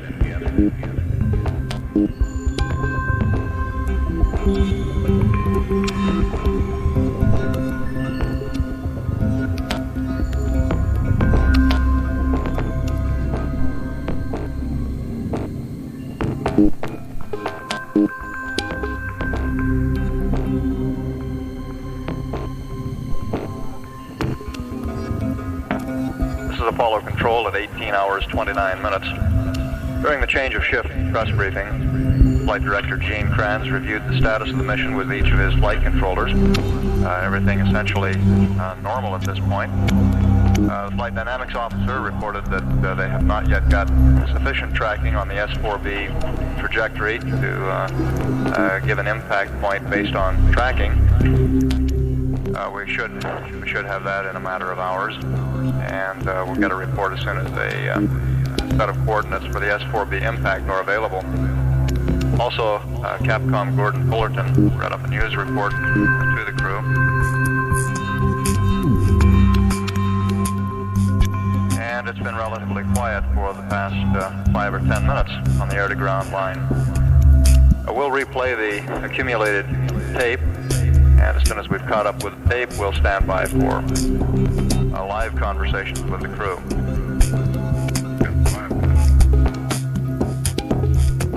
You compare the 5 minutes to our... Stand by, let me check.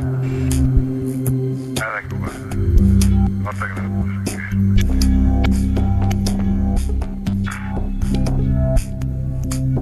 Okay, Gene, the CMC auto.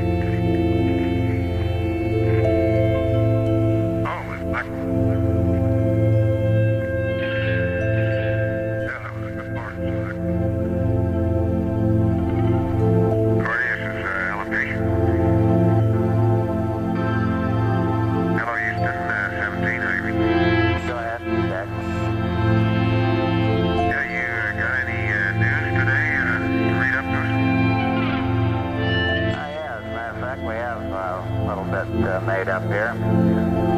I guess on the personal line, we checked with Barbara and Dan and the kids, and they're all back home safe and sound, and they mentioned that they're going into their own personal quarantine period. They're glued to the squawk box. Over. Roger, Bridger, get too personal there for a minute.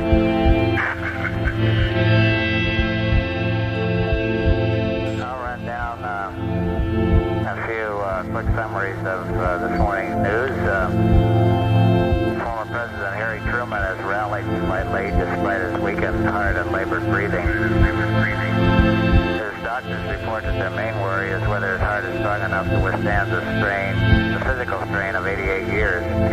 Despite the slight rally, Truman's condition is still considered critical. In Paris, Henry Kissinger met with Hanoi Lei Duc-Cho for 4 hours yesterday and planned secret talks. Paris newspapers report an imminent ceasefire, but neither Kissinger or Cho indicate that this is true. After the 4-hour talks, Kissinger shook hands and his aide, but I have a little typo error here.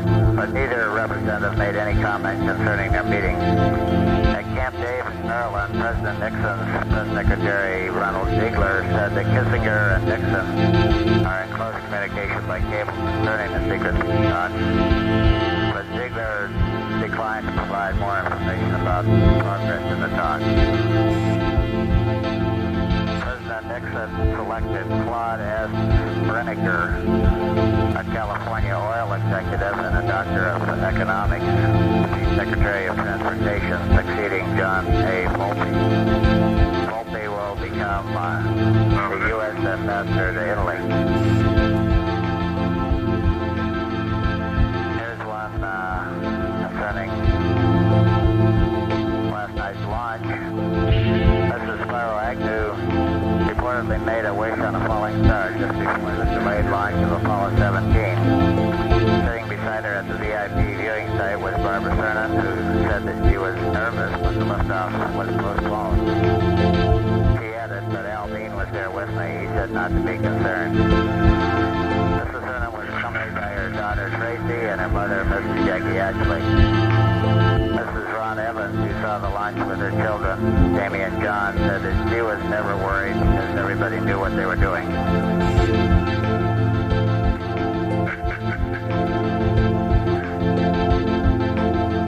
Good summary, Gordo. We thank you, and our best wishes for the return to health, Mr. Truman. Roger. Gordo, we were figuring up here we probably launched on the 6th of December in Houston and on the 7th of December in Florida. That's right. You call it right. Okay, Sam's the auto there, please. There.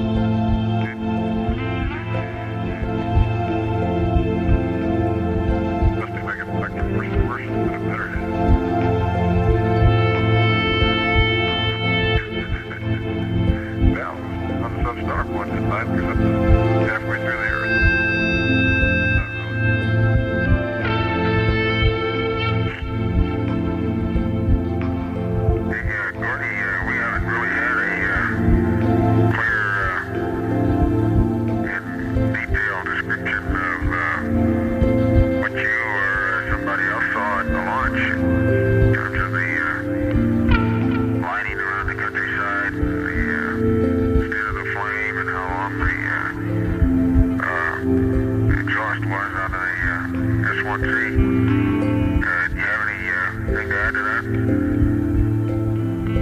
I can give you my feelings right away. It was a spectacular sight, there's no doubt about it. I'd say the level of illumination would have made it easy to read a newspaper or anything like that from our vantage point near the VAB. The plume itself actually looks no larger or even any brighter, really, except in contrast than it does on a daylight by comparison. But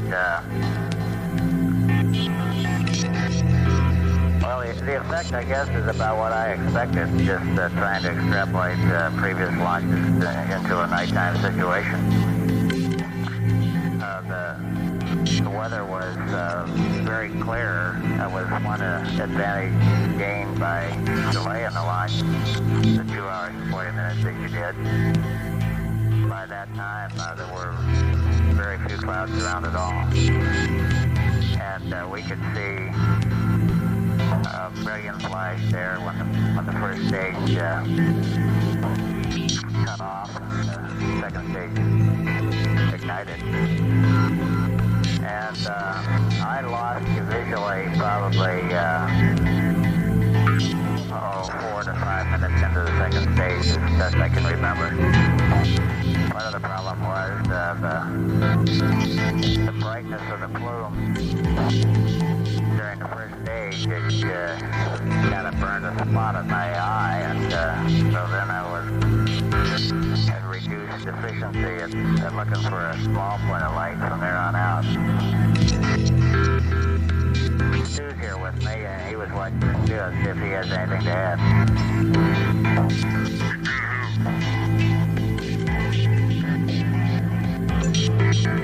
He said after that comment, he has no comment.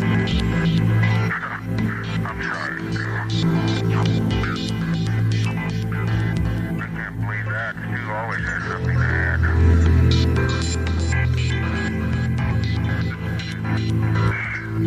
You just can't stop and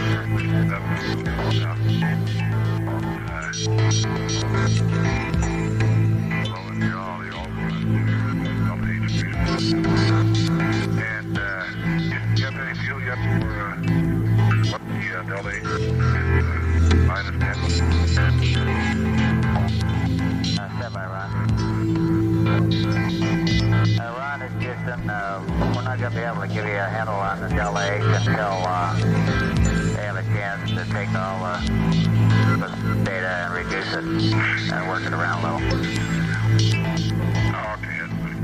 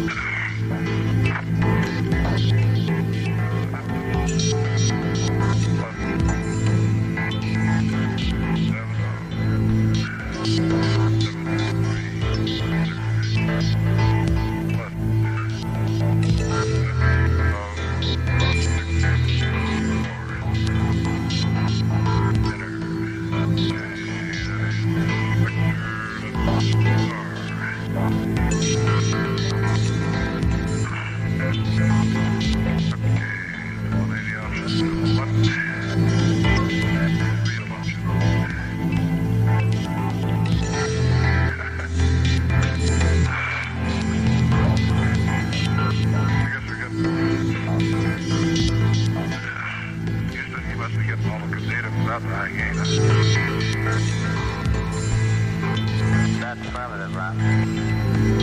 Okay.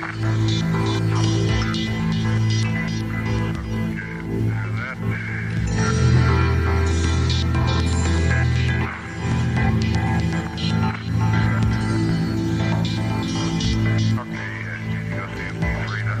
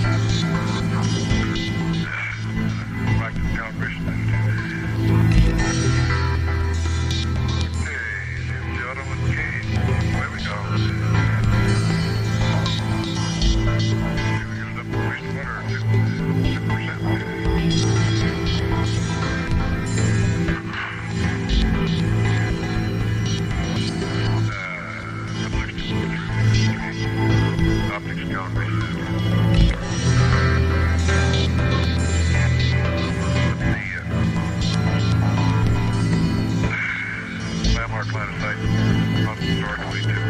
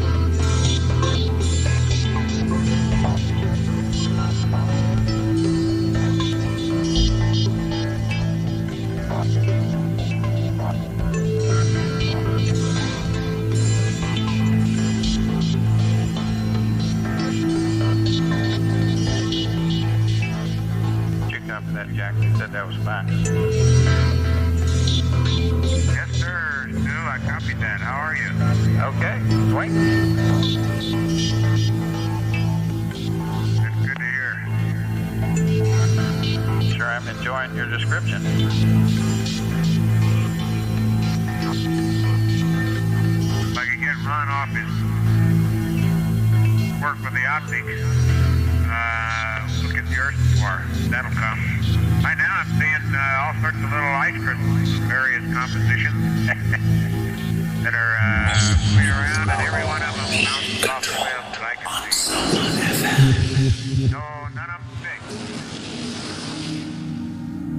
I noticed that some of them will go into a corner with a fairly high velocity and either be turned around by a double bounce or just get lost in the corner and have very low velocity when they come out.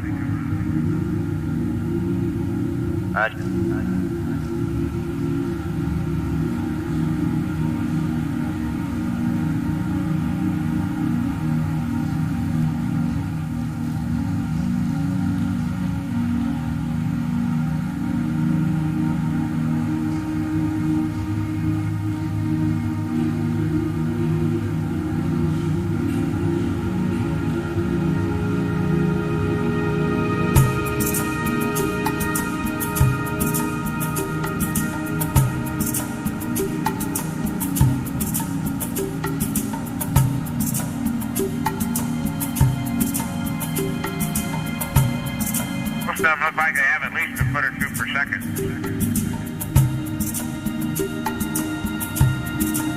Measure.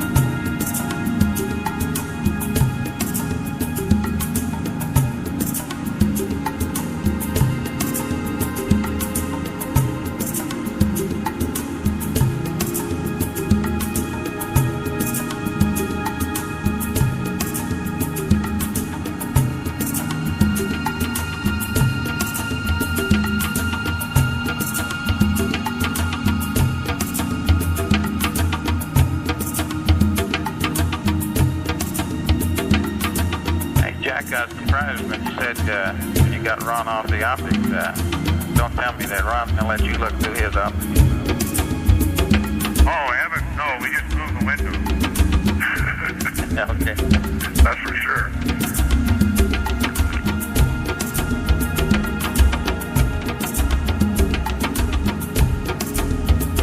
The Capcom at the present time is astronaut Stuart Russo, backup command module pilot for Apollo 17.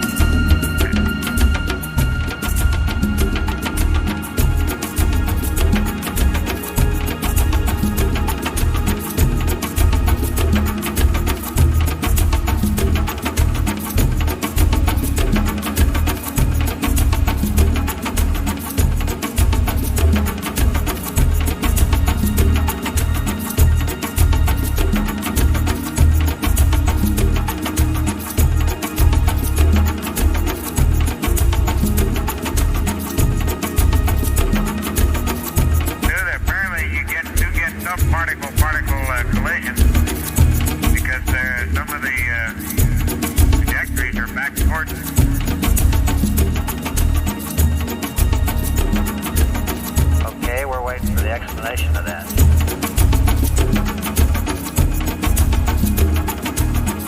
Well, I think it's because particles are, some of them, are bouncing off the limb and get out into the stream, which normally would have no collision.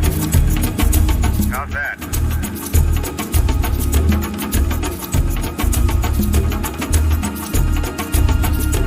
You can say it's not very good, I don't care.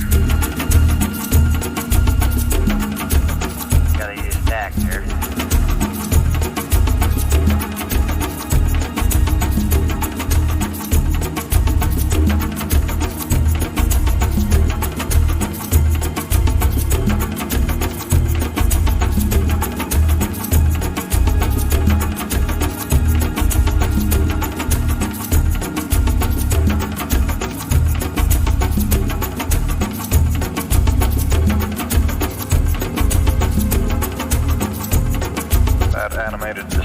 Of the behavior of a cloud of ice crystals drifting along with the spacecraft is coming from Jack Schmidt.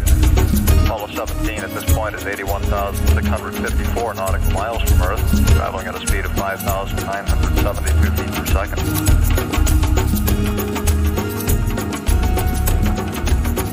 And we see from the telemetry data that the fuel cell purge called for in the flight plan at this time is progressing. This involves flowing, in this case, oxygen at a high rate through the fuel cell for a short period of time to remove any buildup of contaminants. That is a routine maintenance or housekeeping procedure. The same thing is also done periodically for the hydrogen.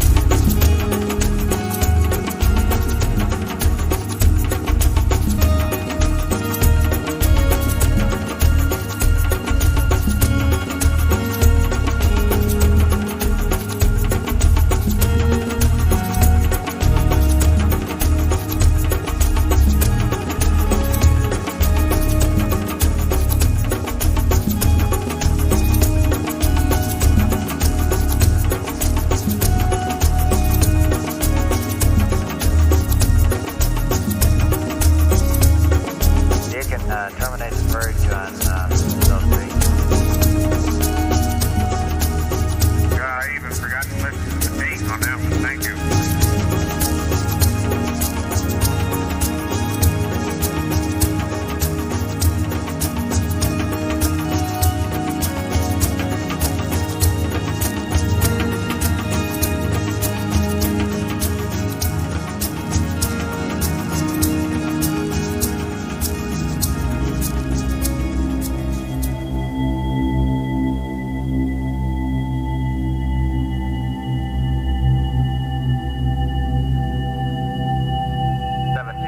We'll be having a communication sent over to Honeysuckle in about a minute and a half.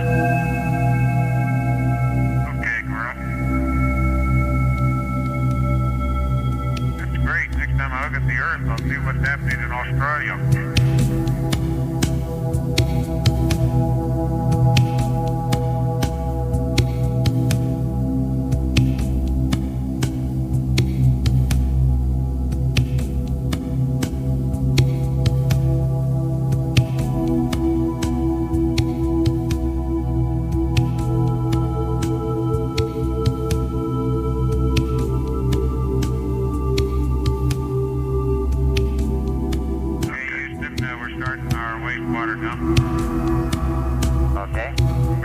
lock. Push this lock.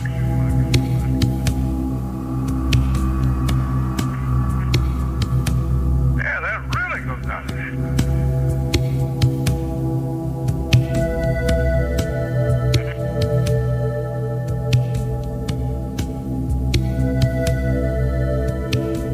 Can you give us prove and accept? And we'll give you a new state vector. Broken deep one after all those parts. Okay, you've got prove and accept.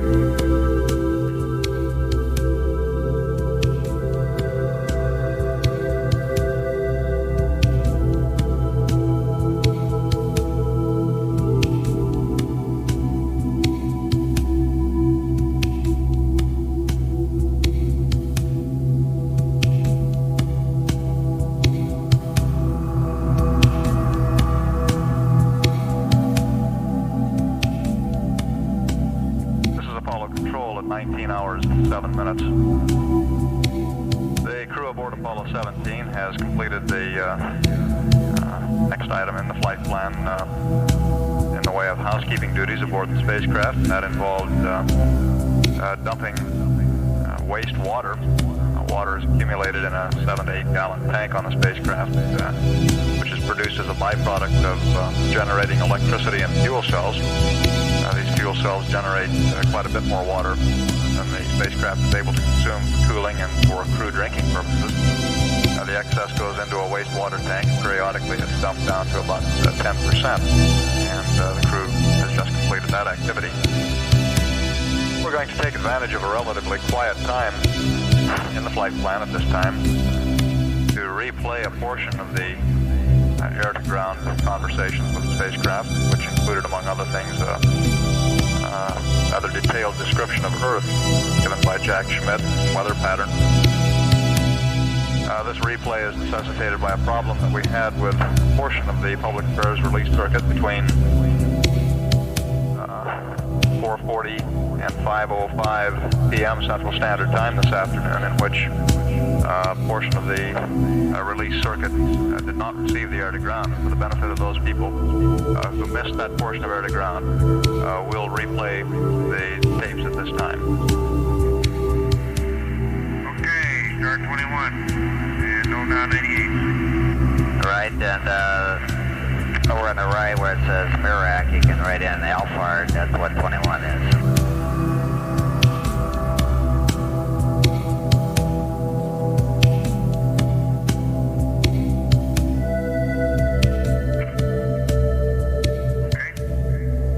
Okay, now down on the next page at 18 hours and 20 minutes, where it says optics calibration attitude, we got to put in the same thing as same changes above. We want instead of 175.298.330, change that to 164.301 and 348. High gain of minus 48 and 315. Over. Okay, 164.301.348 minus 48.315. Okay. Now, 10 lines down, delete charge battery A. We're going to leave battery A charged for a while longer since we used up so much of it on the pad last night. Okay, delete battery charge A and you want to leave it on B. Yes, right. Flip the page, might as well clean up all these checklist changes. At 19 hours and 40 minutes, change magazine Kilo Kilo to magazine November to November.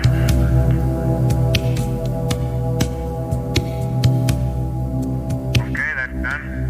And then skip a few pages to 24 hours and 30 minutes.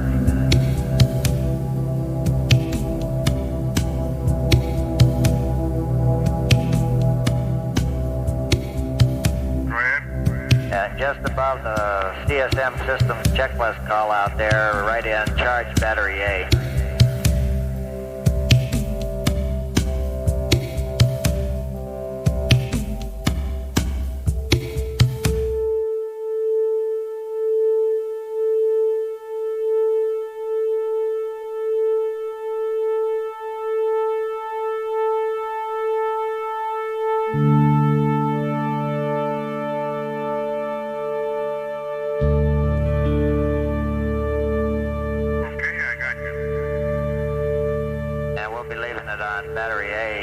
all night long. Okay, that's all the flight plan changes. I've got that flyby pad when you're ready.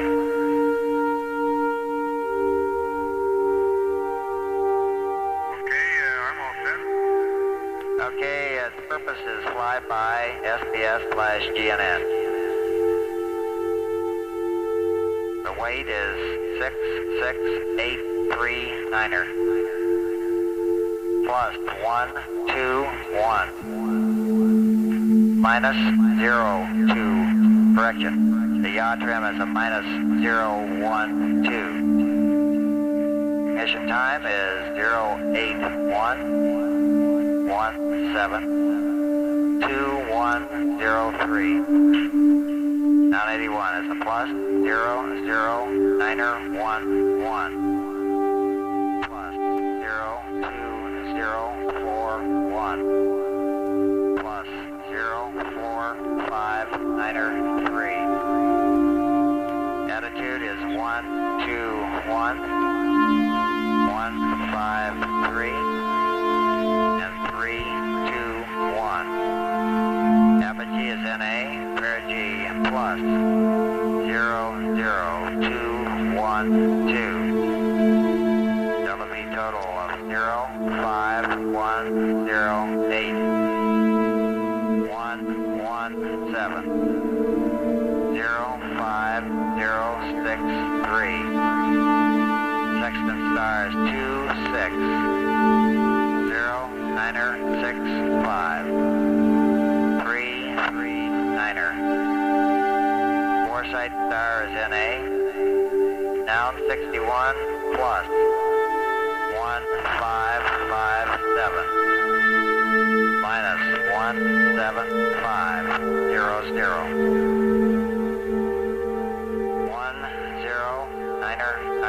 10 36243. And GT of 05G is 1532411. GDC aligned stars are Sirius and Rigel. 256 152 069er. Knowledge is none. And 4 remarks. Number 1 is burn docked. Number 2 assumes PTC restment.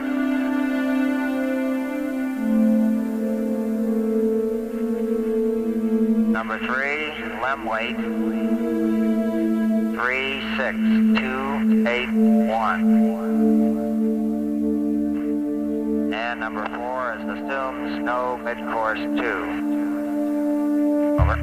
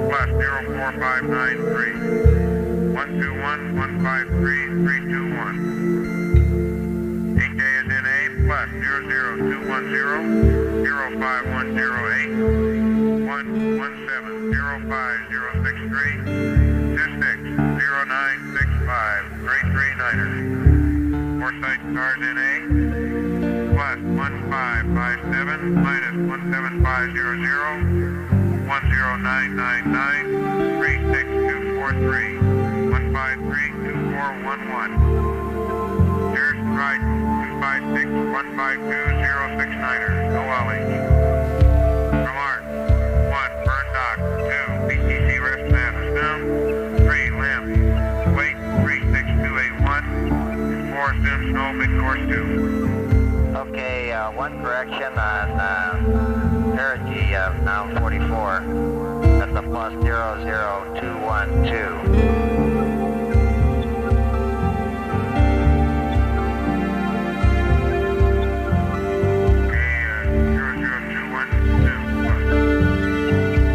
And one additional remark, this results in a 187-mile perigee parallel.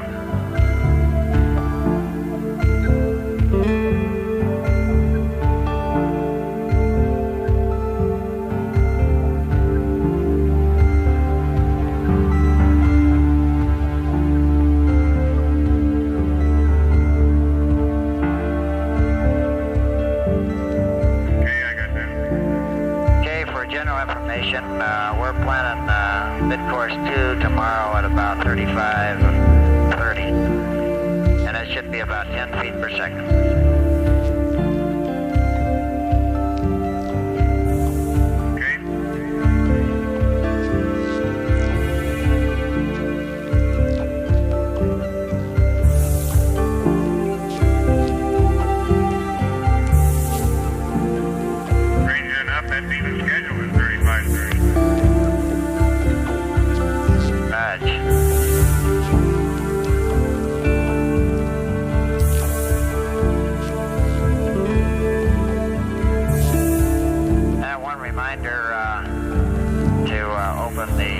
Stowage vent valve is shown on that 17 hours here. Oh, okay. We're going back to clean up. I think we owe you a Lyle canister change.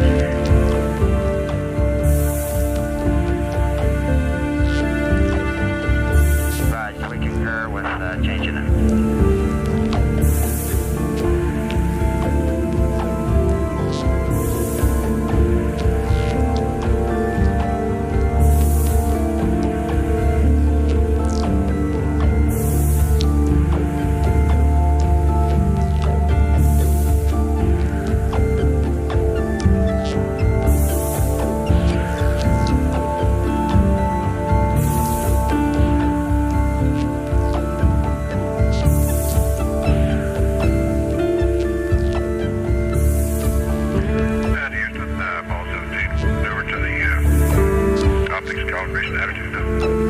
Yep. Somebody eat potato soup, and all the soup is all around the outside of the bag, and you get a little hole right down through the middle of it. How about that?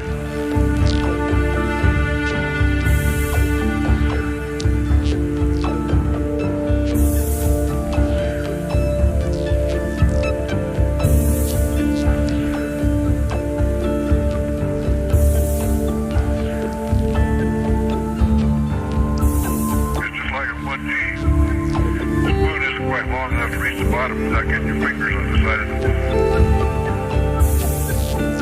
Right.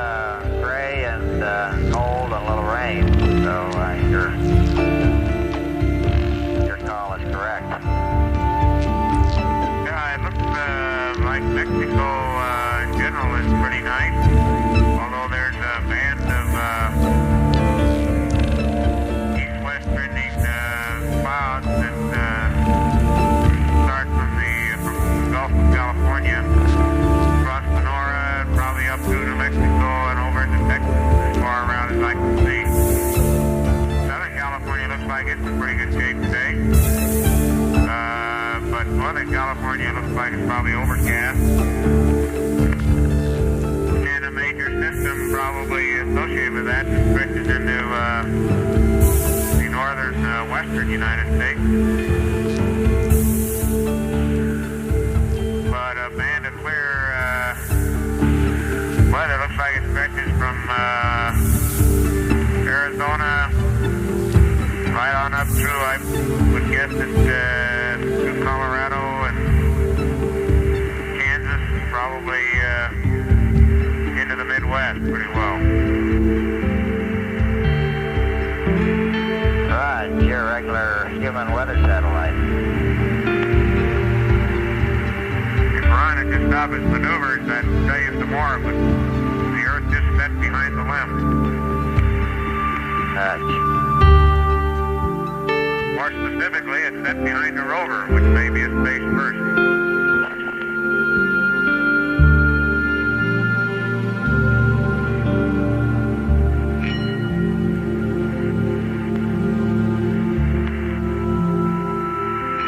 Pretty impressive storm system down off the west coast of Antarctica. Roger.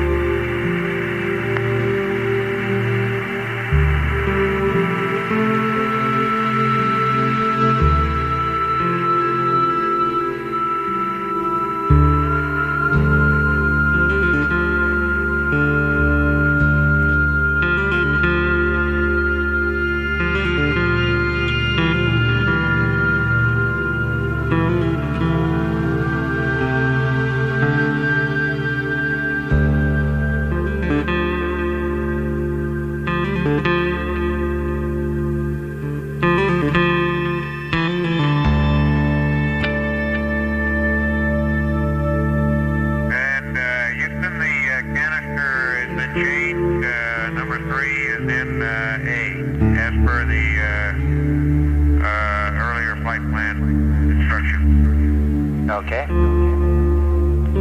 Sorry we were late, but we got a little tired last night.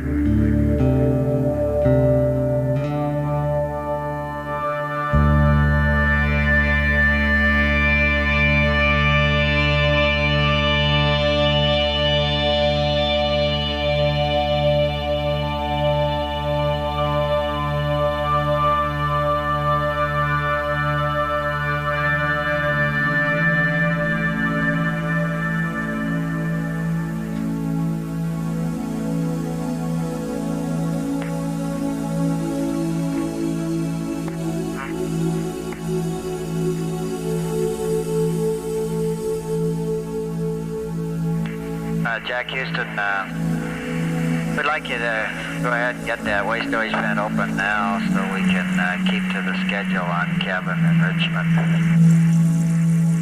Okay, Ron's getting in. Keep nagging. Thank you.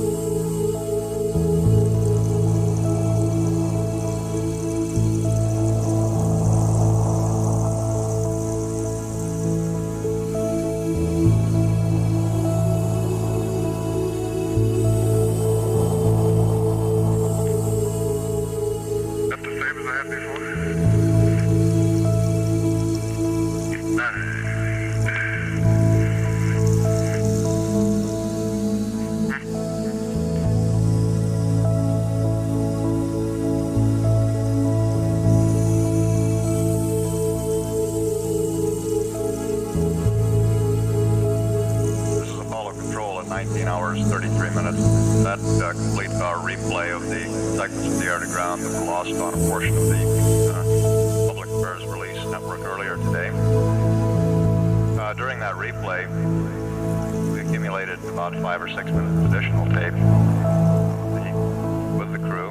The activities involved during that period of time were completion of the wastewater dump through dumping excess water produced by the fuel cells and stored in a storage tank on the spacecraft. They dumped it down to about 10% of its quantity, capacity, and also completed one other routine housekeeping activity. It was cycling the film in the panoramic and mapping cameras contained back in the service module, scientific instrument module bay. That bay, of course, still has the door over it. The door will be jettisoned. We're going into orbit around the moon. Exposing those cameras for use in lunar orbit, making high resolution and very accurately controlled mapping cameras, mapping photos of the lunar surface. The cycling of the film made necessary by the fact that the film is under some tension in the magazine and the transport mechanism. This tension tends to put pressure on the emulsion, and if the film is not advanced 4 or 5 cycles, at least once every 24 hours, it tends to create striations in the emulsion. This is done during the translunar coast when cameras are not being used periodically once a day to prevent these striations developing in the emulsion film. We'll replay that accumulated tape for you and then continue to stand by live. Then you're going to want to cycle some film here? That's firm. We're planning on it. Let me make sure they're ready, though, before you do it. Well, I didn't want to bring it up, but you're about 20 minutes late on your cue. You must have missed our first call. I probably did.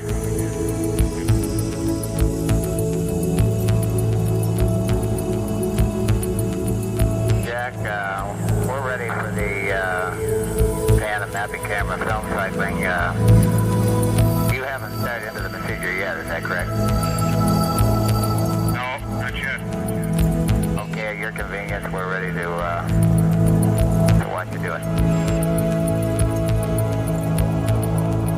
Okay, and with those last high gain, I guess they're still good, huh? You want the high gain on it? Okay, we'd like you to use pitch of -50 at yaw 320 and acquire the high gain. Okay, we'll do.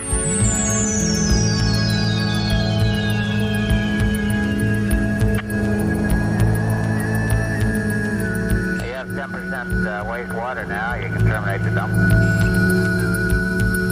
Okay, we're just about there.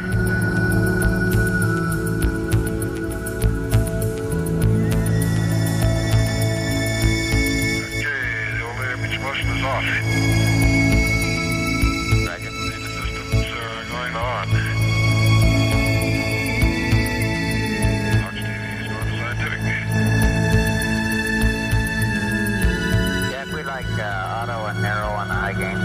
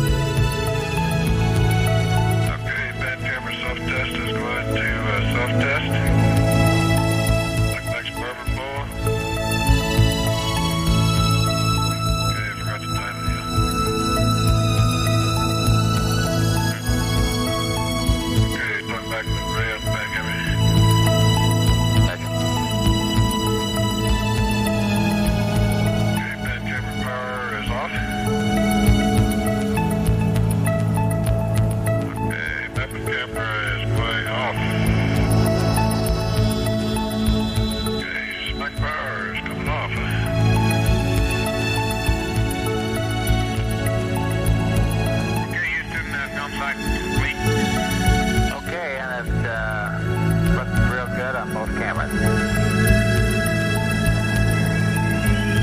Very good.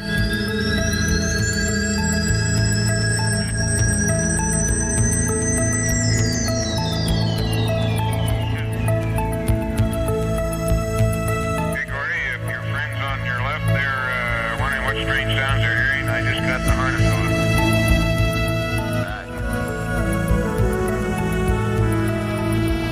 And I guess if you're through the high gain, I'll go back to Omni Bravo. Okay, we concur with that idea. If I could ever get Ron out of the kitchen, would get into PTC.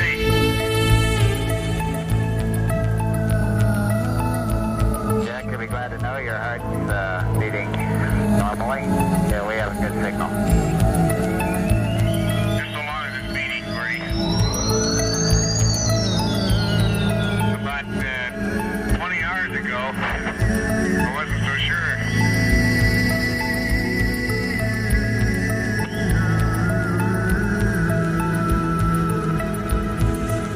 We're maneuvering Okay.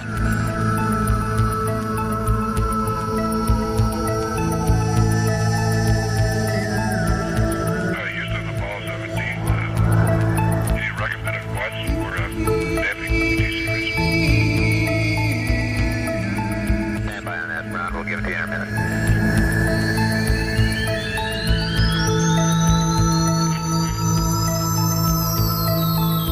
Ron, we're recommending AB for damping and Bravo Delta for roll setup. I'll say again, Alpha Bravo for damping and Bravo Delta for roll setup. Okay, Robert, then welcome back aboard. Roger, sir.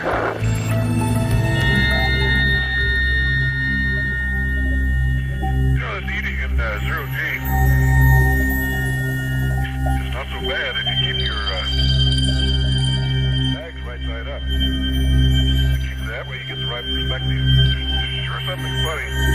You turn the bag upside down and it still doesn't fall out.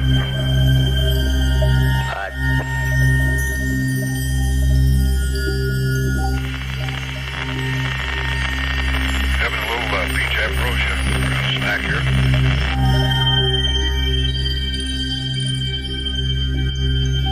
This is Apollo Control.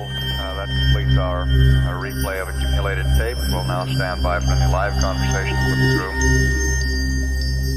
One thing additionally that we get out of cycling the cameras, the panoramic and massive cameras, an indication of how they're performing mechanically. And as you heard, based on the telemetry data that we've got here on the ground, both cameras appear to be functioning properly. Tucked away in the scientific instrument module bay of the DSM. You also heard some conversation with Jack Schmidt, who is wearing the biomedical harness. During sleep periods, it's customary for one of the three crewmen only to wear the biomedical harness, which allows them to get heart rate during the sleep period. And the crewmen take turns wearing that biomedical harness during the sleep period. We're getting good biomedical data, good heart rate data on Schmidt at the present time. Also, Ron Evans commented on getting the spacecraft in ETC attitude. Essentially, this attitude has the spacecraft oriented at right angles in its direction of travel, right angles to the Earth-Moon plane, so that the sun is essentially shining on the side of the vehicle, the CSM and LEM. And then using the reaction control system thrusters on the command module to set up a slow roll rate so that the vehicles dock together, rotating at the rate of about 3 revolutions per hour. And if this is done properly and it's a tricky maneuver, usually crews get more and more experienced at it as they go through the mission and tend to have the most problems early on in getting it set up. Get it set up with all of the rates damped and everything very stable when the roll is started. It'll maintain this roll without wobbling out of it throughout the rest period. The purpose of this is to maintain proper thermal equilibrium on the spacecraft so that the heating on one side sun, cooling from the other as it's exposed to lack of space uniform, and nothing gets too hot or too cold. The present time Apollo 17 is 84,482 nautical miles from Earth, and the velocity continuing to decrease gradually down to about 5,824 per second, a little over 1 mile per second. We'll continue to stand by live now for any conversations with the crew. This could continue to be a relatively quiet period based on Ron Evans, I guess Jack Schmidt's comment that Evans is in the kitchen. They just believe that they're probably getting ready to eat. This is Apollo Control at 19 hours and 45 minutes.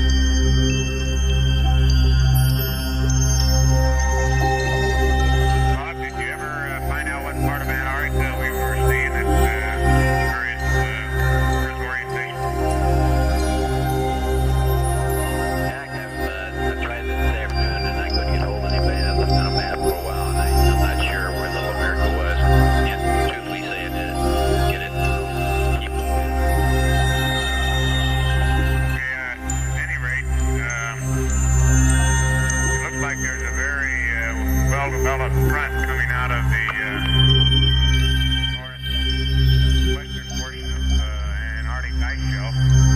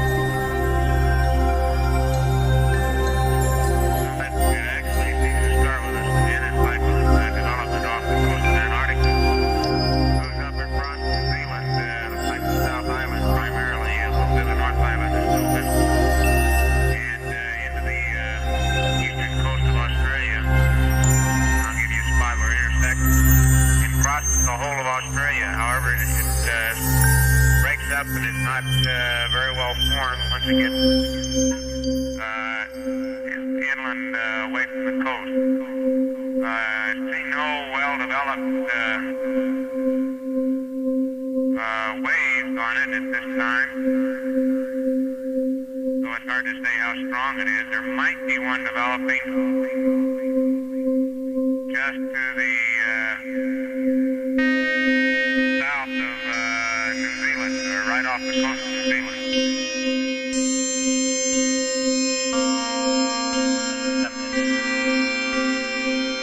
There at least is some sinusoidal motion are apparent to the front.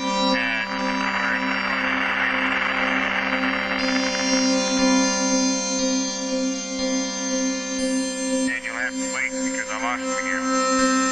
Roger.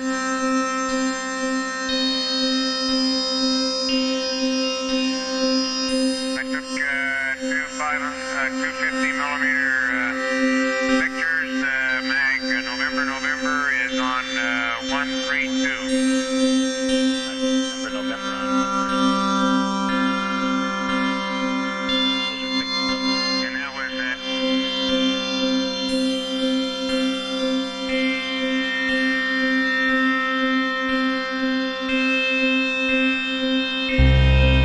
Jack, those pictures of those fronts you're talking about.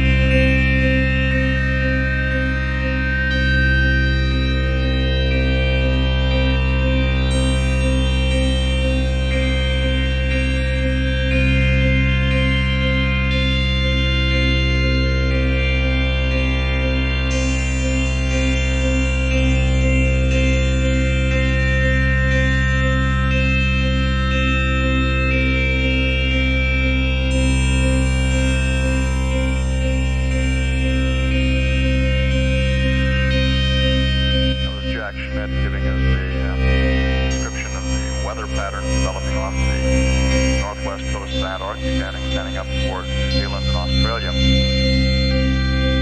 Apollo 17, present time is about 85,500 nautical miles from Earth and situated over the South Pacific. Spacecraft now essentially fixed with respect to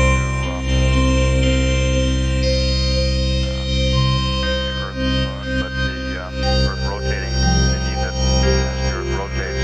our orbital map out now, and that front is going off across the coast of Australia, north of Sydney and largely a little south of Brisbane. And swings across the whole of Australia up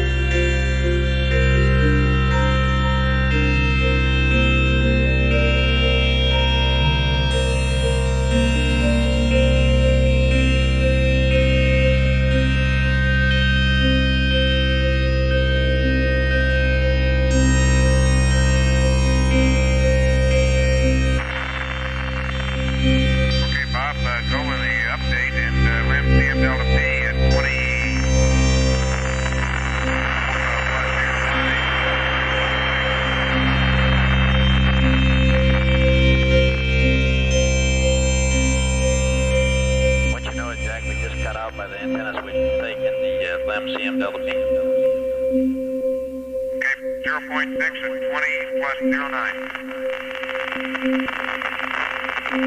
Roger. Okay, my update is just simply on the bottom of page 3-23 at 2,300 hours in the flight plan. There's 23 hours in the flight plan. Waste stowage vent valve closed, just delete that one and move it over to 2430. That's because you got started late on that.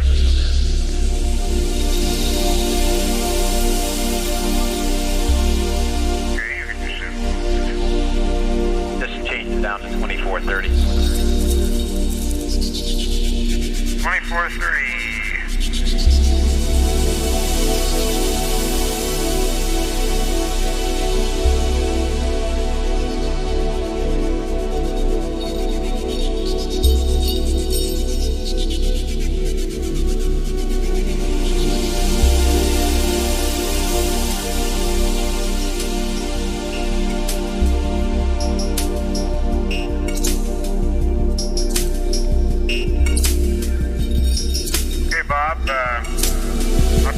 Revision 1 on my previous session of the weather on Australia.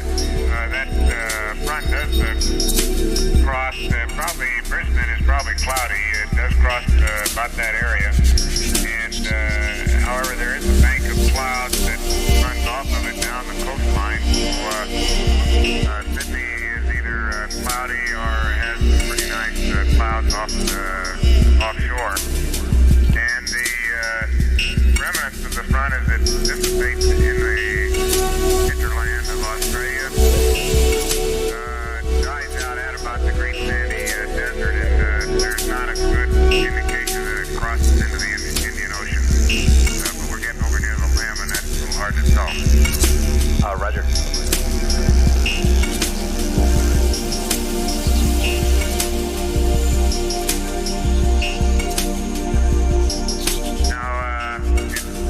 It looks more and more like there's a cyclone circulation developing right over the top of New Zealand, the South Island, I think. And now I'm looking with binoculars, that anticyclone circulation is centered on the ice shelf, and I think that's, well, I just don't know. I think that's the Ross I'm not sure off Antarctica, and the clouds from that circulation do extend over the ice shelf and barely onto the Antarctic continent.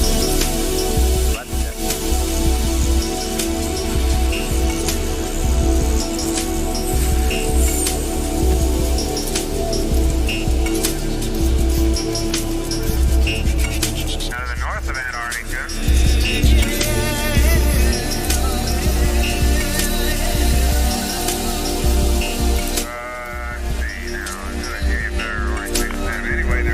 large cyclone circulation pattern that has its southern extremity right on the edge of the ice shelf. That's east by 20 or 30 degrees longitude of the front that I just discussed, where that front intersects Antarctica. Let's check.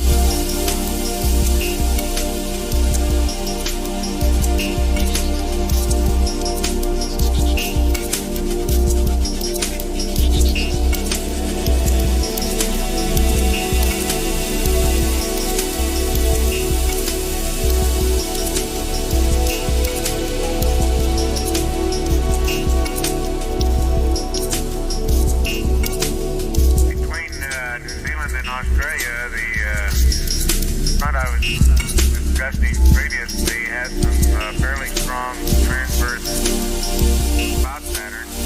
It's hard to say whether they're high cirrus or not. But the clear area to the south of the front suggests that maybe the jet stream is roughly paralleling that front in that area.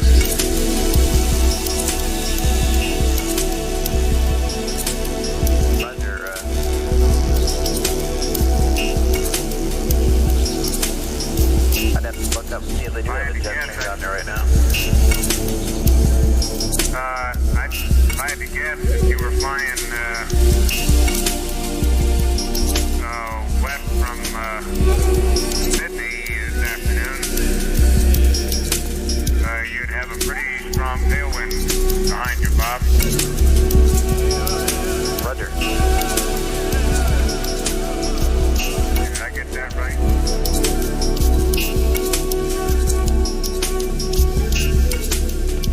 Would you believe a headwind? Okay, I'll do that.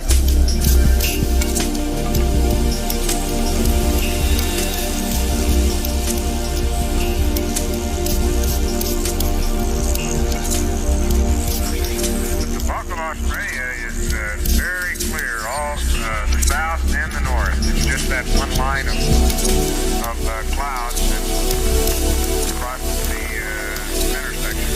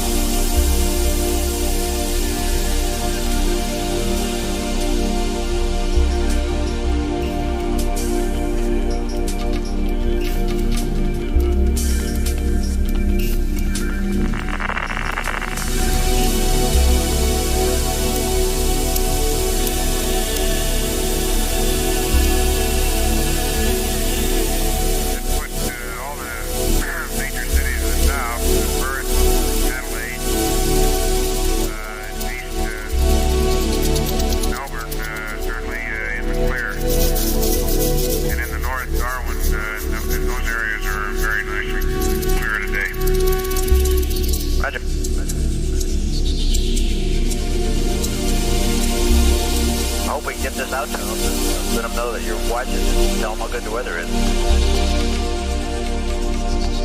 Well, that's all right. I'm just having fun, Bob. Understand. I imagine they'd appreciate it, though.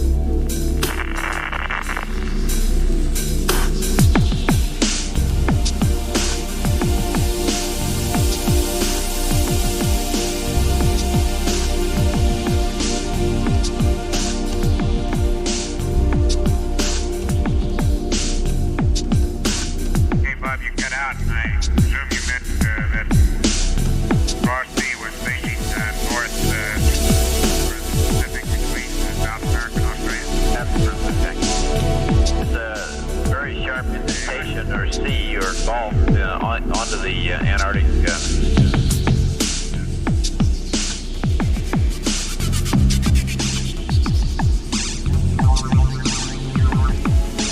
Okay, I think I know the area you mean, and I'll check it out again.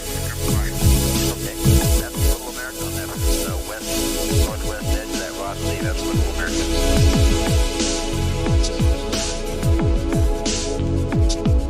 All that was named familiar. I just got my geography off the electric.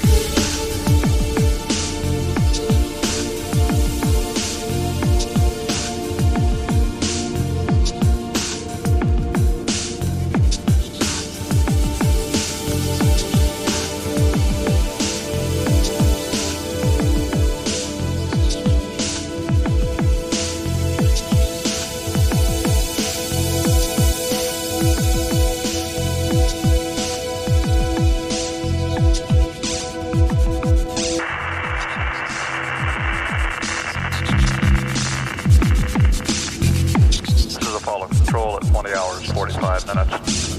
We're occasionally picking up a bit of noise on the air-to-ground circuit. This is due to the fact that the spacecraft is in passive thermal control mode.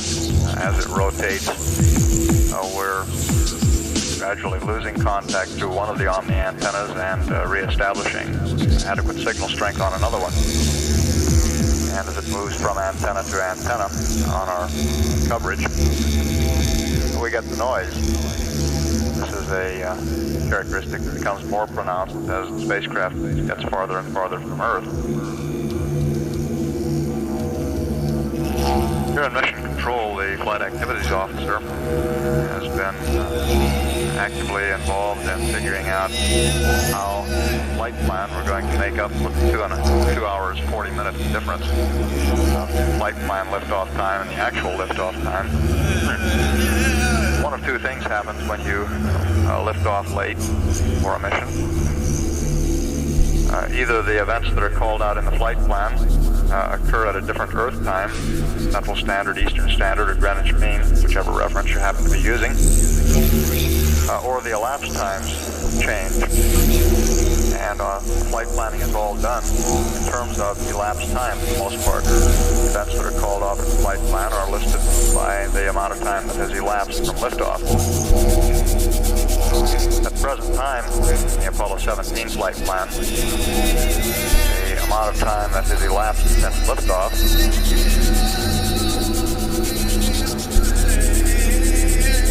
is unchanged from the pre-mission flight plan time.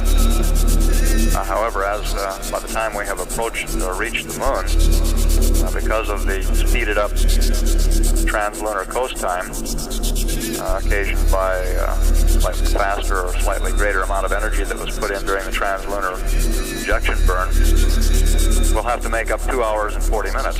In other words, we'll be arriving at the moon 2 hours, 40 minutes earlier than the flight plan allowed for. This means that all of the events that are called out in the flight plan to occur between now and lunar arrival have to be accomplished in 2 hours, 40 minutes less time than the flight plan allows for.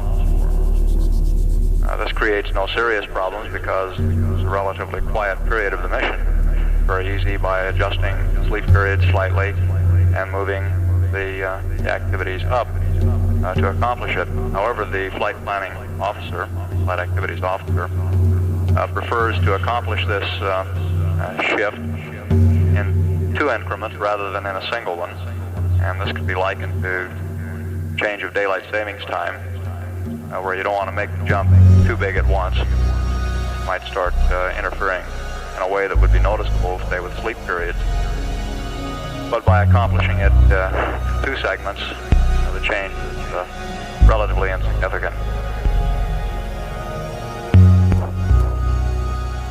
And what this amounts to is that at 2 different times in the flight plan, we'll read up changes to the crew. They will go down the flight plan, moving a series of events approximately 1 hour earlier. The second time that this is done, they'll actually be moving events 1 hour, 40 minutes earlier. And at the same time, we'll update the clock. The ground elapsed time clocks, which serve as the key to where you are in the flight plan, to agree with the changes that we have made in the flight plan. And from that point on, the GET clock will then be back in synchronization with the flight plan.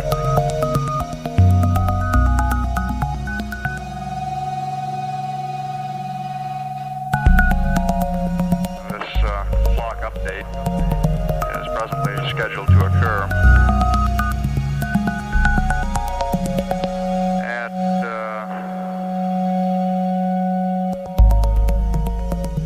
66 hours ground elapsed time,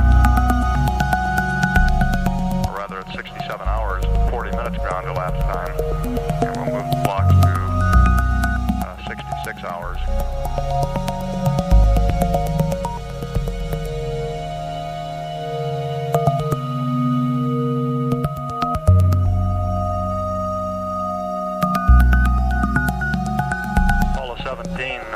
At the present time is 88,091 nautical miles from Earth.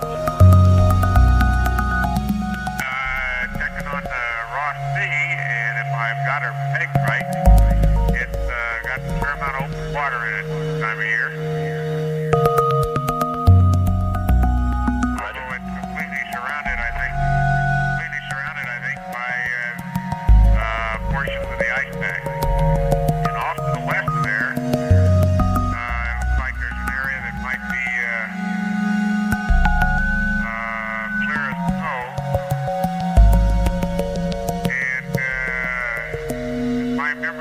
Correctly, that's where McMurdo Sound is, and some of the dry valleys. Yeah, I believe so. That's the Little America area right now, all that general vicinity, Jack.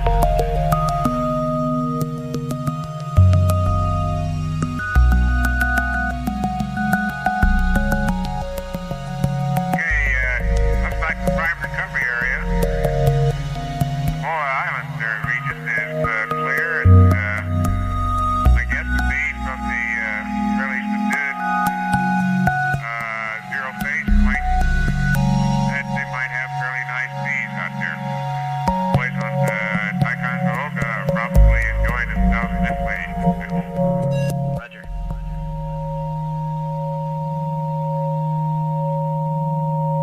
Indonesia looks like it's having a nice day, with the possible exception of the region over just north of Australia. New Guinea in that area, they clouds there, I can't tell whether they're high or low clouds, so it looks like they're probably fairly high clouds. North of New Guinea, there's a strong concentration of clouds, although small and fairly dense. I think there might be a little tropical depression in that area. Roger.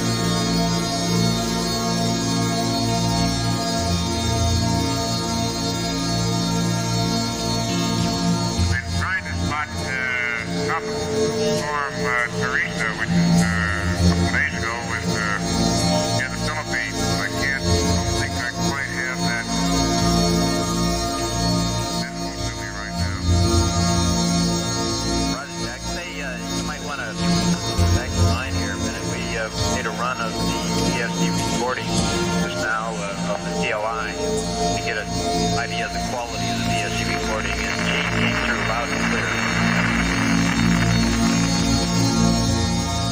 Ron was very weak and almost unreadable, and we never caught Jack. during CLI, but we never did catch any, you said. Okay, I don't recall talking too much during TLI.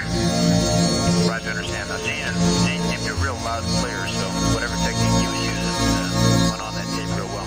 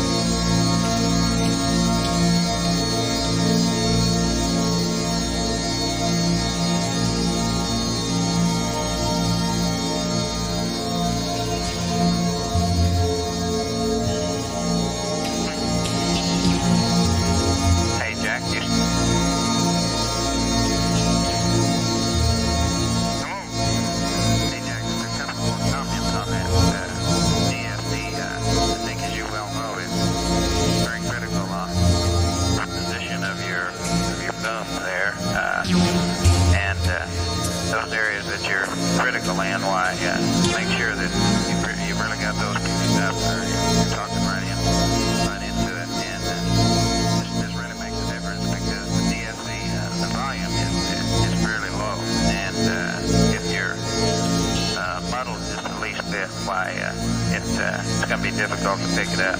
So talk slow and get right up next to the mic, because I know you're doing it. Just some voices come across a little better than others. Roger, thanks for the comment. Matter of fact, you probably called it just right. I think once I got the helmet off, I loosened up my chin strap and my mic moves and had moved away from my mouth some. And I'll keep that in mind. Thanks for the reminder. Yeah, that's probably the most critical item is that the position of those, and this has been true of in the past. It just really makes the difference in that being able to pick up the data off the voice. Roger, Ron and I did some experimentation with that in the chamber, and couldn't agree more. But I sometimes don't remember it. Thank you. Well, I just go ahead. Okay, go ahead, Stu. No, I was saying I was sure you're aware of that, but I think the fact that the volume is down just accentuates the problem.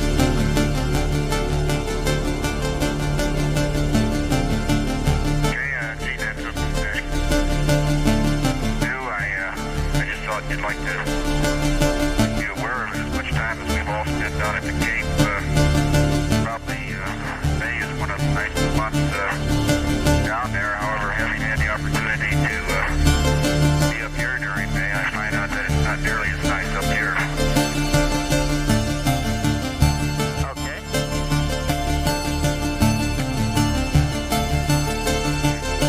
And I'd like to thank all my friends for that. Okay.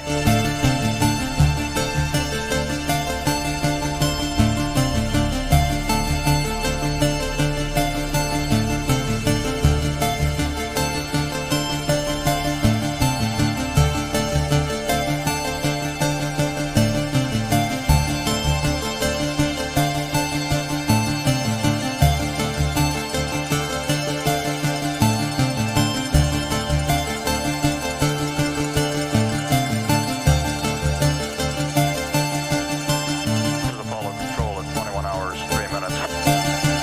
Continuing to progress smoothly and very quietly. We're in mission control and fourth spacecraft.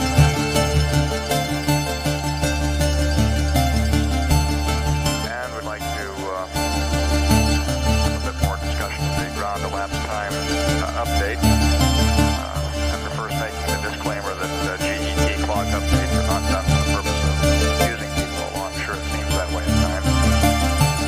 And by way of clarifying the previous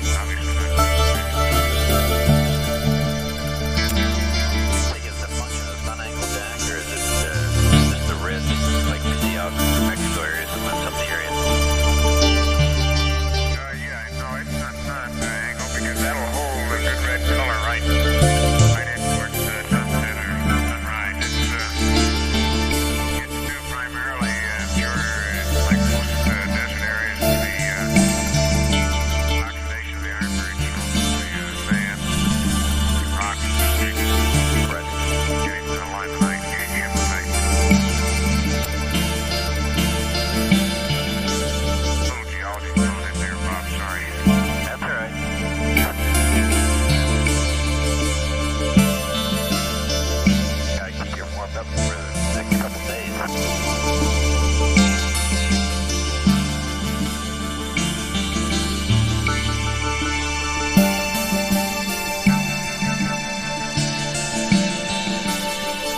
think the flight plan will probably keep you warmed up too.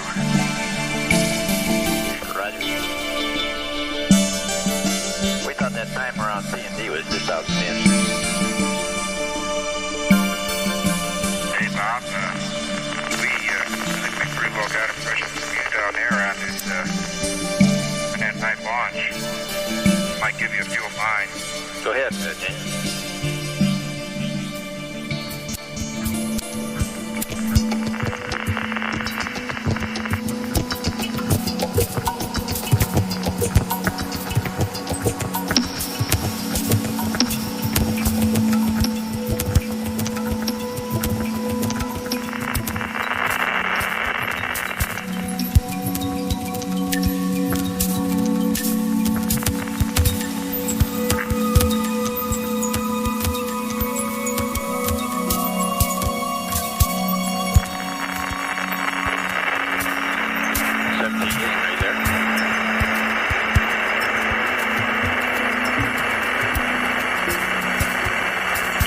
Right on the edge. If you read me, we're getting autostatic. You just hang on a minute. We'll be back into some calm here.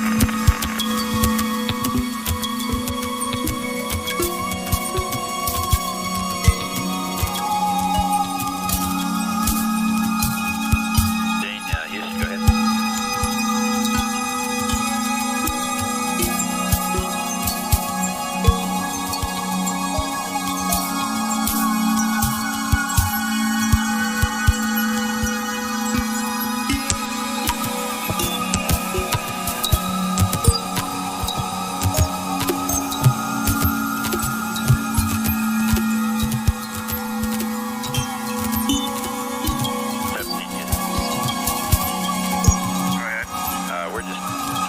For your comment you want to make. I think you lost Tom there a minute. We're back with you. Okay, Bob. The entire boost itself was not unlike what you do down there, understand, of the physical cues and what have you. But the significant part of going at night is that as soon as we did have ignition down there at the bottom of the S1C stack, even though I only have a little slit out of the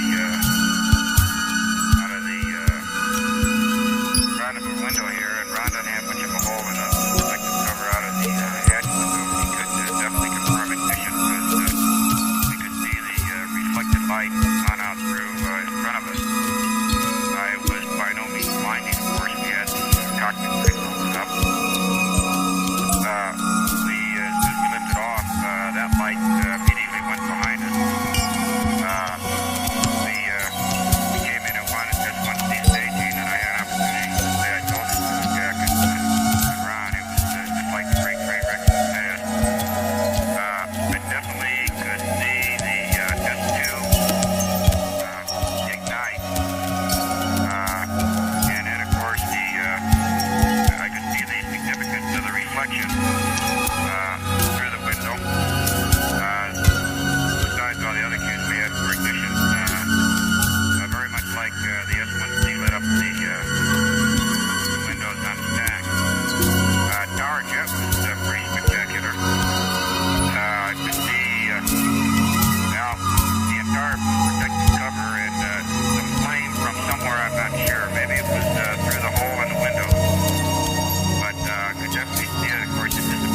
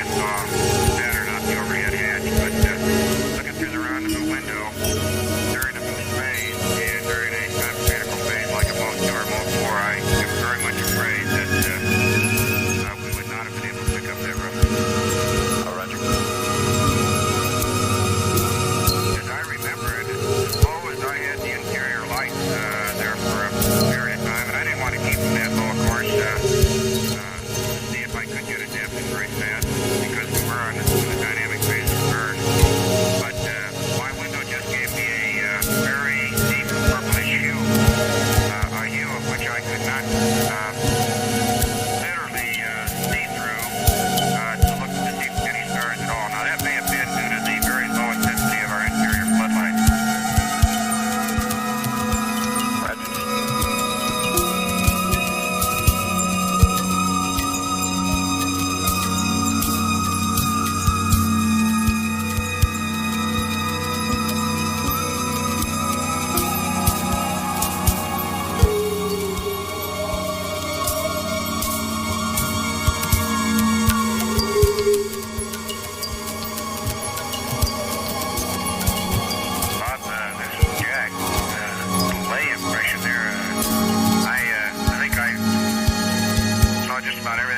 Talking about as far as his description, and felt like it was although everything was an amazing experience, each one in itself.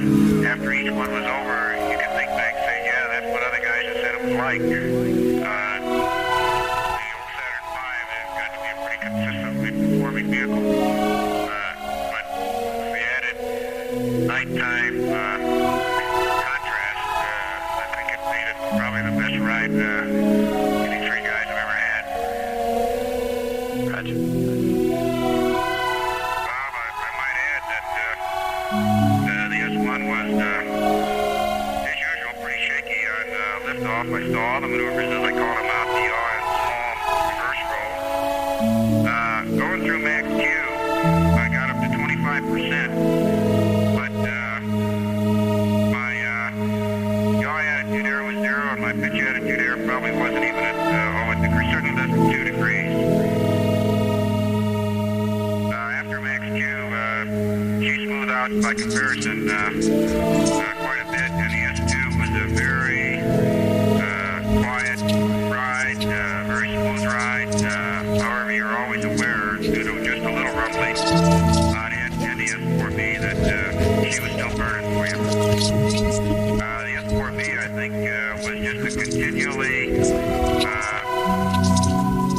rumble but smooth or consistent ride all the way through TLI.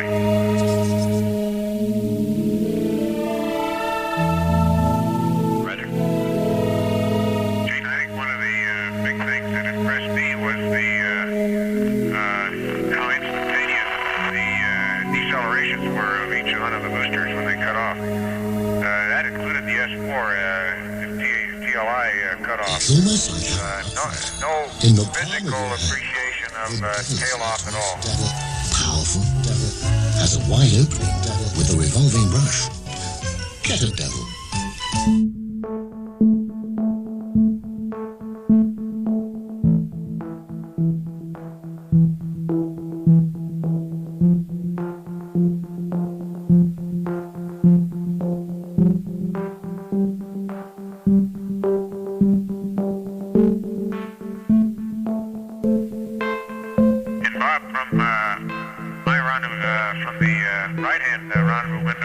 Tower jet occurred, there seemed to be a lot of burning particles straightening away from it. I could not see, did not notice or remember seeing the actual cover or tower itself, but we were inside the cone of the burn, and with a lot of streaming. It looked very much like a skyrocket, portion of one at any rate. Remind me of the 4th of July out in Silver City a few years ago. Roger. Say, anytime you got your flight plan handy, I've got a discussion here I'd like to run through with you on how we're going to recover this 2 hours and 40 minutes from the launch delay, and you'll need to copy it into the flight plan. And then just want you to be advised, we're not happy with the PTC. We got a half angle of about 17 degrees, so sometime after the P52 comes up at 2300, we'll want to do another PTC, or initiate PTC again.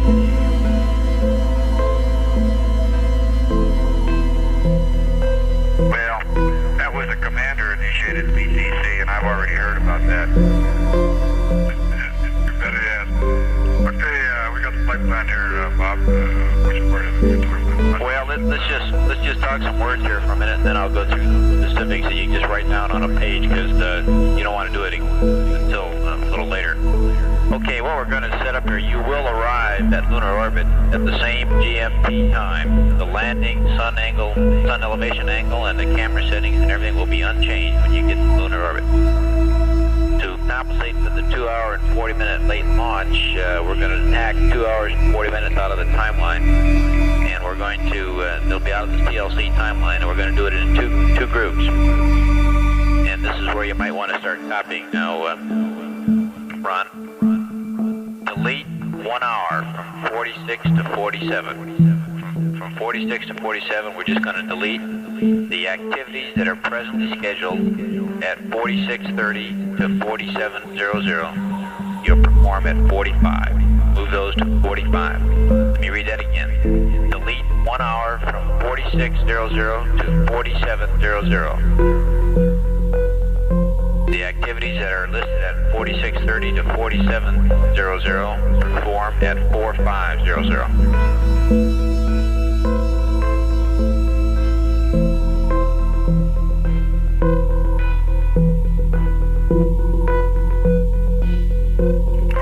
Bob, looks like complete 1 hour from 46 to 47 hours.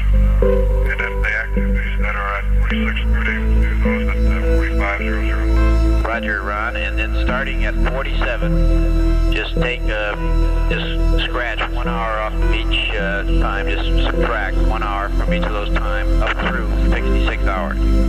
Just subtract 1 hour from 47 up through 66.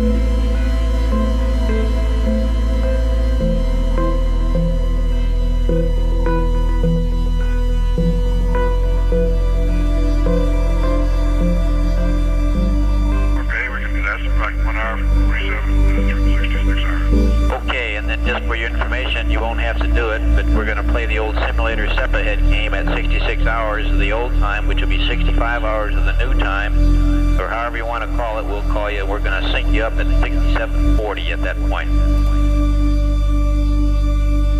We'll play the old step-ahead game there. Okay, Bob. All right, that means that you're not going to actually do any clock updates or syncs until somewhere in the 60s there, not in the 40s. Roger, it'll be 65 hours of the new time or 66 hours on the old time, depends on you will look at, but that's when we'll sync you up. Okay. You'll be in sync all the way out to that time. We're just going to delete and jump you to 67:40. Okay. And just another note of interest, you don't have to write this down. I'll read it to you. The awake periods will be on day 3. You'll be 15 hours, 8 hours sleep starting at 11:33 CST. Then at day 4, you'll be 14 and 20 hours with 8 hours sleep. So it actually just shortens a couple days there.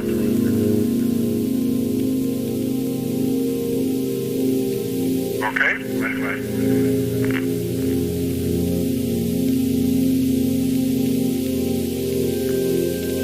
That Tommy came up with on that, Ron, is that all you have to do is go subtract those 1 hours and no more reading or anything else, just subtract it. We're in business. Yeah, it looks real wide. We're going to give Tommy a gold star for that one. You bet.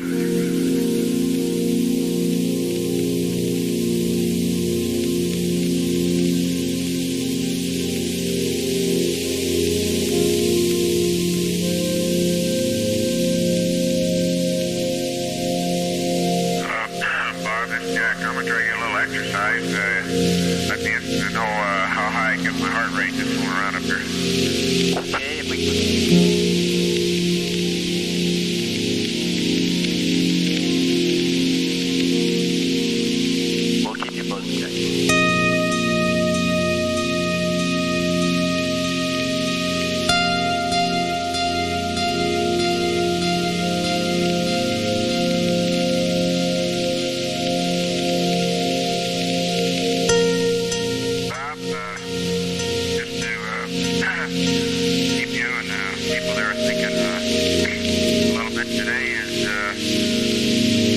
relatively short day, but it's a good day because it gives us a chance to, again, get acclimated, finish our stowage, and just generally go through all the things that have to be gone through for the rest of the mission. We've got 3 eating days today, and judging from what we're thinking and talking about now, that the last 2 are going to be sort of stretched in a 1 eating period, because 3 meals on this particular day just is not really going to be stomachable.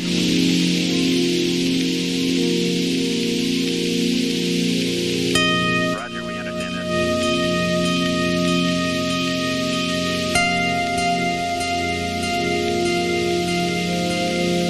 I think you'll find out that our eating and drinking, for the most part, is starting off relatively slow, but I think we'll pick it up here by tomorrow.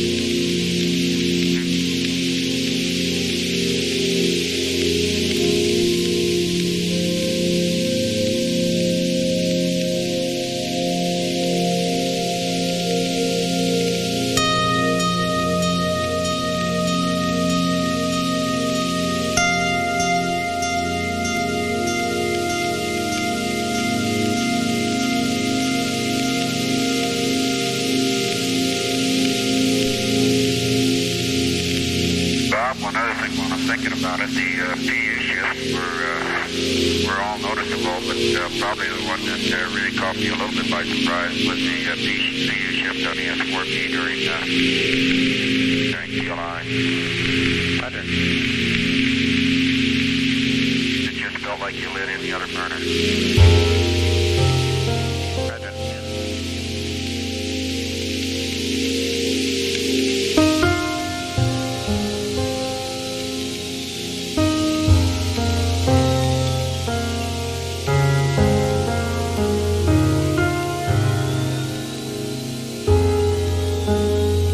Just for Jack information, you're running in the 80s on your heartbeat. We saw a 91 or 2 there for a few minutes. Are you still working out?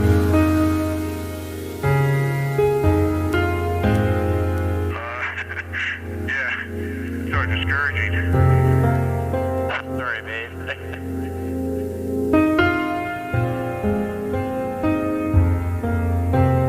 Hey, Bob, what was Jack running before he started that?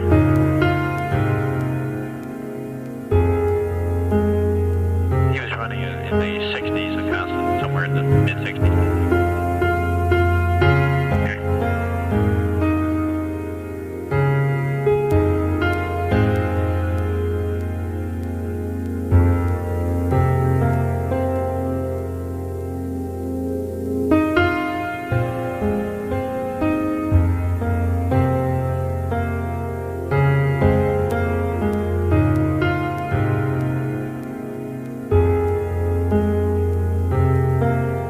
Okay, Jack, you're running about 105 and 103 right now.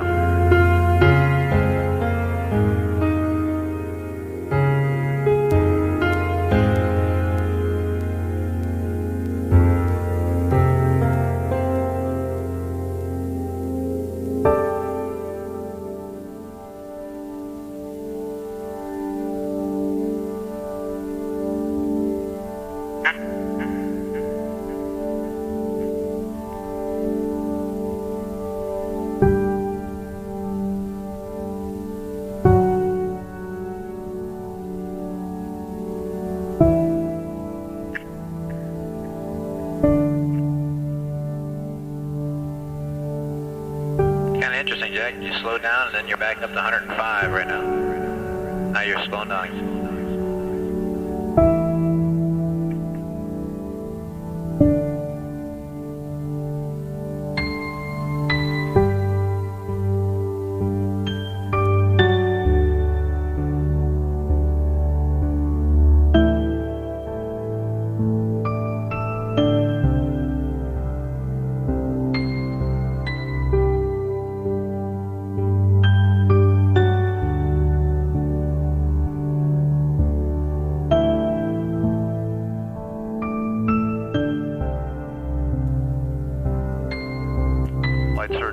Hans Schmidt is watching the heart rate of Jack Schmidt as Jack exercises aboard the spacecraft using a modified exerciser that consists primarily of a cylinder and a cord that comes out of it. Allows him to adjust the amount of tension or resistance to pull the device has. And there are a variety of ways in which it can be used, allowing him to pull against the adjustable tension of this bungee-like device. And he's gotten his heart rate up somewhat in excess of 100 beats per minute.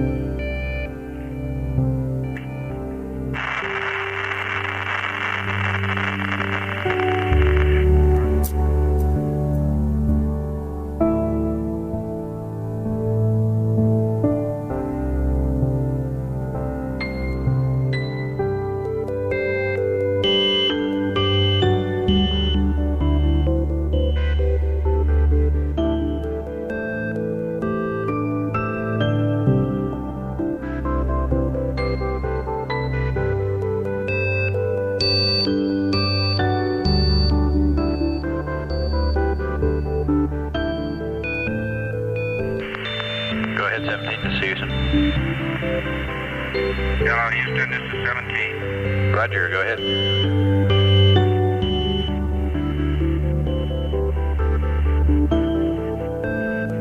17, Houston, go ahead.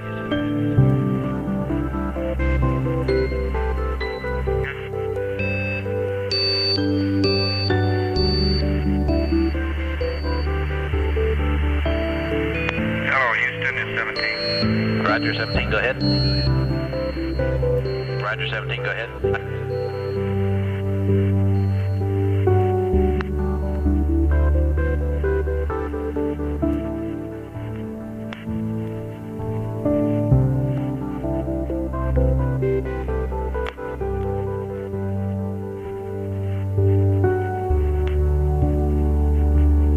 Hello, 17, Houston, you read?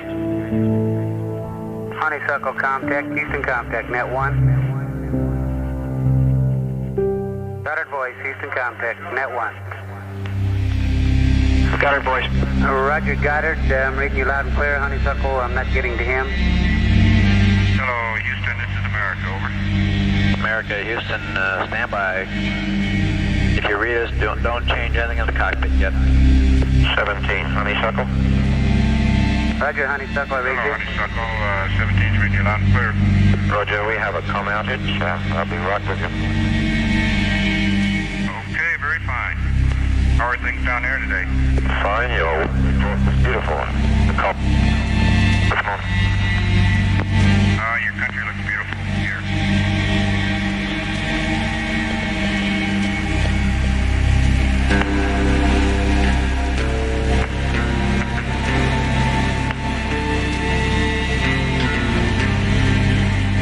Okay, 17, Houston, how do you read now?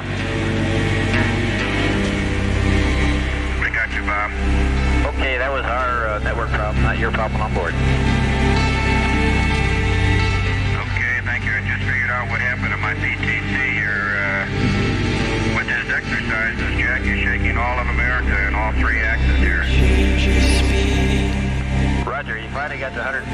on the heart rate. Yeah, my right needles are bouncing back and forth a half a degree. Roger. Gotta find something to pin it on.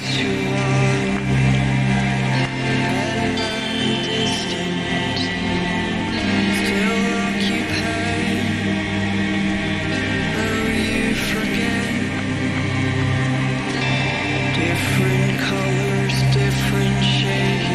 Hope for each mistakes were made. I took the blame. Correction is so plain to see. Loaded gun set you free. Jack, surgeon over here says you got 120 on the heartbeat for a moment there. 122 right now.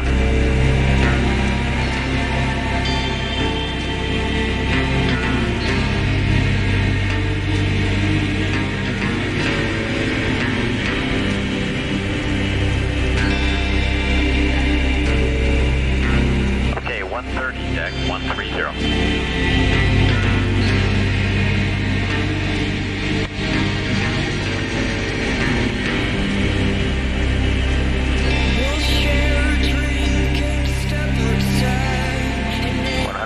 Jack, 140.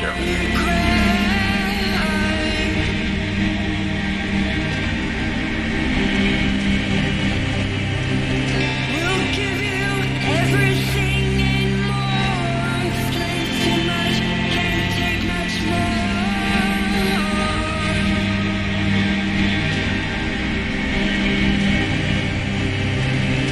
I've walked on water, run through fire, can't seem to feel it anymore.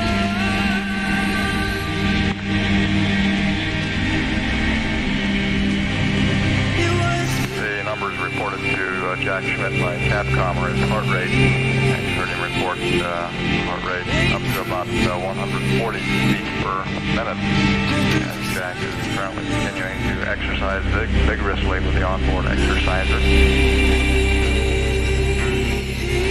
This is aimed, among other things, at keeping the cardiovascular system, which tends to get lazy in zero gravity in conditions.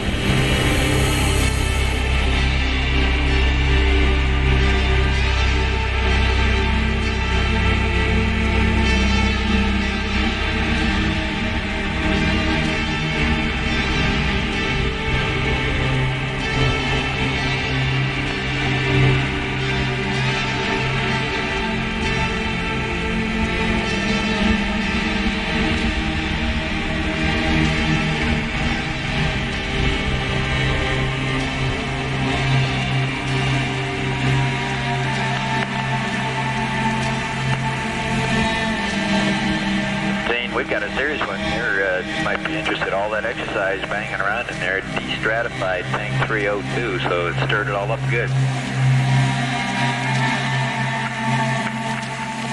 Yeah. Glad we brought him along then. We found some use for him. Once an ecom, always an ecom.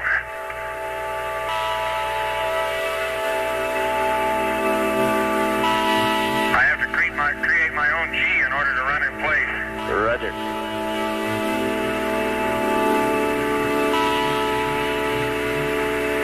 How high up did the heart rate get, Bob? We got you at 140, Jack. Were you running in places at 140 was... Yeah, I was I'm underneath the right-hand couch, holding on to the main YY strut with my hands and running against the LEB. Roger, it worked real well, 140, and you were running in the mid-60s, so you picked up about almost 70 beats there, no problem. Surgeon is very happy. Well, I'm happy too. It took a while to find a technique. I was initially I got up to 90 with just isometrics, pushing against the couch, and the running is obviously what it takes. Roger. But I don't, Bob, I really don't feel, I guess lost it.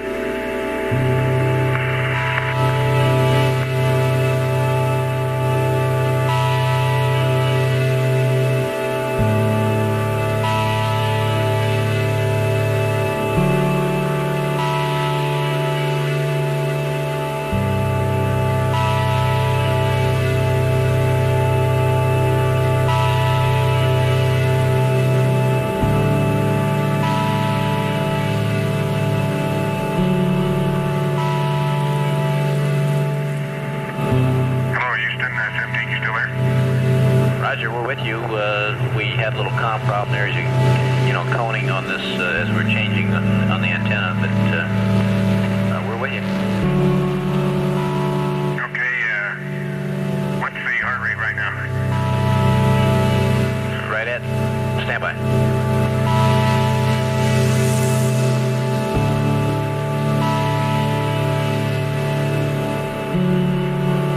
We had a data dropout, Jack. That's why I'm holding up. And it just came on, and we'll tell you in a second here. About 60, Jack. Right about 60 even. Okay, that's where I was when I started, so that's, you certainly recover fast. I don't know whether that's faster than in 1G or not. Well, we're happy with it, or surgeon's happy with it, so it's good. Well, how does that compare, do you have any data how that compares with the recovery, say the 5-minute recovery time on the ergometer? We can look it up, Jack, if you're interested. We'd have to check your records. They don't have it right in front of us. No, no big deal, just curious. Roger.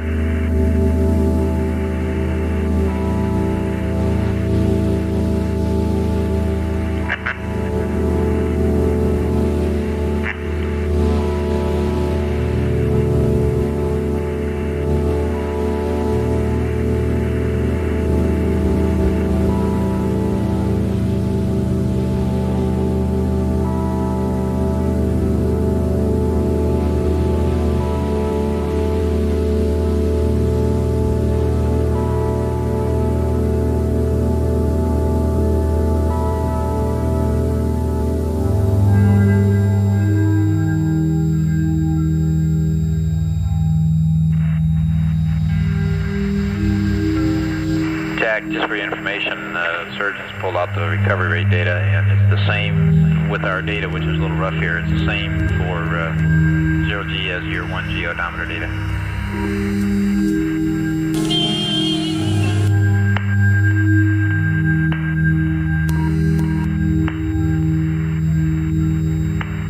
Okay, that's very interesting. Roger.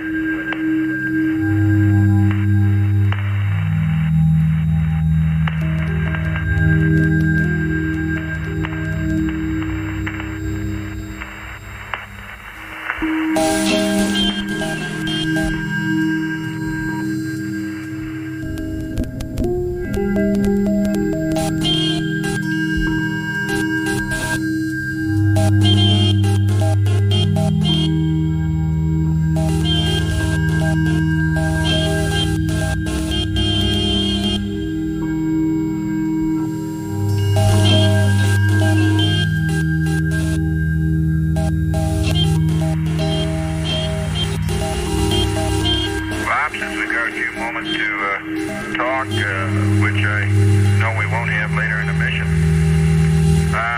something I don't ever remember happening, but it's happening now on the windows. That's the 1, 3, and 5, but not 2 and 4.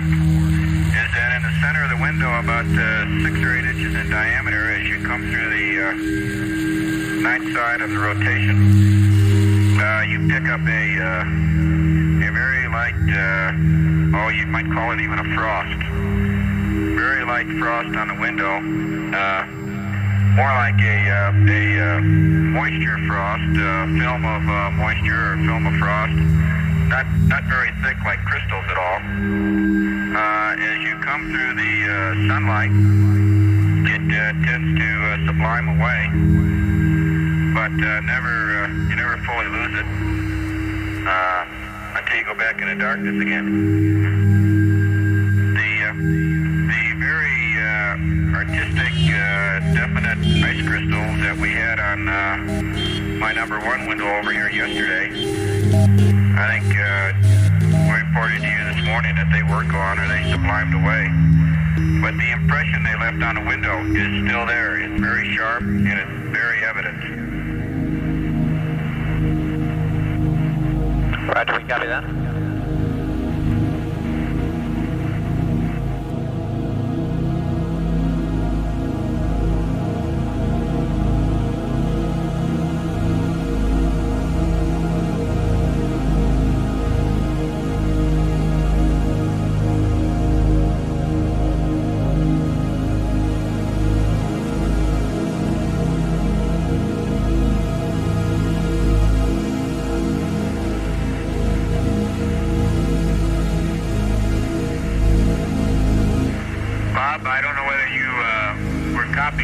Honeysuckle's called to us while you had lost comm there for a while. Roger, we got you. But they said that they had... Okay.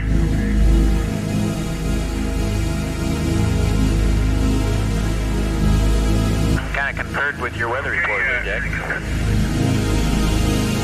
Yeah, lucky guess. I might say that the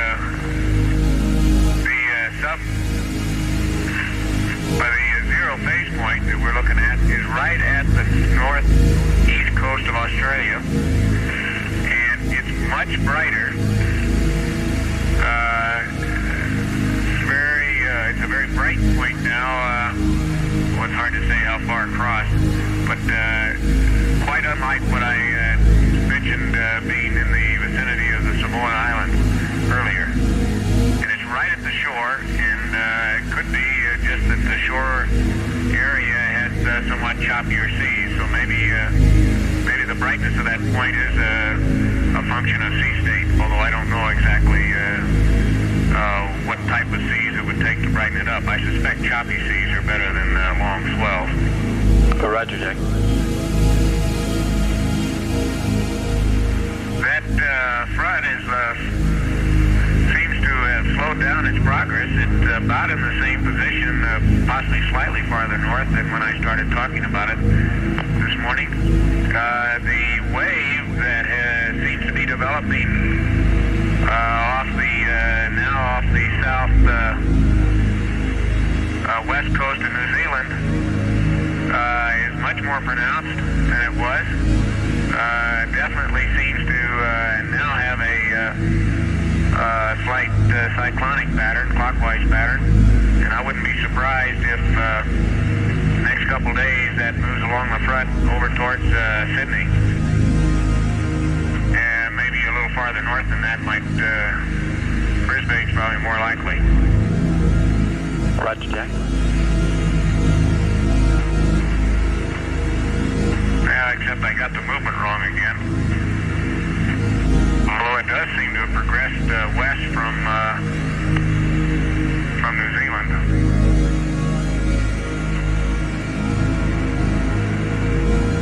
Roger.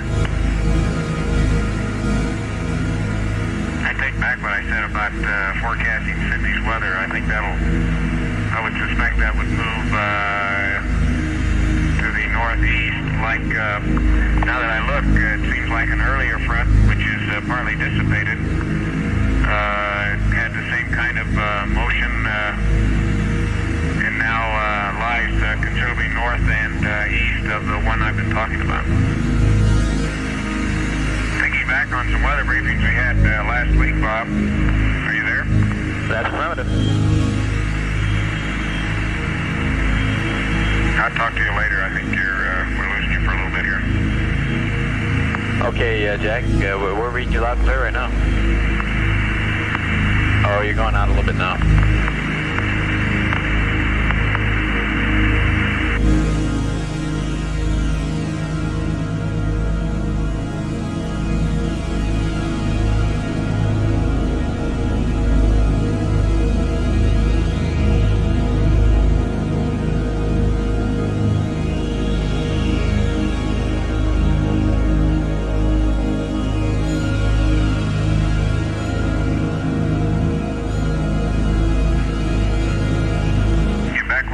Bob?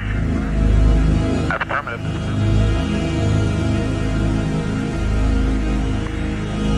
Okay, I was going to try to recover there from that last few statements. As I recall, the weather briefings that we had at the Cape last week, that talking with Ken Nagler and Jim Nicholson down there, that the patterns we were seeing from the satellite pictures and their forecasts, or analysis anyway, charts in the New Zealand part of the Pacific, those waves formed along the front would move north and then curve east, and that appears to be the pattern that was visible in one of the older fronts. And I suspect if that pattern would hold with the way that's developed right on the coast of New Zealand now, that it might move on up the western coast of New Zealand. We'll probably have a chance to watch that the next few days and see what happens to it. Roger, Jack.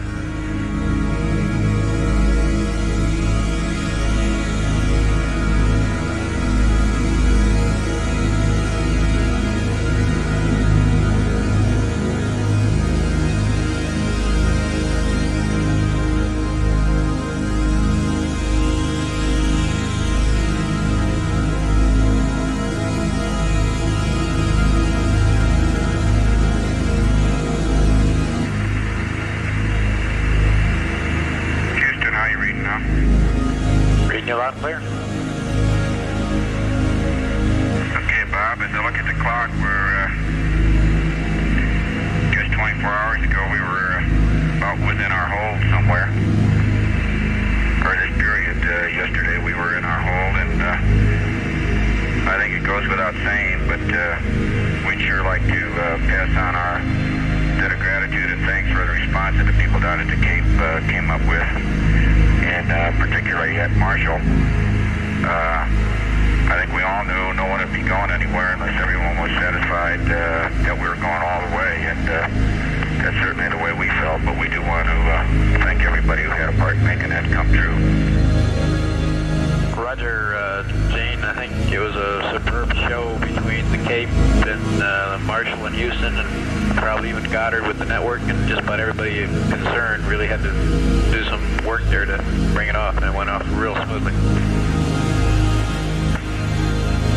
You know, after flying with Stafford a couple times and having that happen a few times back, I thought maybe he was aboard. Okay.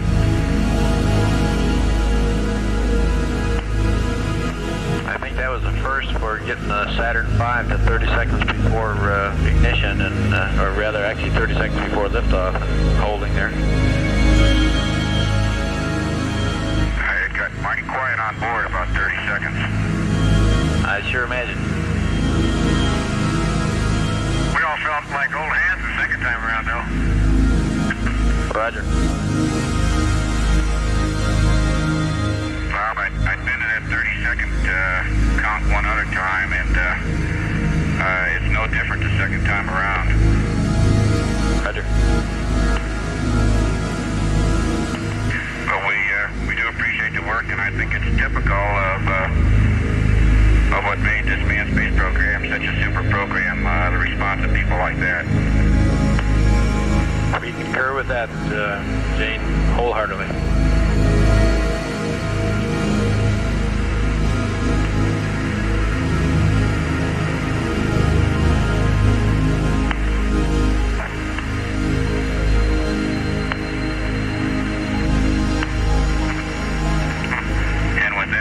Tell everyone to stick around because there's a lot yet to be done. You better believe it.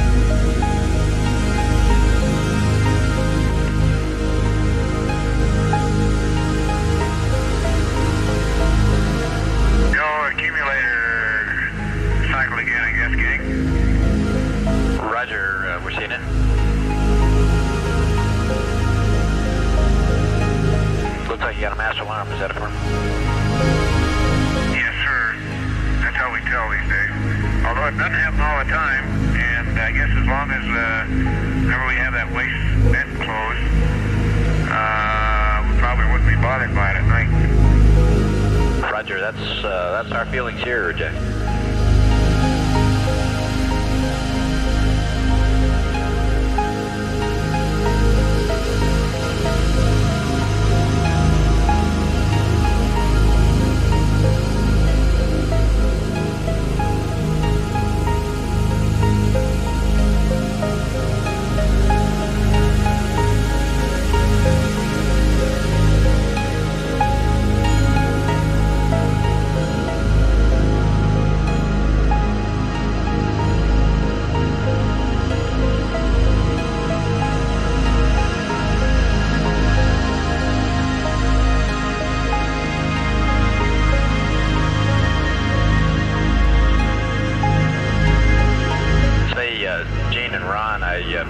Talked to your fowls on the phone here a little while ago, and they gave me a very interesting observation you might appreciate. They were standing close to some water when launched, and they noticed that when the booster lit up, something scared all the fish because the water literally began to boil with fish jumping from the light, I guess, or from the shock wave, something. Was made a very distinct impression because that's the first thing both of them told me about. That's pretty neat. It's a neat way to go scare up the fish, I guess. Right.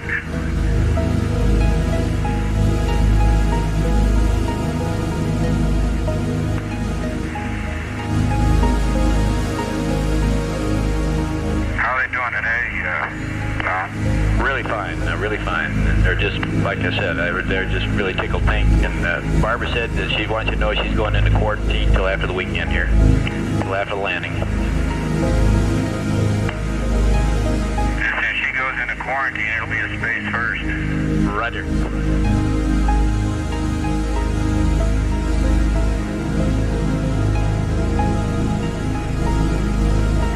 You got to be careful now. You know what to tell them.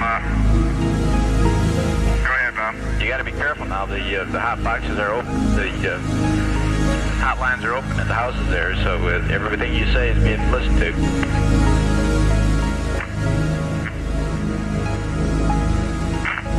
Yeah. Okay. In that case, just want to say hello, and we're having a super good time. Looking forward to what's coming, and we thank you for the news, Robert. Roger.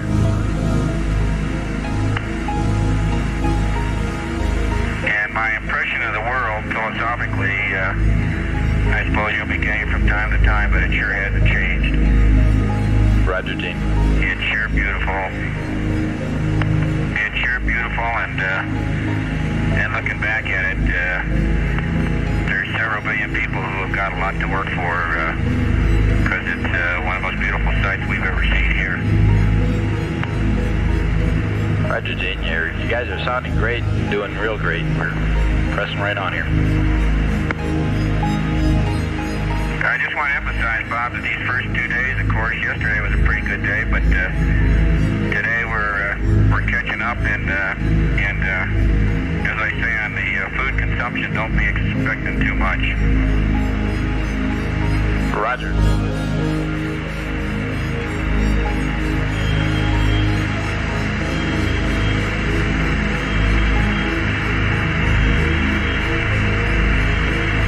Acclimation and familiarity and stowage and preparation and enjoyment and relaxation are really the call of the day-to-day, which is probably the most ideal day in a flight plan to put it, because it's probably the only one we'll have. Roger. Not that they aren't all going to be enjoyable. Hey, Bob, your hourly weather report is due, and I'll wait a while. I keep losing your com. Okay.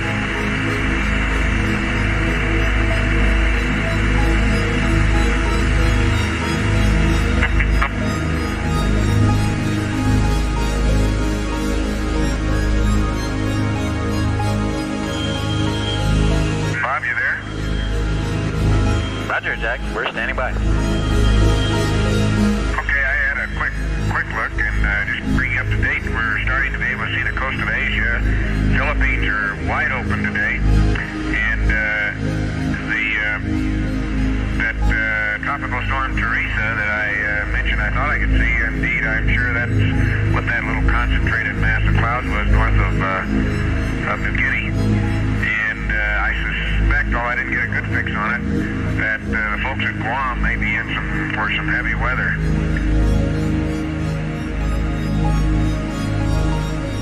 Roger.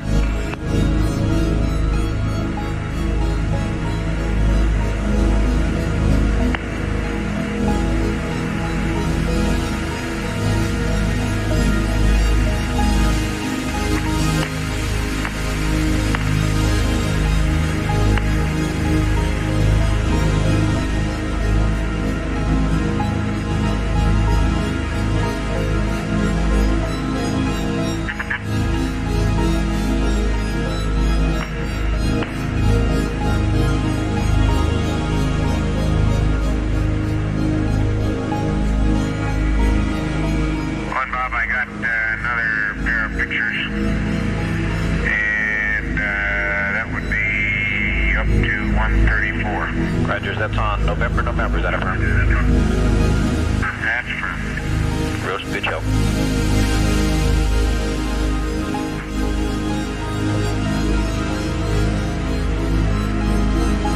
And that was taken last pass about 10 minutes ago if you want to keep track of the GET. Roger, thanks Jack, I'm doing that.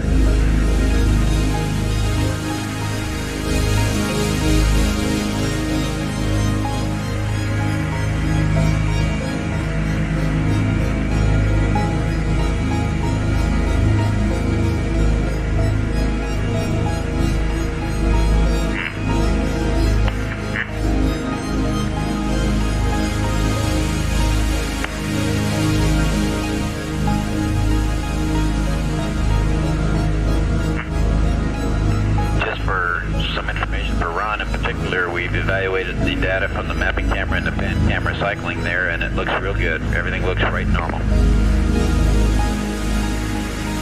that's outstanding. Good deal.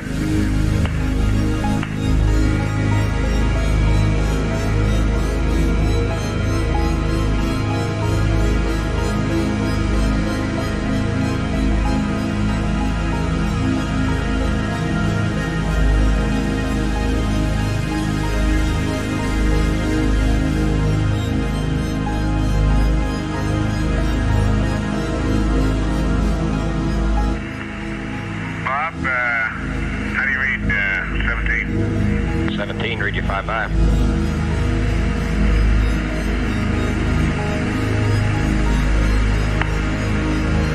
That's the strangest sounding Bob I ever heard. He's taking a short break. Okay, good. Nice to talk with you. I don't know whether you were around, Gene, the other day when I was talking about the circulation patterns around Antarctica. We were looking then at the Indian Ocean, or actually South Atlantic in the Indian Ocean region.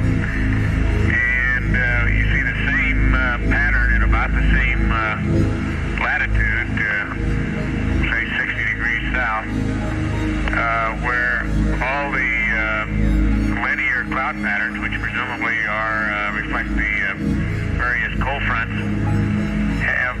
are arcuate with their convex sides, or more actually almost pointed sides, all lined up in a west to east direction around that latitude. It's quite a spectacular period circulation pattern, and the little wave that I mentioned on New Zealand seems to be beginning to form another arrow or another convex point on that front that's fitting right into the same circulation pattern. Okay, copy. That would make 4 of those major convex fronts that I can see from this view crossing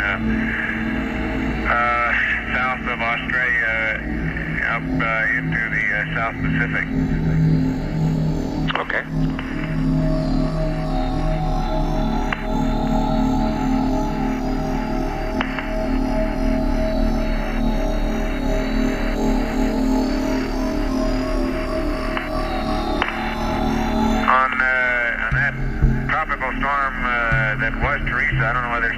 then now.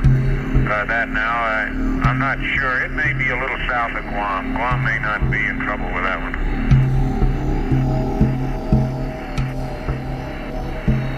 Yeah, it looks like it's just a bit to the west of Manila there.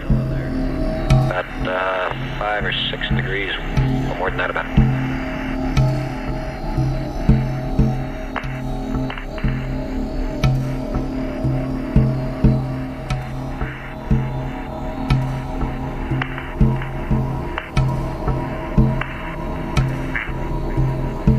About 5 degrees west of Manila and about 5 degrees south. And it is still called Teresa.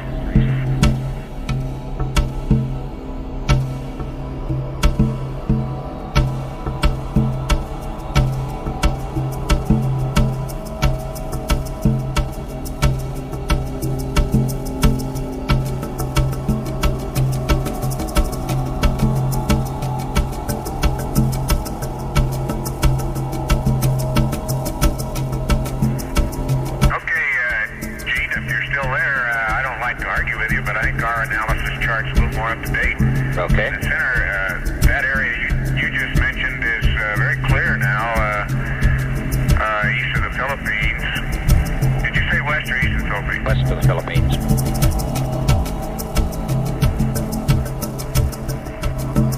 Okay, that area that you mentioned, 5 degrees east, is very clear.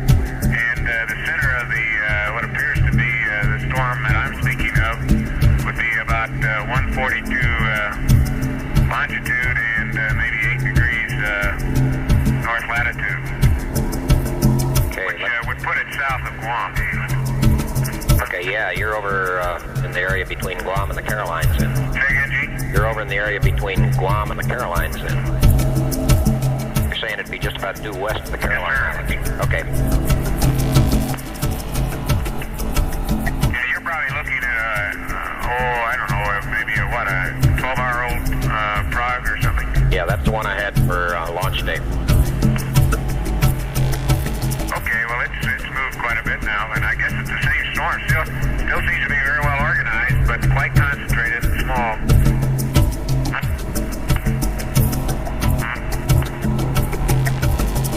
Okay, I'll get a new prog in and compare your estimate there. Yeah, I think that's pretty good. Those 142 and 8 degrees would be pretty good center of that storm. I've got some pretty good I can see Mindanao, and I can see the, let's see, just a second, what is that on Australia?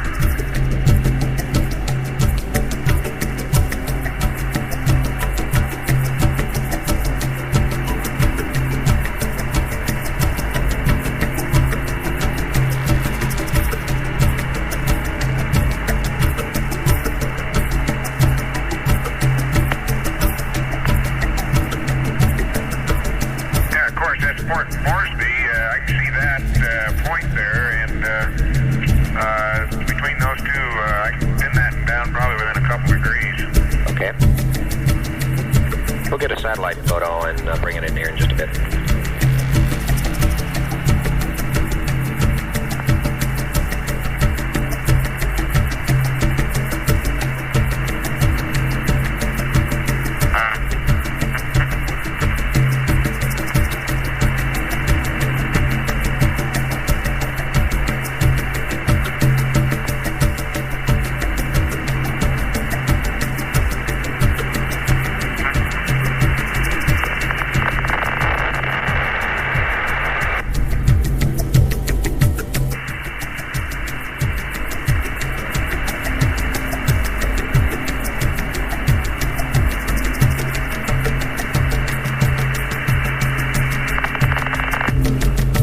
Conversation over the past few minutes has been between Flight Director Gene Kranz and Jack Schmidt. Apollo 17 at this time, almost directly above the northeast coast of Australia, some 94,000 nautical miles from Earth.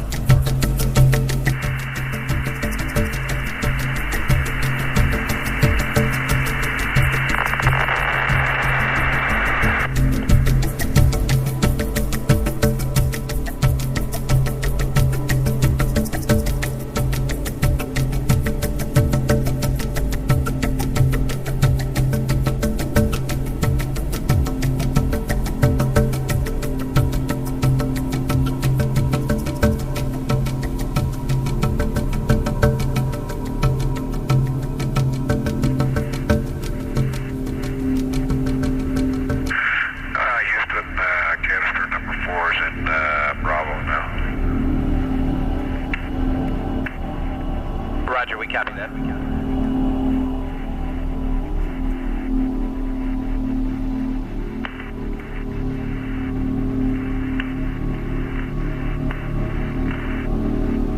Go ahead, 17.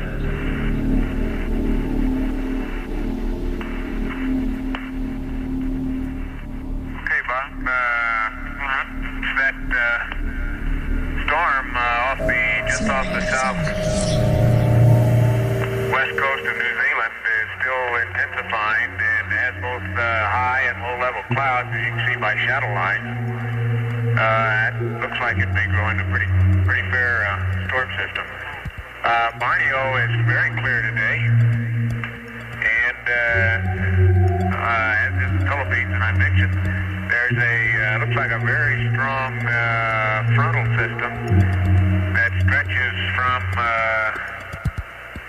let's say the south coast of, or southeast coast of Vietnam, between and across Taiwan, between the Philippines and Taiwan, and across Taiwan, and right along. And I can't tell. I think just south of Japan. I can't tell whether Japan's in the front or not. I'll look at it some more. The strongest storm center that I can see on that is way north, and probably Hokkaido has a fair amount of weather from that storm system.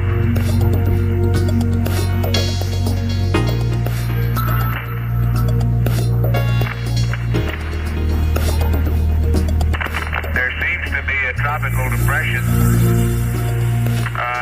just north of Borneo. A very strong circulation system north of Borneo, and I guess just south of Vietnam. Roger. Probably southeast.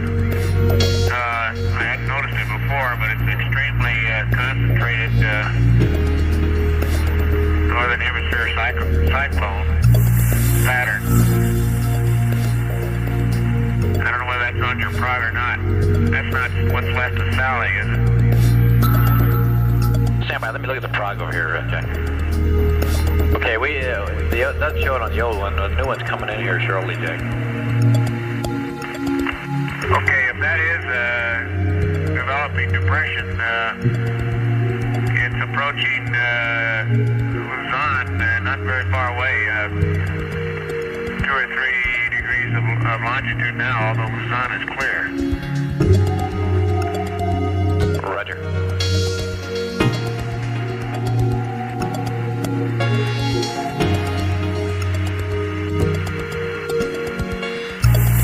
I can see Korea quite well, Bob. It's clear today. Yeah, we've got the front, the leading edge of the front on our prog was past Korea and on Japan, and you've got it moving quite a bit further east there. Well, I'm not absolutely sure. Master alarm on the accumulator. Roger, we copy.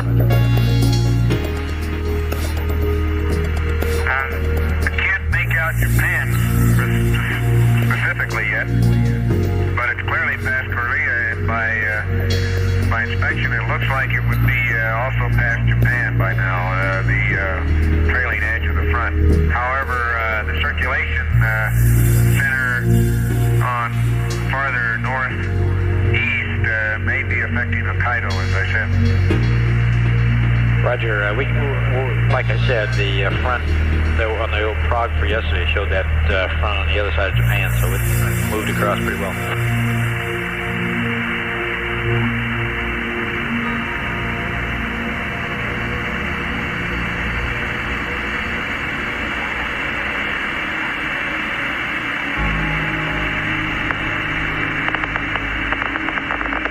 I recall they had a tropical storm called Sally that went into a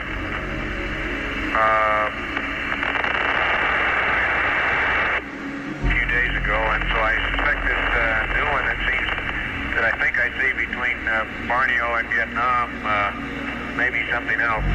It's a new depression, or I may be fooled by it.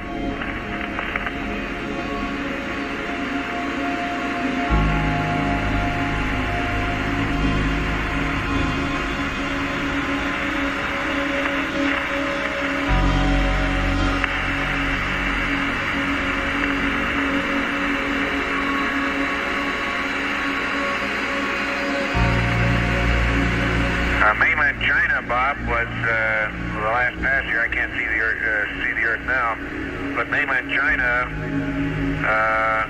looked like it was clear as far as I could see. There might be another front quite a ways inland, but that gets right at the limb, and I can't tell. But Korea, Yellow Sea, and the regions of China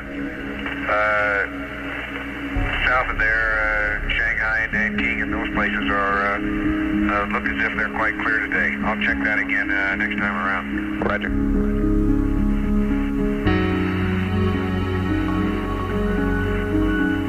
And Jack, we're ready to terminate the charge on battery B and start the charge on battery A. Okay, that should work.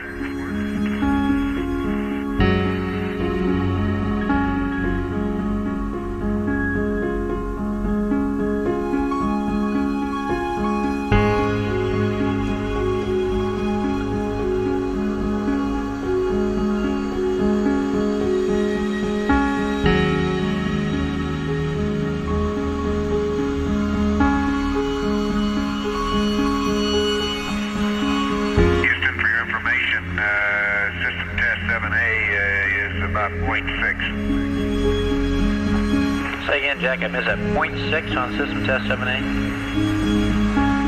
That's from battery compartment pressure. Thank you, Jack.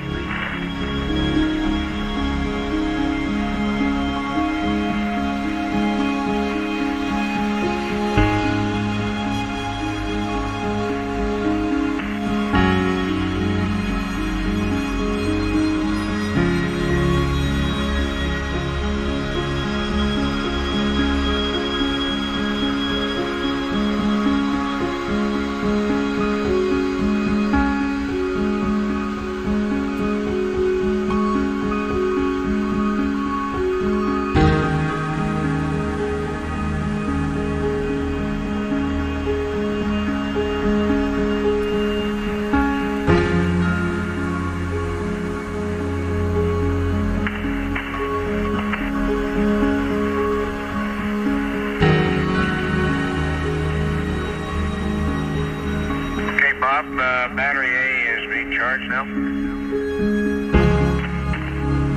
Roger, Jack.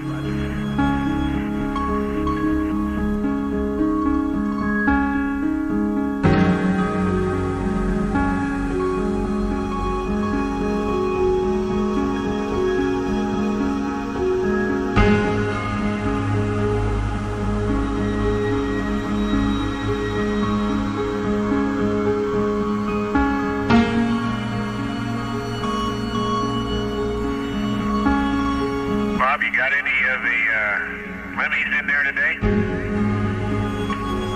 Any of the lemmies? Right, they're all sitting by. Just gave me a big thumbs up, Jack. Okay, give them a thumbs up on the rendezvous radar antenna. It looks real good.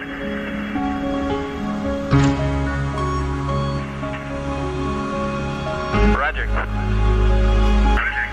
I'm nose to nose with it practically here at about 2 feet, and it's extremely clean, and see absolutely no sign of anything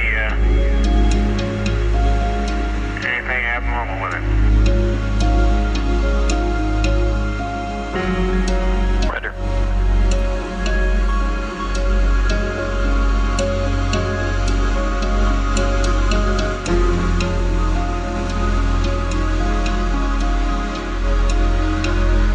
Compared to some of the flaking problems and things like that we've heard about in the past, I never saw a cleaner piece of hardware than that lamp looks right now. Roger.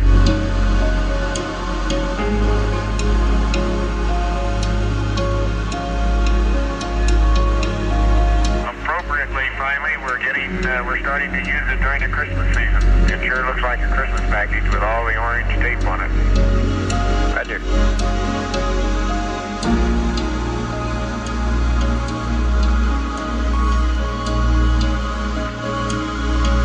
Ron, we got your noun 05. Okay, I'll go ahead and accept that one this time.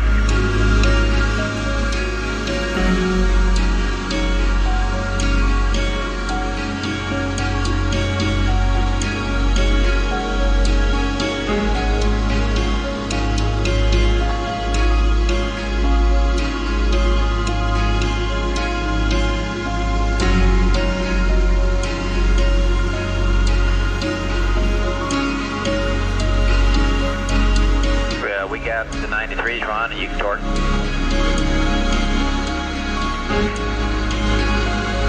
Okay, I'll torque it to 940.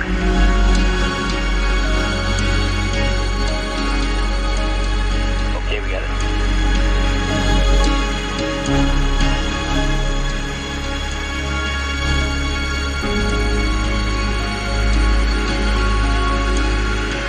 And Jack, we've been looking at our records. We don't have a previous system test reading for 7 Alpha. Do you recall of any previous readings on that one?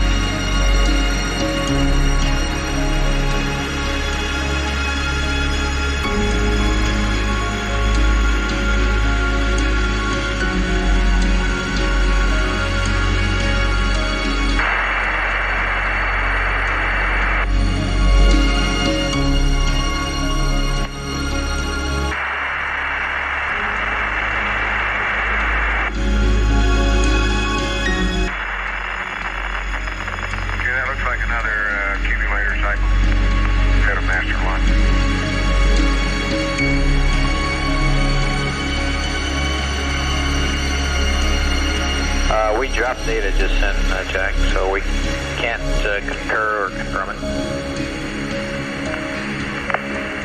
Yeah, it's exactly the right time.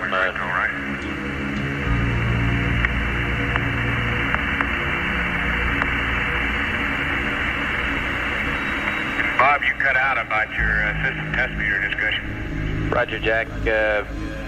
Do you have any previous 7 Alpha readings? We don't have any in our log here, and we're just wondering what the past readings on that was. No, I think that's the first one that we would have been called to make after a battery charge, right? That's firm, Jack.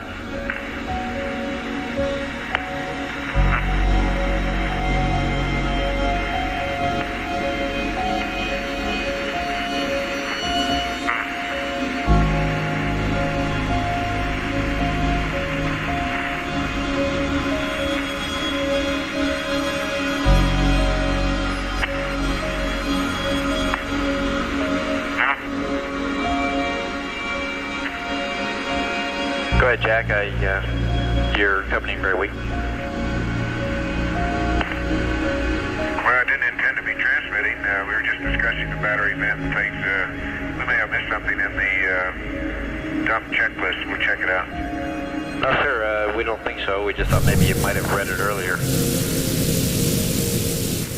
Oh, yeah. You want the battery vent? It should be closed now, right? Stand by, Jack. Ron says it ought to be open. That's firm. Let me check. It should be open. There's no question about that. It should be open. Okay, it's open. Anyway, no problem, Jack. It should be open, but the value appears a bit low to us. We'd like to read it again before you go to sleep. We may want to close it.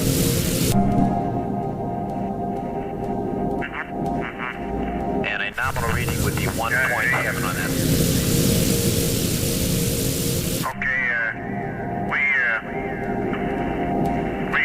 When we were doing all our dumping some time back and neglected to open it again. So it was closed. I gave you a read. It has been closed during some 2 hours anyway. You can figure out how long. Okay, we copy that.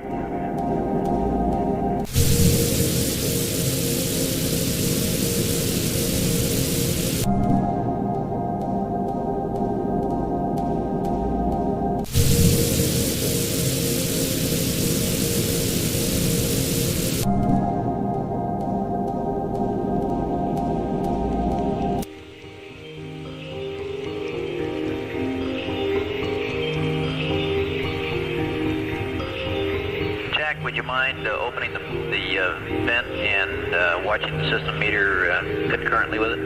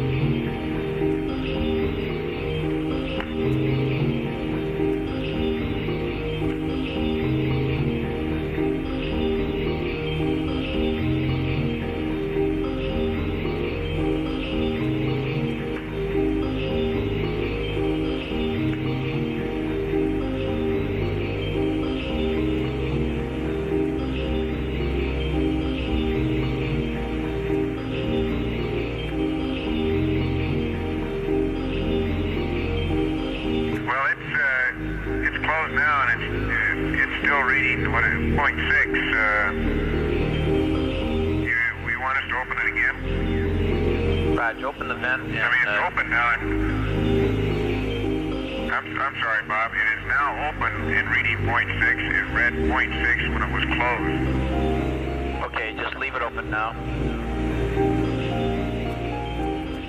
Okay. And we will want to still check it prior to your sleep period. Okay.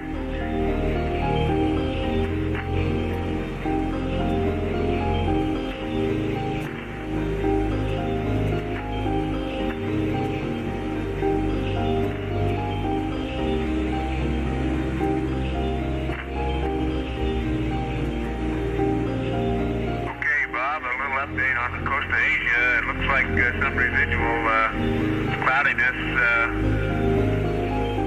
would be affecting the Busan region of Korea. And also, that's residual after the frontal passage. And it looks like maybe Shanghai, after all, may have storms associated with it, but it's really hard to pick out exactly the exact coastline of Asia. But there are some clouds in the Yellow Sea behind the front. Look like they might be possibly some high cirrus as well. Jack, do you still see that storm that you said was sitting between Guam and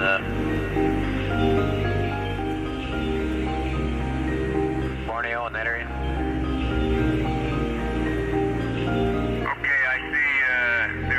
Cloud concentration between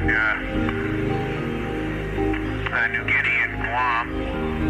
The more I look at it, the less well-developed it appears to me compared to some of the other circulation patterns.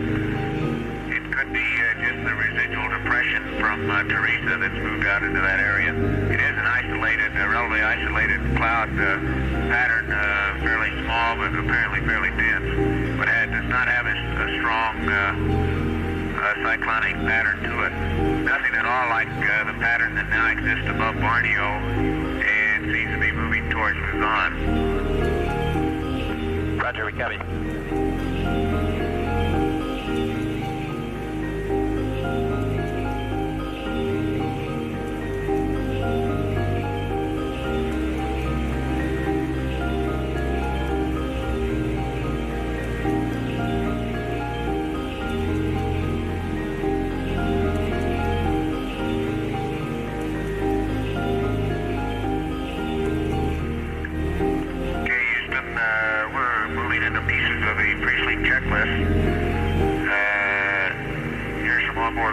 For you. Battery C is 37.0. Pyrobat A 37.2. Pyrobat B 37.2. RCSA 95. Bravo 94. Charlie 94. Delta is 96.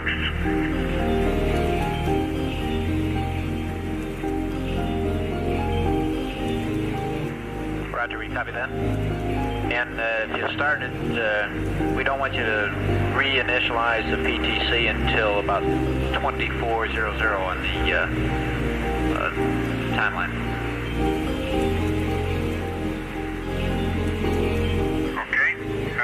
We're just getting a little ahead. We took us longer last night on the pre-sleep than we expected. We're trying to work it out again. Yeah, we don't want to. We want to terminate the waste stowage vent at that time because we think that that vent is what's contributing to our PTC coning. Okay, we're not really ready to go to sleep yet, but we're just moving ahead. Right.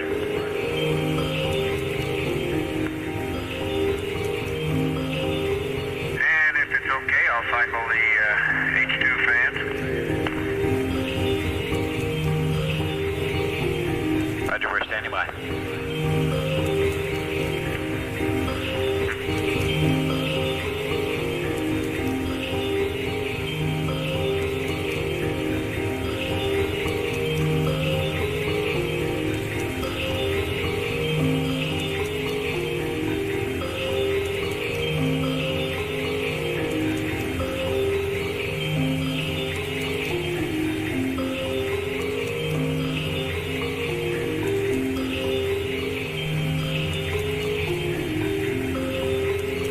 Apollo Control at 23 hours 25 minutes. The crew has completed realigning the inertial measurement platform, a platform used as a stable reference. The spacecraft guidance control system uses it as a reference in determining its own attitude. They've also been charging the 2 entry batteries that are used during peak electrical loads of liftoff, and then are recharged during the translunar coast when the fuel cells are producing a surplus of electrical energy. They've recharged one of those 2 batteries and are in the process of recharging the second one at this time.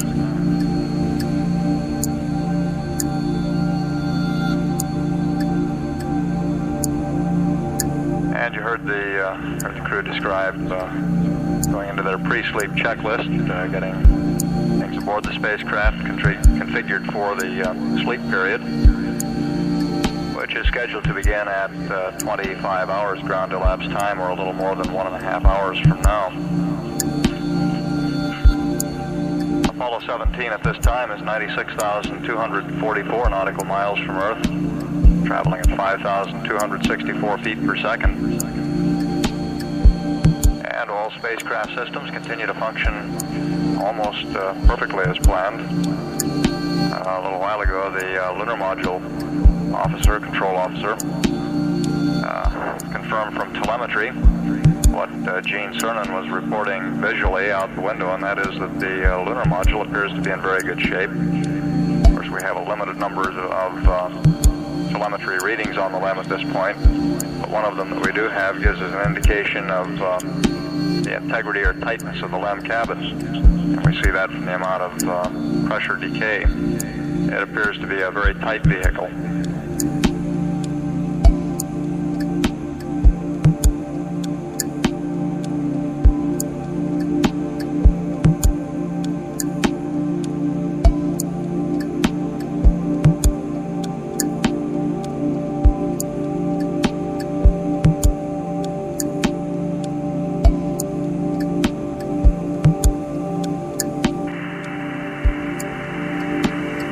Hey Jack, we got a request in here from our Araya friends.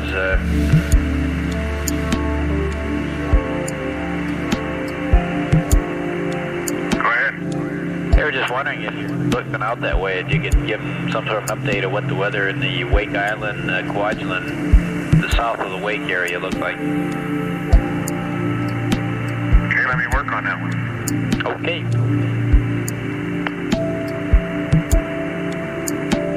You're going to earn your American Meteorological Society badge here pretty quick. Okay,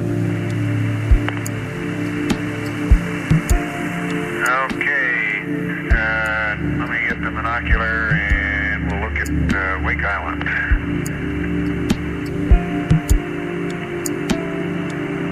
I missed having all those nice latitude and longitude lines on the globe.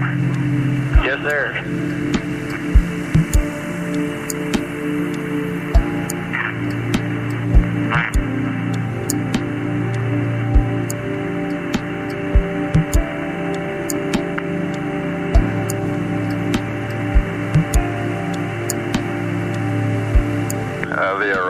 diagrams that Capcom Robert Overmeyer was referring to are the crews of the Apollo range instrumented aircraft used in supplementing the manned spaceflight network coverage. They'll be leaving from Patrick Air Force Base prior to the end of the mission and flying into the Wake Island area to be on station during Apollo 17's re-entry and splashdown.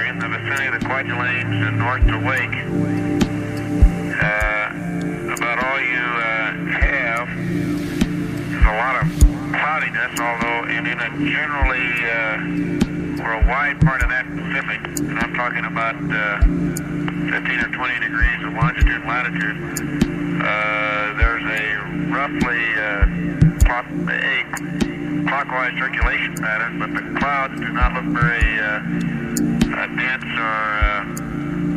or concentrated in any one area. And it's leading off to the south east from that general cloud mass. Their cyclonic or anticyclonic cloud mass is one of the old fronts, or at least one of the old linear cloud patterns that extends down into the South Pacific.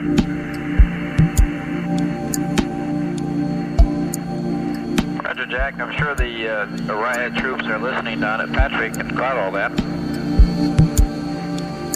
Well, my guess is, Bob, and it's purely a guess, is that they're probably, if they were out there right now, would be experiencing intermediate layer clouds with scattered showers and not too strongly developed circulation system, so I can't predict the winds, but I wouldn't expect them to be anything what might be down associated with the remnants of the tropical depression Teresa. Now that Teresa, what's left of it, if I'm correct in picking it out there, probably is moving in that direction, although it looks weak enough that right now I don't think it'll be any big problem, and it may in fact go south of there.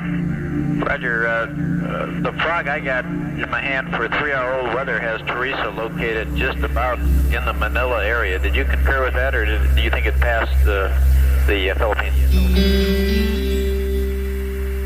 Well, I don't. Manila's clear. The only thing approaching near Manila is this other storm center that now is north of Borneo, and to the east of Manila, it's clear all the way over to this little cloud mass that I was guessing might be Teresa. Roger. Well, I say this is 3 hours old. That's about, I gave Gene Grant some coordinates on it. You can look it up. Those are pretty good coordinates for that cloud mass. Now, whether that's really Teresa or not, I don't know.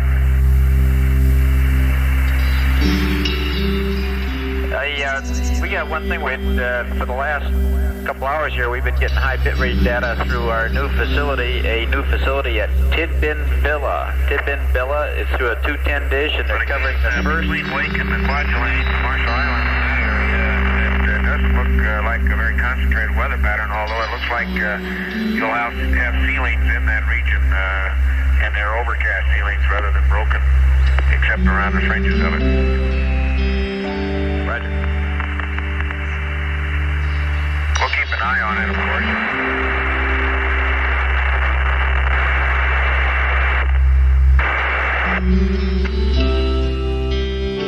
Jack, how do you read us now?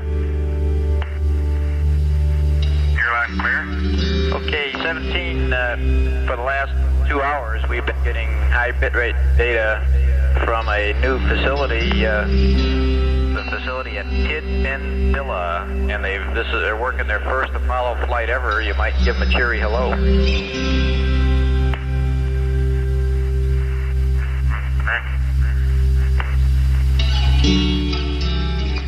Tidbinbilla, is that correct? That's affirmative. Very close to the honeysuckle place. Very close to honeysuckle. Well, how you doing? How you doing, Mike?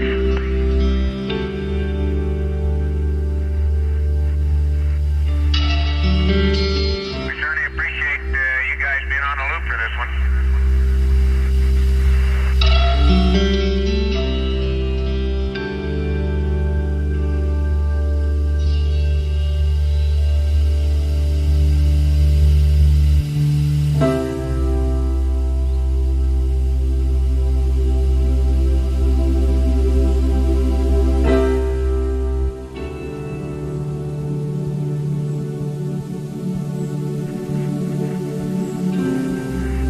That new 210-foot dish antenna at Tidbinbilla, which is near Honeysuckle Creek, which in turn is near Canberra, now online and accounting for our excellent signal strength from the spacecraft.